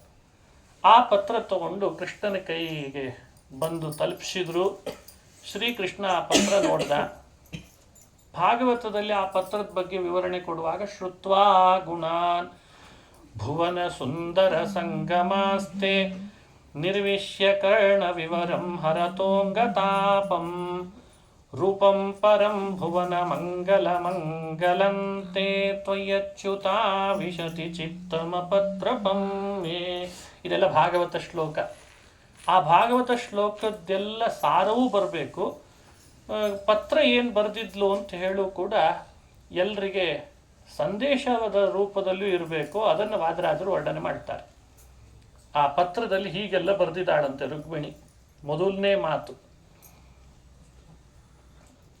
ಪತ್ರದ ಮೊದಲನೇ ಮಾತಿನಲ್ಲಿ ಏನಿತ್ತು? ಧನ್ಯಾ ಬಲಾಸಾ ವಿಭವೇ ಭವೇದ್ಯಾ ವೇದ್ಯಾಯ ಭೂಮ್ನೆ ಪುರುಷಾಯ ಸಾಮ್ನಾ ಸಾಮ್ನಾಯ ಶಾಸ್ತ್ರೋದಿತ ಧರ್ಮ ಪಾತ್ರೇ ಪಾತ್ರೇಶು ದತ್ತಾತ್ಮ ಪದಾಯ ದತ್ತ. ಕನ್ಯೆಯಾಗಿ ಹೇಗೆ ಬರಿಬೇಕು ಪತ್ರ ಅನ್ನೋದಕ್ಕೂ ಒಕ್ಕಣಿಕೆ ಹಾಕ್ತಾಳೆ. ಹೇ ಕೃಷ್ಣ ಪರಮಾತ್ಮ, ಆ ಕನ್ಯೆ ನಿಜವಾಗ್ಲೂ ಧನ್ಯ ನೆಲೆಸ್ತಾಳೆ, ಕೃತಜ್ಞ ನೆಲೆಸ್ತಾಳೆ. ಅವಳು ಯಾರು? ಸತ್ಪಾತ್ರನ ಕೈ ಸೇರಿದರೆ ಮಾತ್ರ ಅವಳು ಧನ್ಯಳಾಗ್ತಾಳೆ ಅಂತಂದ್ರ. ನೀನು ಸಾಮ್ನಾಯ ಪಾತ್ರೋದಿತ ಧರ್ಮ ಪಾತ್ರೆ, ವೇದ ಪ್ರತಿಪಾದ್ಯನಾದ ಧರ್ಮ ಪಾತ್ರ ನೀನು. ನಿನಗಿಂತ ಯೋಗ್ಯ ಮತ್ತೊಬ್ಬ ಪಾತ್ರ ಇಲ್ಲ. ನಿನ್ನಂಥ ಸತ್ಪಾತ್ರನಿಗೆ ಅಬಲೆಯಾದ ನನ್ನಂಥವಳು ಕೈ ಸೇರಿದ್ಲು ಅಂತಾದರೆ ನಾನು ಧನ್ಯ ಎಣಿಸ್ತೇನೆ ಅಂತ ಪತ್ರದ ಮೊದಲನೇ ಮಾತಿನಲ್ಲಿ ಬರೆದ್ಲಂತ. ಇದು ಬಹಳ ಅರ್ಥಗರ್ಭಿತನೇ. ಸ್ತ್ರೀ ಆದವಳು ಅಬಲೆ ಅಂತ ಅನಿಸ್ಕೊಳ್ತಾಳೆ. ಸತ್ಪಾತ್ರನ ಕೈ ಸೇರಿದರೆ ಮಾತ್ರ ಆ ಸತ್ಪಾತ್ರನ ಕುಲವೂ ಉದ್ಧಾರ ಆಗ್ತದೆ, ತನ್ನ ಕುಲವೂ ಉದ್ಧಾರ ಆಗ್ತದೆ ಅನ್ನೋ ಭಾವವನ್ನು ಸಮಾಜಕ್ಕೆ ಅವಳು ವ್ಯಕ್ತಪಡಿಸಿ ಹೇಳಿದ್ಲು. ಎರಡನೇ ಮಾತಿನಲ್ಲಿ ಹೇಳ್ತಾಳೆ, ಪತ್ರದ ಎರಡನೇ ಮಾತು ಬಹಳ ಅರ್ಥಗರ್ಭಿತ. ಹೇ ಕೃಷ್ಣ, ನನ್ನ ಮೇಲೆ ಹೆಣ್ಣು ಅನ್ನೋ ಕಾರಣದಿಂದ, ಅಬಲೆ ಅನ್ನೋ ಕಾರಣದಲ್ಲಿ ಈ ಕಾಮುಕರಾದವರೆಲ್ಲ ಕಣ್ಣು ಹಾಕೋದು ಜಾಸ್ತಿ ಅಂತ. ಕುರ್ವಂತಿ ಕಾಮವಶಗಾ ಮೈ ಚಿತ್ತಮನ್ನೇ ಅನ್ನೇ ಕಾಮವಶಗಾಹ ಮೈ ಚಿತ್ತಂ ಕುರ್ವಂತಿ. ಶಿಶುಪಾಲ, ಈ ದಂತವಕ್ರ, ಜರಾಸಂಧ ಕಾಮಪರವಶರಾಗಿ ನನ್ನ ಮೇಲೆ ಮನಸ್ಸನ್ನು ಹಾಕ್ತಾ ಇದ್ದಾರೆ. ನೀನು ಕುರ್ವಂತಿಕಾಗತ ಯಮಾನುಚರಾನ್ ರಣೇತಾನ್, ಅವರನ್ನು ನೀನೇ ಬಂದು ಯುದ್ಧ ಮಾಡಿ ಯಮಪಟ್ಟಣಕ್ಕೆ ಅಟ್ಟೋ ಹಾಗೆ ಮಾಡು ಅಂತ ಪ್ರಾರ್ಥನೆ ಮಾಡಿದ್ಲಂತೆ. ದೇಹ್ಯಂಗಜಾಕೃತಿ ಶತೋರ್ಜಿತ ರಮ್ಯ ರೂಪ. ಮನ್ಮಥ ಸಾವಿರಾರು ಸೇರಿದರೆ ಎಷ್ಟು ಸುಂದರನೋ ಅಷ್ಟು ಸುಂದರನಾದ ರೂಪವುಳ್ಳವನು ನೀನು. ನಿನ್ನ ಪಾದ ಸೇವೆ ಮಾಡಿಕೊಂಡಿರೋ ಭಾಗ್ಯ ನನಗೂ ಕೊಡು ಅಂತ ಪ್ರಾರ್ಥನೆ ಎರಡನೇ ಶ್ಲೋಕದಲ್ಲಿ ಅವಳು ಮಾಡಿ ಕೇಳ್ತಾಳೆ. ಹೀಗೆ ಒಂದೊಂದು ಶ್ಲೋಕದೊಳಗೂ ಕೃಷ್ಣನ್ ಪ್ರಾರ್ಥನೆನೇ ಮಾಡ್ತಾ ಬಂದ್ಲಂತ. ನನ್ನನ್ನು ರಕ್ಷಣೆ ಮಾಡು, ನನಗೆ ನಿನ್ನ ಸೇವಾ ಭಾಗ್ಯವನ್ನು ಕೊಡು, ನಿನ್ನಂಥ ಸತ್ಪಾತ್ರನಿಗೆ ನಾನು ಸೇರಿದರೆ ಧನ್ಯಳೆನಿಸ್ತೇನೆ. ಅಷ್ಟು ವಿನಮ್ರಳಾಗಿ ಭಕ್ತಿಯಿಂದ ದೇವರನ್ನು ಪ್ರಾರ್ಥಿಸ್ತಾ ಬರ್ತಾಳೆ. ಆ ಪ್ರಾರ್ಥನೆಯ ವಿಶೇಷತೆಗಳನ್ನು ನಾವು ಚಿಂತನೆ ಮಾಡಬೇಕು. ಕೃಷ್ಣನು ಪ್ರಶ್ನಿಸ್ಬೋದಲ್ಲ, ನೀನೇನು ಸಂಬಂಧ ನನಗೆ, ನಾನೇನು ಸಂಬಂಧ ನಿನಗೆ, ನೀನು ಬಾ ಅಂದ್ಕೊಳ್ಳೆ ನಾ ಬಂದುಬಿಡ್ಬೇಕೆ, ಇದೊಳ್ಳೆ ಸಹವಾಸವೇ ಅಂತಿರ್ತಾರೆ ಲೋಕದಲ್ಲಿ. ಹಾಗೆ ಮಾತಾಡೋದು. ನನ್ನನ್ನು ಅಂತ ಏನು ತಿಳಿದಿದೆ ಅಂತ ಬರಬೇಕು. ನೀನೇನು ತಿಳಿದಿಲ್ಲ ನನ್ನ ಬಗ್ಗೆ ಅಂದರೆ ನಾನು ಬಂದಾದರೂ ಏನು ಲಾಭ? ಹೀಗೆಲ್ಲ ಚರ್ಚೆ ಲೋಕದಲ್ಲಿ ನಡೆಯುವಂತೆ ರಾಜರು ಕೂಡ ಆ ಸಮಯಕ್ಕೆ ಅದನ್ನು ಸ್ಪಷ್ಟಪಡಿಸಿ ಹೇಳ್ತಾರೆ. ಇಲ್ಲ, ನೀನಲ್ಲದೆ ಇನ್ನೊಬ್ಬ ಸರ್ವೋತ್ತಮರಿಲ್ಲ, ಅದಕ್ಕೆ ನೀನು ಬೇಕು ಅಂತ ಕೇಳಬೇಕಂತ. ನಾನು ಸರ್ವೋತ್ತಮ ಅಂತ ನಿನಗೆ ಹೇಗೆ ಗೊತ್ತಾಯಿತು ಅಂತಂದ ಕೃಷ್ಣ. ಅದಕ್ಕೆಲ್ಲ ಶಾಸ್ತ್ರದ ವಿಷಯಗಳನ್ನು ಚರ್ಚಿಸಿ ಆ ಪತ್ರದಲ್ಲೆಲ್ಲ ಅದನ್ನು ಯುಕ್ತಿಯುಕ್ತವಾಗಿ ಕಲ್ಪನೆ ಕೊಟ್ಟು ವಾದರಾಜರು ಅವಳ ಪತ್ರದಲ್ಲಿ ಭಗವಂತನ ಸರ್ವೋತ್ತಮತೆಯನ್ನು ಸಾಧಿಸಿದ್ಲು ಅಂತ ಹೇಳ್ತಾರೆ. ವಿಶ್ವಾಧೀಶ್ವರತಾಂ ಭವಘ್ನ ಭವತಶ್ಚಿನ್ನಿ ನಿಶ್ಚಿನೋಮಿ ಪ್ರಭೋ. ನೀನೇ ಸರ್ವೇಶ್ವರ, ಸರ್ವೋತ್ತಮ, ಸರ್ವಾತ್ಯಂತ ವಿಲಕ್ಷಣ, ಸ್ವಗತ ಭೇದ ವಿವರ್ಜಿತ, ನೀನಲ್ಲದೆ ಮತ್ತೊಬ್ಬರಲ್ಲ, ನಿನ್ನನ್ನು ಬಿಟ್ಟು ಮತ್ತೊಬ್ಬನನ್ನು ನಾನು ವರಿಸಿಲ್ಲ ಅಂತ ಹೀಗೆಲ್ಲ ಅವಳು ಅನುಸಂಧಾನವನ್ನು ಕೊಡ್ತಾಳೆ. ಕೃಷ್ಣ ಕೇಳ್ಬೋದಲ್ಲ, ಇಷ್ಟು ಜನ ಇದ್ದಾಗ ನನ್ನನ್ನೇ ವಿವಾಹ ಮಾಡಿಕೊಳ್ಬೇಕು ಅಂತ ಯಾಕೆ ಅಂತಿದ್ದೀ ಅಂತ. ಅದಕ್ಕೆ ಅವಳು ಪತ್ರದಲ್ಲಿ ಹೀಗೂ ಬರುದ್ಲು ಅಂತಾರೆ ವಾದರಾಜರು. ಯಾರನ್ನು ವಿವಾಹ ಮಾಡಿಕೊಳ್ಬೇಕಂತ ಈಗ? ಬ್ರಹ್ಮನನ್ನು, ಶಿವನನ್ನು, ಅಥವಾ ಸೂರ್ಯನನ್ನು, ಚಂದ್ರನನ್ನು? ಅವರೆಲ್ಲ ನನ್ನ ಮಕ್ಕಳು ಅಂತಂದ್ಲು, ಪರಿವಾರದವರು. ಆ ಚಮತ್ಕಾರದ ಶ್ಲೋಕಗಳಲ್ಲಿ ಒಂದನ್ನು ವರ್ಣನೆ ಮಾಡಿರ್ತಾರೆ ನೋಡಿ, ಒಂದನ್ನು ಹೇಳಿರ್ತೀನಿ. ಶಂಭು ಪುತ್ರ ಸಮಃ. ಶಂಭು ಅನ್ನೋ ಶಬ್ದ ಸಂಸ್ಕೃತದಲ್ಲಿ ಇನ್ನೊಂದು ಹೊಸ ಒಂದು ಕೋಶ ಇದೆ, ಪ್ರಸಿದ್ಧಿ ಬಂದಿಲ್ಲ. ಈ ವಿಶ್ವಕೋಶ, ಏಕಾಕ್ಷರ ಕೋಶಗಳಿದ್ದಾಗ ಒಂದು ಕೋಶದಲ್ಲಿ ಶಂಭು ಶಬ್ದಕ್ಕೆ ಶಿವ ಅಂತ ಅರ್ಥ ಇದೆ, ಹೇಗೋ ಬ್ರಹ್ಮ ಅನ್ನೋ ಅರ್ಥ ಇದೆ. ಹಾಗಾಗಿ ವಾದರಾಜರು ಇಲ್ಲಿ ಬ್ರಹ್ಮ ಅನ್ನೋ ಅರ್ಥದಲ್ಲಿ ಇಲ್ಲಿ ಮಾತ್ರ ಶಂಭು ಶಬ್ದವನ್ನ ಪ್ರಯೋಗ ಮಾಡಿದ್ದಾರೆ. ಲಕ್ಷ್ಮಿ ಬರದ್ಲಂತ ರುಕ್ಮಿಣಿ, ಶಂಭು ಪುತ್ರ ಸಮಃ. ಬ್ರಹ್ಮ ನನ್ನ ಗರ್ಭದಿಂದ ಜನಿಸದೇ ಇರಬಹುದು, ನಿನ್ನ ನಾಭಿಯಿಂದ ಜನಿಸಿದ್ದಕ್ಕೆ ನನಗೆ ಅವನು ಮಗನ ಸಮಾನಾದ ಅಂತ ಬರದ್ಲಂತ. ಶಂಭು ಪುತ್ರ ಸಮಃ. ಸರಿ, ಪುರರಿಪುಹು, ತ್ರಿಪುರಾಸುರರನ್ನು ಕೊಂದಂಥ ಶಿವ, ಅವ ನನಗೆ ಪೌತ್ರ ಶಶಿ ಸೋದರ, ನನಗೆ ಅವನು ಮೊಮ್ಮಗನಾಗಬೇಕು ಅಂತಾಳೆ. ಯಾಕಂದ್ರೆ ಬ್ರಹ್ಮನ ಮಗನಾದ್ರಿಂದ. ಚಂದ್ರನನ್ನು ವಿವಾಹ ಮಾಡ್ಕೊಳ್ತೀಯ ಅಂತ ಕೇಳಿದ್ರೆ ಶಶಿ ಸೋದರ, ನಾನು ಸಮುದ್ರದಲ್ಲೇ ಬಂದವಳು, ಅವನು ಸಮುದ್ರದಿಂದಲೇ ಬಂದವ, ತಮ್ಮ ಆಗ್ಬೇಕು, ವರ ಆಗಲ್ಲ ಅಂದ. ವರುಣ ಸಿಂಧುರ್ಮೇ ಜನಕಾಯಿತ, ಅವನ ಅಪ್ಪ ಆಗ್ಬೇಕು ಅಂದ. ಜನಕಾಯಿತ ಮಧುಸಖ ಮನ್ಮಥ, ಮುಂದೆ ಮಗನಾಗಿ ಹುಟ್ಟುವವ ಅಂದ್ಲಂತ. ಪ್ರದ್ಯುಮ್ನ, ಅವನು ಮನ್ಮಥ, ಮುಂದೆ ಮಗನಾಗಿ ಹುಟ್ಟುತ್ತಾನೆ. ಹಾಗಾದ್ರೆ ನೀನ್ ಯಾರು ಅಂತ ಕೇಳಿದ ಕೃಷ್ಣ. ಅಂಬಾಹಂ ಸಕಲಸ್ಯ ಚೇತಿ ಕಮಲ. ಕೃಷ್ಣ, ನೀನೇ ನನಗೆ ಕೊಟ್ಟ ಸ್ಥಾನ, ನಾನು ಈ ವಿಶ್ವಕ್ಕೆ ಅಂಬಾ. ಅಂಬಾ ಅನ್ನೋ ಶಬ್ದ ಬಳಸಿದ್ದಾರೆ ಭಗವತ್ಪಾದರ ರಾಜರ ವಾಕ್ಯ. ನಾನು ಅಮ್ಮ, ತಾಯಿ ಆಗಬೇಕು, ನನ್ನ ಮನಸ್ಸಿನ ದುಂಬಿ ಯಾವಾಗಲೂ ನಿನ್ನಲ್ಲೇ ಆಸಕ್ತ ಆಗಿದೆ ಅಂತ ಅಂದ್ಲಂತೆ. ಕೃಷ್ಣೈಕ ಲಗ್ನಂ ಮನೋಭೃಂಗಂ ದರ್ಶಯಿತು. ರುಕ್ಮಿಣಿಯ ಮನಸ್ಸು ದುಂಬಿಯಂತಾಗಿ ಕೃಷ್ಣನೆಂಬ ಕಮಲದಲ್ಲಿ ಸದಾ ಆಸಕ್ತವಾಗಿದೆ. ಇದಕ್ಕಿಂತ ಬೇರೆ ಇನ್ನೇನು ಹೇಳಿ ನನ್ನ ರೂಪ, ನನ್ನ ವ್ಯಕ್ತಿತ್ವ ನಿನಗೆ ಅಂತ ಪರಿಚಯಿಸಿಕೊಂಡು ಉಗ್ರ ಶಪಥ ಮಾಡಿದ್ದಾಳೆ, ನಿನ್ನನ್ನು ಬಿಟ್ಟು ಮತ್ತೊಬ್ಬರನ್ನು ವಿವಾಹ ಮಾಡಿಕೊಳ್ಳಾರೆ ಅಂತನ್ನೋ ಮಾತು ಆ ಪತ್ರದಲ್ಲಿ ಬಂದಿದೆ ಅಂತ ವರ್ಣನೆ ಮಾಡಿದ್ದೆ. ಹೆಣ್ಣು ಬಯಸೋದೇನು? ನಿತ್ಯ ಸೌಭಾಗ್ಯ. ಇನ್ಯಾರೋ ದೇವತೆಯನ್ನು ವಿವಾಹ ಮಾಡಿಕೊಂಡ್ರೆ ಪ್ರಳಯದಲ್ಲಿ ಅವರೆಲ್ಲ ನಾಶ ಆಗ್ತಾರೆ. ಅವರಿಗೆ ಯಾರಿಗೂ ಅಚ್ಯುತ ಅನ್ನೋ ನಾಮ ಇಲ್ಲ. ಅಚ್ಯುತ ನಾಮ ನಿನಗೆ ಮಾತ್ರ ಇದೆ. ಅದರ ಅರ್ಥ ಯಾವ ರೀತಿಯಾದ ಚ್ಯುತಿ ಇಲ್ದವ ಅಂತ ಅರ್ಥ. ಅದಕ್ಕೆ ನಿತ್ಯನಾದ ನಿನ್ನನ್ನು ವಿವಾಹ ಮಾಡಿಕೊಂಡ್ರೆ ನನಗೆ ನಿತ್ಯ ಸೌಭಾಗ್ಯವತಿಯಾಗಿರೋ ಭಾಗ್ಯ ಸಿಗ್ತದೆ, ಅದಕ್ಕೆ ನೀನು ಬೇಕು ಅಂತ ಕೇಳಿದ್ಲು.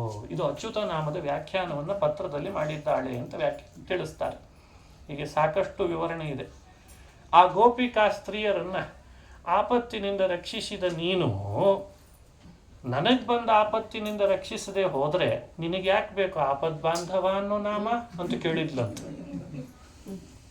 ಗೋಪೀರಗೋಪೀಹಿ ಕಿಲ ಗೋಪನಾಥ, ಗೋಪೀಹಿ ಅಗೋಪೀಹಿ ಸ್ವಾಪಚ್ಛಿದಾಪಾದನ ವಿಕ್ರಮೋಘ. ತನ್ನ ಭಕ್ತರಿಗೆ ಬಂದ ಆಪತ್ತನ್ನು ಪರಿಹರಿಸುವವನು, ಆದ್ದರಿಂದ ನಿನಗೆ ಆಪತ್ ಬಾಂಧವ ಅಂತ ನಾಮ ಇದೆ. ಈಗ ನನಗೆ ಆಪತ್ತು ಬಂದಿದೆ, ನೀನು ನಿನ್ನವಳು ಅಂತಾಗಿ ಗೋಪಿಕೆಯರನ್ನು ರಕ್ಷಿಸಿದಂತ ರಕ್ಷಿಸದೆ ಹೋದರೆ ಆ ನಾಮ ನಿನಗೆ ಹೊರಟು ಹೋಗ್ತದೆ. ಸಮಸ್ಯೆ ನಂದಲ್ಲ, ನಿನಗಿದೆ ಅಂತಂದ್ಲಂತ. ಯಾಕಂದ್ರೆ ನಾಮ ಬೇಕು ಅಂದರೆ ರಕ್ಷಣೆ ಮಾಡು. ನನ್ನನ್ನು ಇಲ್ಲಿಂದ ಕರೆದುಕೊಂಡು ಹೋಗು. ಹೀಗೆ ಒಂದೊಂದು ಶ್ಲೋಕದಲ್ಲಿ ರಾಜರು ಭಗವಂತನ ಒಂದೊಂದು ವ್ಯಕ್ತಿತ್ವವನ್ನೇ ಲಕ್ಷ್ಮಿ ಅನುಸಂಧಾನಕ್ಕೆ ತರಿಸಿ ಚಿಂತನೆ ಮಾಡ್ತಾಳೆ ಅಂತ. ಇತಿ ಪತ್ರಗತಾಲಾಪಂ, ಆ ಪತ್ರದಲ್ಲಿದ್ದ ಆ ಮಾತುಗಳು ಆಲಾಪನೆಯನ್ನೆಲ್ಲ ಮನಸಾ ಸ್ವೀಕರಿಸಿದ ಕೃಷ್ಣ ದಾರುಕನಿಗೆ ಹೇಳಿ ರಥದಲ್ಲಿ ಹೋಗಿ ಕುಳಿತುಕೊಂಡು ವಿಪ್ರರಿಗೆ ಕೂಗಿ ಹೇಳಿದ್ನಂತೆ, ಬರ್ರಿ ಬೇಗ, ನಾಳೆನೇ ಅಂತೆ ರುಕ್ಮಿಣಿ ಮದುವೆ ಅಂತಂದ. ಅವ್ರೇನೋ ಪಾಪ ಬ್ಯಾಗ್ ಇಟ್ಟಿದ್ರು ಅನಿಸ್ತದೆ. ಯಾರೋ ಪಾಪ ಏನೋ ಅಧಿಕ ಮಾಸದ ದಾನಾಗಿನ ಕೊಟ್ಟಿರ್ತಾರೆ, ಅವ್ರು ನಿಧಾನ ಎತ್ಕೊಂಡು ಬರ್ಬೇಕಲ್ಲ ಅದನ್ನ. ಅವು ಹಂಗಾಗ್ತಾವು, ದಾನಾಗಿನ ಕೊಟ್ಟಿರ್ತಾರೆ, ಅವ್ರಿಗೆ ಗೊತ್ತಿರಲ್ಲ ಕೊಡೋರಿಗೆ ಇಷ್ಟು ಭಾರ ಆಗ್ಬೋದು ಅಂತ. ಅವ್ನು ನಿಧಾನ ಹೀಗೆ ತಗೊಂಡು ಕೃಷ್ಣ ಅಂದ, ಇಷ್ಟು ತಡ ಮಾಡಿದ್ರೆ ರುಕ್ಮಿಣಿ ಮದುವೆ ಆಗೋಗ್ತದಲ್ಲಿ ಅಂಥೇಳಿ ಅವರನ್ನ ಹತ್ರ ಕರೆದು ಅವರ ಪಾಣಿಗ್ರಹಣ ಹೀಗೆ ಮಾಡಿ ಅವರನ್ನು ಕೂಡಿಸ್ಕೊಂಡಂತೆ. ಅದನ್ನ ರಾಜರು ನೆನಪಿಟ್ಟುಕೊಂಡಿದ್ದಾರೆ. ವಾದರಾಜರಾದಾಗ್ಲೂ ಸುದೇವ ಅವರಂತಾರೆ, ನನ್ನ ಕೈ ಹಿಡದೆ ಈ ಪರಿ ಪತ್ರ ತಂದವನನ್ನ ಒಳಗೆ ಕೂಡಿಸ್ಕೊಂಡಿದ್ದಾನೆ ಕೃಷ್ಣ ಅಂದ್ರೆ ನಾಳೆ ರುಕ್ಮಿಣಿ ಕೈ ಹಿಡಿಯದೇ ಇರ್ತಾನ ಅಂತ. ಭೈಷ್ಮೀಕರಗ್ರಹಣಮೇವ ಕರಿಷ್ಯತೀತಿ ವಕ್ತವ್ಯಮಸ್ತಿ ಕಿಮಿಹಾಶ್ರಿತ ಪಕ್ಷಪಾತಿ. ಅವನು ಆಶ್ರಿತ ಪಕ್ಷಪಾತಿ. ಭೈಷ್ಮೀಕರಗ್ರಹಣಮೇವ ಕರಿಷ್ಯತಿ, ನಾಳೆ ರುಕ್ಮಿಣಿಯ ಪಾಣಿಗ್ರಹಣ ಮಾಡೇ ಮಾಡ್ತಾನೆ. ಪತ್ರ ತಂದ ನನ್ನ ಪಾಣಿಗ್ರಹಣನೇ ಹೀಗೆ ಮಾಡಿಬಿಟ್ನಲ್ಲ. ಮತ್ತೆ ಯತ್ ಬ್ರಾಹ್ಮಣಸ್ಯ ಸದಯ ಕರಪಲ್ಲವೇನ ಪ್ರತ್ಯಗ್ರಹೀತ್ ವಚನ ಮಾತ್ರ ಹೃತೋಪಿ ಹಸ್ತಂ. ವಚನ ಮಾತ್ರ ಹೃತಃ ಅಪಿ, ಬರೀ ಮಾತಿನ ಸಂದೇಶವಾಹಕನಾದ ನನ್ನಂಥವನನ್ನೇ ಇಷ್ಟು ಆದರ ಮಾಡಿ ಬರ್ರಿ ಅಂತ ಕರೆದು ಕೂಡಿಸ್ಕೊಂಡಿದ್ದಾನೆ ಅಂದ ಮೇಲೆ ಇನ್ನು ಪತ್ರ ಬರೆದ ರುಕ್ಮಿಣಿ ತನ್ನ ಪತ್ನಿ ಅವಳು ಲಕ್ಷ್ಮಿ, ಅವಳ ಪಾಣಿಗ್ರಹಣ ಮಾಡದೇ ಇರ್ತಾನ ಅಂತಾರೆ. ಹಾಗೇ ಮಾಡಿದ ಕೃಷ್ಣ. ರಥ ಹೊರಟೇ ಬಿಡ್ತು. ದ್ವಾರಕಾ ಪಶ್ಚಿಮ ಸಮುದ್ರ, ವಿದರ್ಭ ದೇಶ, ಭಾರತದ ಮಧ್ಯಪ್ರದೇಶ, ಅಲ್ಲಿಗೆ ರಥ ಓಡಿಸ್ಕೊಂಡು ಬಂದಿದ್ದಾರೆ. ಕುಂಡಿನಾಪಟ್ಟಣದ ಹತ್ತತ್ರ ಬಂದಾಗ ಕೃಷ್ಣ ರಥ ನಿಲ್ಲಿಸು ಅಂತ ಹೇಳ್ದ. ಒಳಗೆ ಹೋಗ್ಬೇಡ ಅಂತ. ಬರೀ ದುಷ್ಟರೇ ತುಂಬಿದ್ರು. ಆ ಶಿಶುಪಾಲ, ದಂತವಕ್ರ, ಆ ರುಗ್ಮಿ, ಆ ಜರಾಸಂಧ, ಸಾಲ್ವ, ದಮಘೋಷ, ಪೌಂಡ್ರಗ್ ಇಂಥವೇ ತುಂಬಿದ್ರು ಅಂತಲ್ಲೆಲ್ಲ. ಬರೀ ಅದು ಅಲ್ಲಿ ಯಾಕೆ ಹೋಗಬೇಕು ಅಂದರೆ ಕೃಷ್ಣ ಒಳಗೆ ಹೋಗೋದೇ ಬೇಡ, ರಥ ಹೊರಗೇ ಇರಲಿ, ಊರು ಹೊರಗೆ ದೇವಸ್ಥಾನನೂ ಇದೆ ಅಂತ ಹೇಳಿದ್ದಾಳೆ. ರುಕ್ಮಿಣಿ ಬರೆಯುವಾಗ ಅಷ್ಟು ಡೀಟೇಲ್ ಆಗಿ ಬರ್ದಿದ್ಲಂತ್ರಿ. ಪಾಪ ಅವಳು ಸುಮ್ಮನೆ ಬರೆದಿಲ್ಲ, ನೀಟಾಗಿ ಬರೆದಿದ್ದಾಳೆ. ಒಂದೊಂದು ಈ ಮಿನಿಟ್ಸ್ ಅಂತ ಒಂದು ವ್ಯವಸ್ಥೆ ಇದೆ ನಮ್ಮಲ್ಲಿ. ಈ ಸಮಯಕ್ಕೆ ನಾನು ಇಲ್ಲಿಗೆ ಬರ್ತೇನೆ, ನೀನು ಇಲ್ಲಿಗೆ ಬಾ ಅಂತ ಅಷ್ಟೆಲ್ಲ ಬರೆದಿದ್ದಾಳೆ. ಅದನ್ನು ನೋಡಿದ್ದ ಕೃಷ್ಣ ಈ ಸಮಯಕ್ಕೆ ರುಕ್ಮಿಣಿ ಅಲ್ಲಿಂದ ಹೊರಡ್ತಾಳೆ. ಅಲ್ಲಿಂದ ಆ ದೇವಸ್ಥಾನಕ್ಕೆ ಬರ್ಲಿಕ್ಕೆ ಎಷ್ಟು ಸಮಯ ಆಗ್ತದೆ. ಸುತ್ತಲೂ ಎಲ್ಲೆಲ್ಲಿ ಸೈನಿಕರನ್ನ ಜರಾಸಂಧ ನೇಮಕ ಮಾಡಿದ್ದಾನೆ. ಹುಚ್ಚ ಅದು, ಎಲ್ಲಿ ನಿಲ್ಲಿಸ್ಬೇಕಲ್ಲಿ ನಿಲ್ಲಿಸ್ಬೇಕ ಬೇಡ, ಸೈನಿಕರನ್ನ ನಿಲ್ಲಿಸಿ ತಂತು ಇಂತು ಅಲ್ಲಿ ಇಲ್ಲಿ ರಾಜರನ್ನ ಮೇಲ್ಗಡೆ ಮಹಡಿ ಮೇಲೆ ಉಪ್ಪರಿಗೆ ಬೇರೆ ಕಟ್ಸಿದ್ದ ರುಗ್ಮಿ, ಅಲ್ಲೆಲ್ಲ ನಿಲ್ಲಿಸಿದ್ನಂತೆ. ಕೃಷ್ಣನನ್ನು ಹಿಡಿಲಿಕ್ಕೆ ಎಷ್ಟು ಬೇಕೋ ಅಷ್ಟು ವ್ಯವಸ್ಥೆ ಮಾಡಿದ್ದ. ಆದ್ರೆ ಕಣ್ಣಿಗೆ ಕಂಡ್ರೆ ತಾನೇ ಕೃಷ್ಣನ ಹಿಡಿಬೇಕು, ಹಣೆ ಬಾರ. ಇವಾಗ ಒಳಗೇ ಬರಲಿಲ್ಲ. ಒಳಗೆ ಬೇಡ ಅಂತ, ಬರೀ ದುಷ್ಟರೇ ತುಂಬಿರೋ ಊರಿಗೆ ಒಳಗೆ ಹೋಗೋದೇ ಬೇಡ ಅಂತಂದ್ಬಿಟ್ಟು. ದುಷ್ಟೌಘ ಪೂರ್ಣಾಂ ನಗರೀಂ ಪ್ರವೇಷ್ಟುಂ ಕೃಷ್ಣೋ ಹ್ಯನಿಚ್ಛನ್ ಬಹಿರೇವ ವಾಸಂ. ದುಷ್ಟರು ತುಂಬಿದ ಊರಿಗೆ ನಾನ್ಯಾಕೆ ಹೋಗಲಿ ಅಂತ ಕೃಷ್ಣ ಹೊರಗೆ ವಾಸ ಮಾಡಿಬಿಟ್ಟ. ಅವತ್ತಿನ ಸಮಯಕ್ಕೆ ಸೂರ್ಯಾಸ್ತ ಆಗ್ತಾ ಇದೆ. ಅದು ಹಳ್ಳಿ, ಕುಂಡಿನಾಪಟ್ಟಣ ದೊಡ್ಡ ಸಿಟಿ, ಸ್ಮಾರ್ಟ್ ಸಿಟಿ ಇದ್ದಂಗೆ. ಸುತ್ತಲೂ ಗ್ರಾಮಾಂತರ ಪ್ರದೇಶ. ಅಲ್ಲಿ ಹಳ್ಳಿ ಗಾಡಿನ ಪ್ರದೇಶದ ಜಾನಪದ ಅಂತ ಕರೀತಾರೆ, ಈ ಜನಪದದವರು. ಅವರೆಲ್ಲ ಈ ನಮ್ಮೂರಿಗೆ ಇಲ್ಲಿ ಹೊಸ ರಥ ಬಂತಲ್ಲ ಅಂತ ಆಶ್ಚರ್ಯ. ಆ ರಥ ಬಂದದ್ರ ನೋಡಿ ಕುತೂಹಲ ಪಡ್ತಾ ಇದ್ದಾರೆ. ಹತ್ತತ್ರ ಬರೋದು, ಹಣಿಕೆ ಹಾಕೋದು, ಅದ್ರ ಗಾಜ್ ತೆಗಿಲಿಕ್ಕೆ ನೋಡೋದು, ಹೊಸ ಕಾರ್ ಮನೆ ಮುಂದೆ ತಂದು ನಿಲ್ಲಿಸಿದಾಗ ಮಾಡ್ತಿರ್ತಾರೆ ಹಳ್ಳಿ ಒಳಗೆ ಕೆಲವರು. ಅಲ್ಲಿ ಸುತ್ತಲೂ ಒರೆಯೋದು, ಮತ್ತೆ ನೋಡೋದು, ಯಾವ ಹೊಸ ಊರಿಗೆ ಬಂದು ಹೊಸ ವ್ಯಕ್ತಿ ಬಂದಿದ್ದಾನೆ ಅಂತ. ಅಲ್ಲಿದ್ದ ಕೆಲವರೆಲ್ಲ ಶ್ರೀಕೃಷ್ಣನ ಹಿಂದೂ ನೋಡೇ ಇರಲಿಲ್ಲ, ಬರೀ ಕೇಳಿದ್ರು. ಕೃಷ್ಣ ಆ ಗೋಪಿಕಾ ಸ್ತ್ರೀಯರೊಟ್ಟಿಗಿರ್ತಿದ್ದ, ಗೋಕುಲದಲ್ಲಿದ್ದ, ಕಂಸನ್ ಕೊಂದಿದ್ದ, ಜರಾಸಂಧನನ್ನು ಸೋಲಿಸಿದ್ದ, ದ್ವಾರಕಾ ನಿರ್ಮಾಣ ಮಾಡಿದಾತ, ಪಾಂಡವರ ಒಡನಾಡಿ ಅಂತೆ ಅಂತ ಬರೀ ಕೇಳಿದ್ರು. ಅಂತೆ ಅಂತ ಹೇಳೇ ಕೇಳಿದ್ರು. ರಾಜರು ಹೇಳ್ತಾರೆ, ಅಕ್ಕ ಕೇಳೆ ಒಬ್ಬ ತಪಸ್ಸಿಯ, ಹಾಗೆ ಎಲ್ಲ ಕೇಳಿದ್ರಂತ. ಅವರೆಲ್ಲ ಮಾತಾಡಿ ಕೇಳಿದ್ರು. ಹಂಗೆ ಈ ಕೃಷ್ಣನ ನೇರ ನೋಡ್ಲಿಕ್ಕೆ ಆಗಿರ್ಲಿಲ್ಲ ಅವರಿಗೆ. ಅದಕ್ಕೆ ಒಬ್ಬೊಬ್ರು ಕೃಷ್ಣನ್ ನೋಡಿ ಆ ನಾಯಕನ ಸೌಂದರ್ಯ ವರ್ಣನೆ ಮಾಡ್ಬೇಕಲ್ಲ. ಕಾವ್ಯದಲ್ಲಿ ಅದು ನಿಯಮ. ಕಾವ್ಯ ನಾಯಕ ವರ್ಣನೆ, ಕಾವ್ಯ ನಾಯಕಿಯ ವರ್ಣನೆ. ಅದಕ್ಕೆ ವಾದರಾಜರು ಕೃಷ್ಣನ ಗುಣಗಳನ್ನು ವರ್ಣಿಸುವ ನೆಪದಲ್ಲಿ ಆ ಜಾನಪದದವರ ಬಾಯಲ್ಲಿ ಹೇಳಿಸ್ತಾರೆ. ಹೇಗಿದ್ದ ಕೃಷ್ಣ ಅಂದರೆ, ನಾಯಂ ಸ್ಮರಃ ಶ್ಯಾಮಲ ಕೋಮಲಾಂಗ. ಏನಿವ ಮನ್ಮಥನ ಅಂದ್ರಂತೆ ಯಾರೋ ಬಂದು, ಇನ್ನೊಬ್ರು ಬಂದು ಬೈದ್ರಂತೆ, ಏನ್ರಿ ಮನ್ಮಥ ಅಂತಿರಲ್ಲ, ಎಷ್ಟು ಶ್ಯಾಮಲ ಕೋಮಲಾಂಗ, ನೀಲಮೇಘ ವರ್ಣದವನಾಗಿ ಅಂಗಾಂಗಗಳಿಂದ ಇಷ್ಟು ಸುಂದರನಾದವನನ್ನ ಹೋಗಿ ಹೋಗಿ ಅನಂಗ ಅಂತೀರಾ ಅಂತ ಕೇಳಿದ್ರಂತೆ. ಅಂಗನೇ ಇಲ್ಲದೆ ಇರೋ ಅನಂಗಯಲ್ಲಿ ಶ್ಯಾಮಲ ಕೋಮಲಾಂಗನಾದ ಇವನೆಲ್ಲಿ ಅಂತ ಅವನು ಅಲ್ಲ ಅಂದ್ರಂತೆ. ಚಂದ್ರನ ನಾಯಂ ಶಶಿ ವೀತ ಕಳಂಕ ಶಂಕ. ಚಂದ್ರ ಆಗಿದ್ರೆ ಮಧ್ಯದಲ್ಲಿ ಕಳಂಕ ಇರಬೇಕಲ್ಲ, ಅವನು ಶಶಾಂಕ, ಅವನಿಗೆ ಕಳಂಕ ಇದೆ. ಇಲ್ಲೆಲ್ಲಿ ಕಳಂಕ ಇದೆ ನೋಡಿ, ಯಾವುದೂ ಒಂದು ಕಳಂಕ ಇಲ್ದಿದ್ದವನನ್ನ ಚಂದ್ರ ಅನ್ಲಿಕ್ಕೆ ಆಗಲಾರ್ದು. ಸೂರ್ಯನ ಅಂದ್ರಂತೆ ನಾಯಂ ರವಿಹಿ. ಸೂರ್ಯನ ಹಾಗಾದ್ರೆ ಸೂರ್ಯನನ್ನು ನೋಡ್ಲಿಕ್ಕೆ ಕಣ್ಣು ಮುಚ್ಚೋಗ್ತದೆ, ಇವನನ್ನು ನೋಡಿದ್ರೆ ಕಣ್ಣು ಅರಳುತ್ತಿವೆ ಅಂತಂದ್ರಂತೆ. ನಾಯಂ ರವಿಹಿ ಲೋಕ ದೃಗಾರ್ತಿಹಾರಿ. ಲೋಕ ಯಾರನ್ನ ನೋಡಿದ್ರೆ ತನ್ನ ಒಳಗಿನ ದುಃಖವನ್ನೆಲ್ಲ ಕಳೆದುಕೊಳ್ತದೆ. ಹಾಗಾಗಿ ಸೂರ್ಯ ಅಲ್ಲವೇ ಅಲ್ಲ. ಸ್ವಲ್ಪ ವಯಸ್ಸಾದ ಹಿರಿ ಮುದುಕಿ ಇದ್ಲಂತೆ. ಇವರೆಲ್ಲ ಮಾತಾಡೋದು ಕಿವಿ ಕೇಳಿಸ್ಕೊಂಡು ಗೂನು ಬೆನ್ನು ಪಾಪ ಅವಳು ಹತ್ತತ್ರ ಬಂದು ಎಲ್ಲರನ್ನು ಬೈದು ಹೇಳಿದ್ರು, ಏನು ಹುಚ್ಚಿದ್ದೀರಿ ನೀವೆಲ್ಲ, ಇಷ್ಟು ದಿನ ಪುರಾಣ ಕೇಳಿದ್ರೆ ಅರ್ಥ ಆಗಲಿಲ್ಲ ಯಾರು ಬಂದಿದ್ದಾನೆ ಅಂತ ಕಂಡು ಹಿಡಿಲಿಕ್ಕೆ ಬರಲಿಲ್ಲ ನಿಮಗೆ, ಯಾಕೆ ಕೇಳ್ತೀರ ಮತ್ತು ಪುರಾಣ ಪ್ರವಚನಗಳನ್ನ ಅಂತ ಅವಳು ಸ್ವಲ್ಪ ಬೈದು ಎಲ್ರಿಗೆ ಹೇಳ್ತಾಳೆ. ದಿನಾ ಪುರಾಣದಲ್ಲಿ ಬರ್ತಾನಲ್ಲ ಅದೇ ಕೃಷ್ಣ ಕೃಷ್ಣ ಅಂತ, ಅವನೇ ಇವ ಅಂತ. ಸೋಯಂ ಪುರಾಣ ಪುರುಷೋ ಅದ್ವಿತೀಯ. ಆ ಪುರಾಣಗಳೆಲ್ಲ ಯಾರನ್ನ ಪ್ರತಿಪಾದಿಸ್ತಾವೋ, ವೇದ ರಾಶಿಗಳು ಯಾರ ಗುಣಗಾನ ಮಾಡ್ಲಿಕ್ಕಿದ್ದಾವೋ ಆ ಅದ್ವಿತೀಯನಾದ ಸರ್ವೋತ್ತಮ ಇವನೇ ಕೃಷ್ಣ ಅಂತ ಕೊಂಡಾಡುತ್ತಾರೆ. ಕೃಷ್ಣನ ಅಂತ ಆವಾಗ ಎಲ್ಲ ಬೆರಗಾದ್ರಂತೆ. ಕೃಷ್ಣನ ಶ್ರೀರೇವ ಸಾ ಭೀಷ್ಮ ಸುತ ಮನೋಜ್ಞ.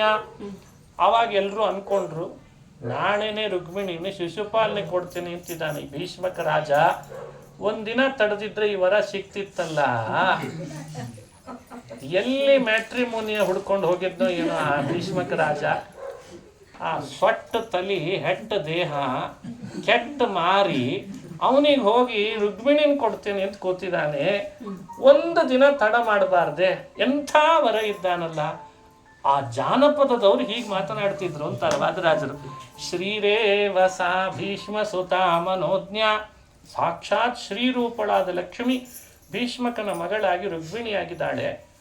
ಶ್ರೀವಲ್ಲಭೋಯಂ ಸುಭಗಾಗ್ರಗಣ್ಯ. ಸೌಭಾಗ್ಯದ ತವನಿಧಿಯಾದ ಶ್ರೀಕೃಷ್ಣ ಇಲ್ಲಿಗೆ ಬಂದು ನೆಲೆಸಿದಾನೆ ನಾರಾಯಣ. ಇವರಿಬ್ರು ಹಸೆಮಣೆ ಮೇಲೆ ಕೂತ್ರೆ ಎಷ್ಟು ಚೆನ್ನಾಗಿರ್ತದೆ ಅಂತ ಅವರೇ ಕನಸ್ಕೊಂಡ್ರಂತ. ಹಸೆಮಣೆ ಮೇಲೆ ಈ ಕೃಷ್ಣ ಆ ರುಕ್ಮಿಣಿ ಕುಳಿತು ವಿವಾಹ ಮಾಡಿಕೊಂಡ್ರೆ ನೋಡ್ಲಿಕ್ಕೆ ಅದ್ಭುತ.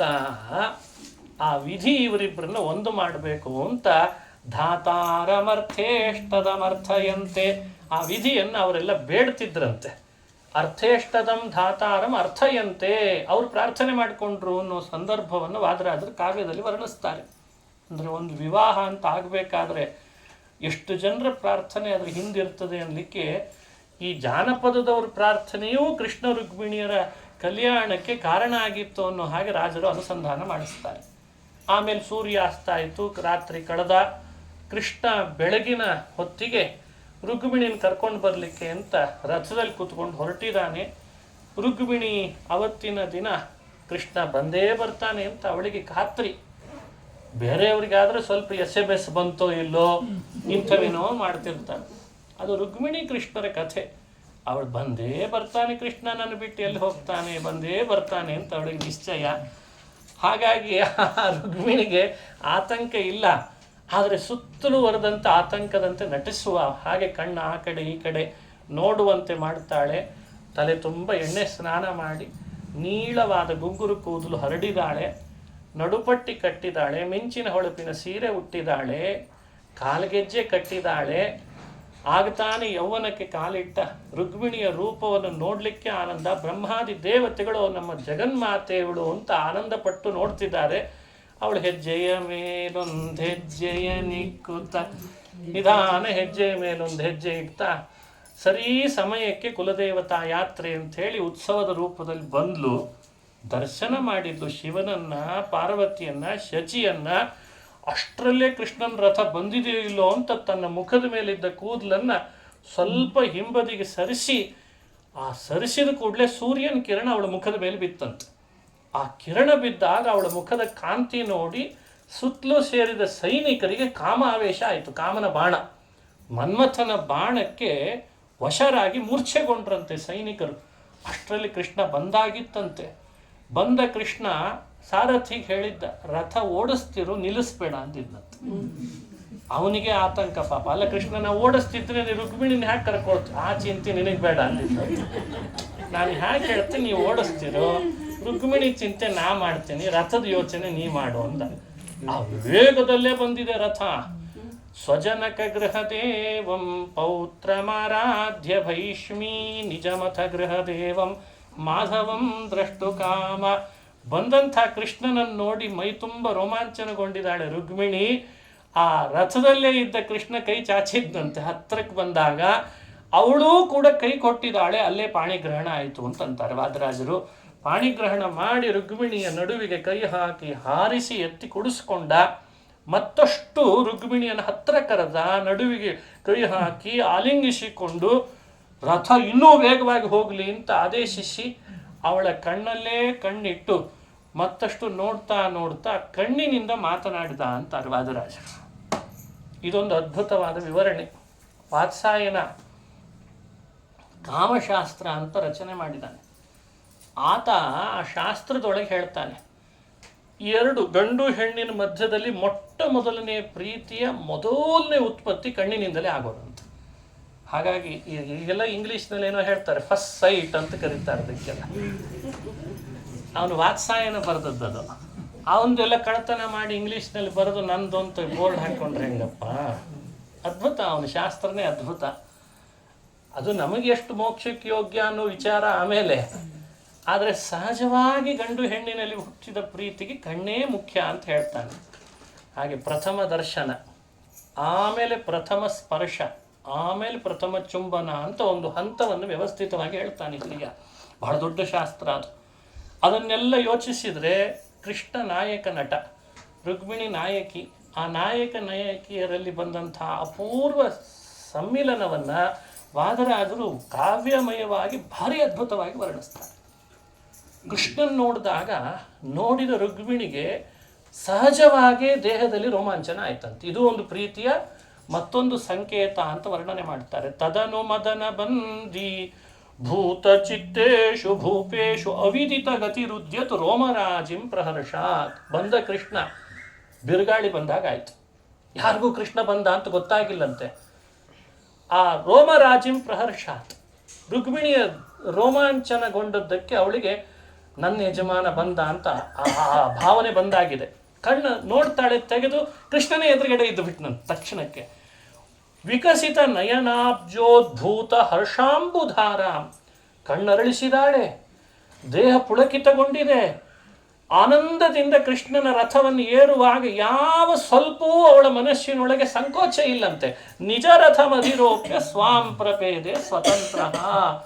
ಇವನು ತನ್ನವನೇ, ಇವಳು ನನ್ನವಳೇ ಅನ್ನೋ ಭಾವನೆ ಒಳಗೇನೆ ಆ ರಥ ಏರಿಸೇ ಬಿಟ್ಟ ಕೃಷ್ಣ ರುಕ್ಮಿಣಿಯ ರಥವನ್ನು. ಏರಿಸಿದ ಕೂಡಲೇ ಸ್ವಾಂ ಪ್ರಪೇದೆ ಮುಕುಂದ, ತನ್ನವಳನ್ನೇ ತಾನು ಪಡೆದ ಸ್ವತಂತ್ರ. ಅವನು ತಡೆಯೋರು ಯಾರು, ಅವನು ಹಿಡಿಯೋರು ಯಾರು, ಅವನು ಮುಟ್ಟೋರು ಯಾರು ಅಂತಾರೆ ವಾದರಾಜರು. ಅವನು ಸ್ವತಂತ್ರನಾದ್ರಿಂದ ಅವನನ್ನು ತಡೆಯೋರು, ಹಿಡಿಯೋರು, ಮುಟ್ಟೋರು ಇರಲಿಲ್ಲ. ತನ್ನವಳನ್ನೇ ಪಡೆದ. ಆಲಿಂಗನದ ಭಾಗ್ಯವನ್ನು ರುಕ್ಮಿಣಿಗೂ ಕೊಟ್ಟ.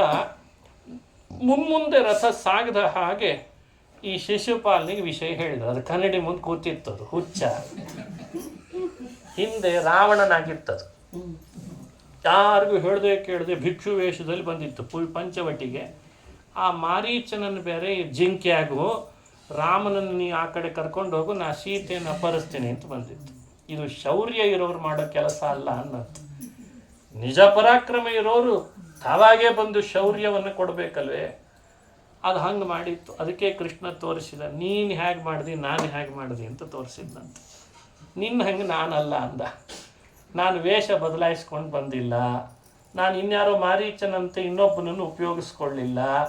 ನಾನಾಗಿ ಬಂದೆ ರಥದಲ್ಲಿ, ಅವಳಾಗಿ ಪತ್ರ ಬರೆದ್ಲು, ರಥದಲ್ಲಿ ಕೂಡಿಸ್ಕೊಂಡು ಹೊರಟಿದ್ದೇನೆ. ಈಗ ಯುದ್ಧಕ್ಕೆ ಬರೋದಾದ್ರೆ ಬರ್ರಿ ಅಂತ ಕರೆದ್ನಂತೆ ಕೃಷ್ಣ. ಬರ್ರಿ ಅಂತ ಸ್ವಲ್ಪ ದೂರ ಸಾಗಿದೆ ಕುಂಡಿನಾ ಪಟ್ಟಣದಿಂದ ರಥ. ಅಷ್ಟರಲ್ಲಿ ರುಗ್ಮಿ ಬಂದ. ಶಿಶುಪಾಲನನ್ನು ಅಲ್ಲೇ ತಡೆದಿದ್ರು, ನೀ ಏನು ಹೋಗ್ಬೇಡ, ಯಾಕಂದ್ರೆ ಪಾಪ ಅದು ವರ ಆಗಿ ತಯಾರಾಗಿ ಕೂತಿತ್ತು. ಅವು ಯಾವುದೋ ವಿದೇಶದಿಂದ ಕಾಸ್ಟ್ಯೂಮ್ ಡಿಸೈನರ್ ಕಳಿಸಿದ್ರು ಬೇರೆ ಅವು, ಯಾಕಂದ್ರೆ ಅವು ಮಾರಿ ಸರಿ ಇರಲ್ಲ, ಬಳದಿದ್ದು ಅವು ಕೂದಲು ಬೆಳ್ಳಗಾಗಿತ್ತಂತೆ. ಅದನ್ನು ಮತ್ತೆ ಕಪ್ಪು ಮಾಡಿ ಹಲ್ಲೆಲ್ಲ ಹೋಗಿತ್ತು, ಪ್ಲಾಸ್ಟಿಕ್ ಹಲ್ಲು ಬೇರೆ ಹಾಕಿಸ್ಕೊಂಡಿತ್ತದು, ಎತ್ತೆತ್ತಕ್ಕೂ ಉಪಯೋಗ ಇರಲಿಲ್ಲ ಅವ. ಅಂಥವನನ್ನ ರುಕ್ಮಿಣಿ ವರ ಅಂತ ಮಾಡಿ ಕೂಡಿಸಿದ್ರೆ ಏನು, ಎಲ್ಲರೂ ಹಚ್ಚಿ ನಕ್ರಂತ ಅವನನ್ನು ಕಂಡು. ಶಿಶುಪಾಲ, ನಿನ್ನ ಹಣೆ ಬಾರ ಸರಿ ಇಲ್ಲ, ನೀ ಎಷ್ಟು ಮಂಡೊಳ್ಳೆ ಗಿಂಡೊಳ್ಳೆ ಕಟ್ಕೊಂಡು ಕರಡಿ ಮುಂದೆ ಕೂತ್ಕೊಂಡ್ರು ರುಕ್ಮಿಣಿ ನಿಂಗೆ ಸಿಗಲ್ಲ, ಯಾಕೆ ಸುಮ್ಮನೆ ಒದ್ದಾಡ್ತಿಂತ ಹಾಸ್ಯ ಮಾಡಿ ನಕ್ಕ ಅವನನ್ನ ಅಪಹಾಸ ಮಾಡಿ ಇಟ್ಬಿಟ್ಟಿದ್ರಂತ. ಅವ ಕಣ್ಣೀರು ಹಾಕ್ತಾ ಕೂತಿದ್ದ. ಶಿಶುಪಾಲ ಜರಾಸಂಧ ಹೋಗಿ ಒಂದು ದೊಡ್ಡ ಗೋಡೆಗೆ ತನ್ನನ್ನು ಭುಜ ಮುರಿದುಕೊಳ್ಳೋ ಹಾಗೆ ಗುದ್ದಿದ. ಏನಾಗಿದೆ ಈ ಭುಜಗಳಿಗೆ, ಕೃಷ್ಣನನ್ನು ಒಮ್ಮೆಯೂ ಸೋಲಿಸ್ಲಿಕ್ಕೆ ಆಗ್ತಿಲ್ಲಲ್ಲ, ಅವಮಾನ ಆಯಿತು ಅಂತ ಅವ ಹಣೆ ಪಡ್ಕೊಂಡ. ಸಾಲ್ವ ಹಣೆ ಪಡ್ಕೊಂಡ. ರುಗ್ಮಿ ಒಬ್ಬ ಒಂದಿಷ್ಟು ಜನ ರಾಜರನ್ನು ಸೇರಿಸಿ ನನ್ನ ಸಹೋದರಿಯನ್ನು ಕದ್ಕೊಂಡು ಹೋದ್ನಲ್ಲ ಕೃಷ್ಣ ಅಂತ ಯುದ್ಧಕ್ಕೆ ಅಂತ ಹೊರಟ್ರೆ, ರುಗ್ಮಿಣಿ ಇದ್ದ ರಥದಲ್ಲೇ ಕೃಷ್ಣ, ನೀನಿಲ್ಲೇ ಇರು, ನಿನ್ನ ಮುಂದೆ ಯುದ್ಧ ಮಾಡ್ತೀನಿ ಅಂತ. ಯಾಕಂದ್ರೆ ಅವಳು ಪತ್ರ ಬರೆದಿದ್ಲು, ನಿನ್ನ ಪರಾಕ್ರಮ ಶುಲ್ಕ ಕೊಟ್ಟು ನನ್ನನ್ನು ಕರೆದುಕೊಂಡು ಹೋಗ್ಬೇಕು ಅಂತಿದ್ಲ. ಹಾಗಾಗಿ ರುಕ್ಮಿಣಿನ ರಥದಲ್ಲಿ ಕೂಡಿಸಿ ಅದನ್ನು ಹಿಂತಿರುಗಿಸಿ ಬಂದಂಥ ರುಗ್ಮಿ ಮತ್ತು ಬೇರೆ ಬೇರೆ ರಾಜರ ಜೊತೆಗೆ ಯುದ್ಧ ಮಾಡ್ತಾನೆ ಕೃಷ್ಣ. ಹೇಗೆ ಯುದ್ಧ ಮಾಡ್ದ ಅಂತ ಒಂದು ಶ್ಲೋಕದಲ್ಲಿ ಹೇಳ್ತಾರೆ ವಾದರಾಜರು.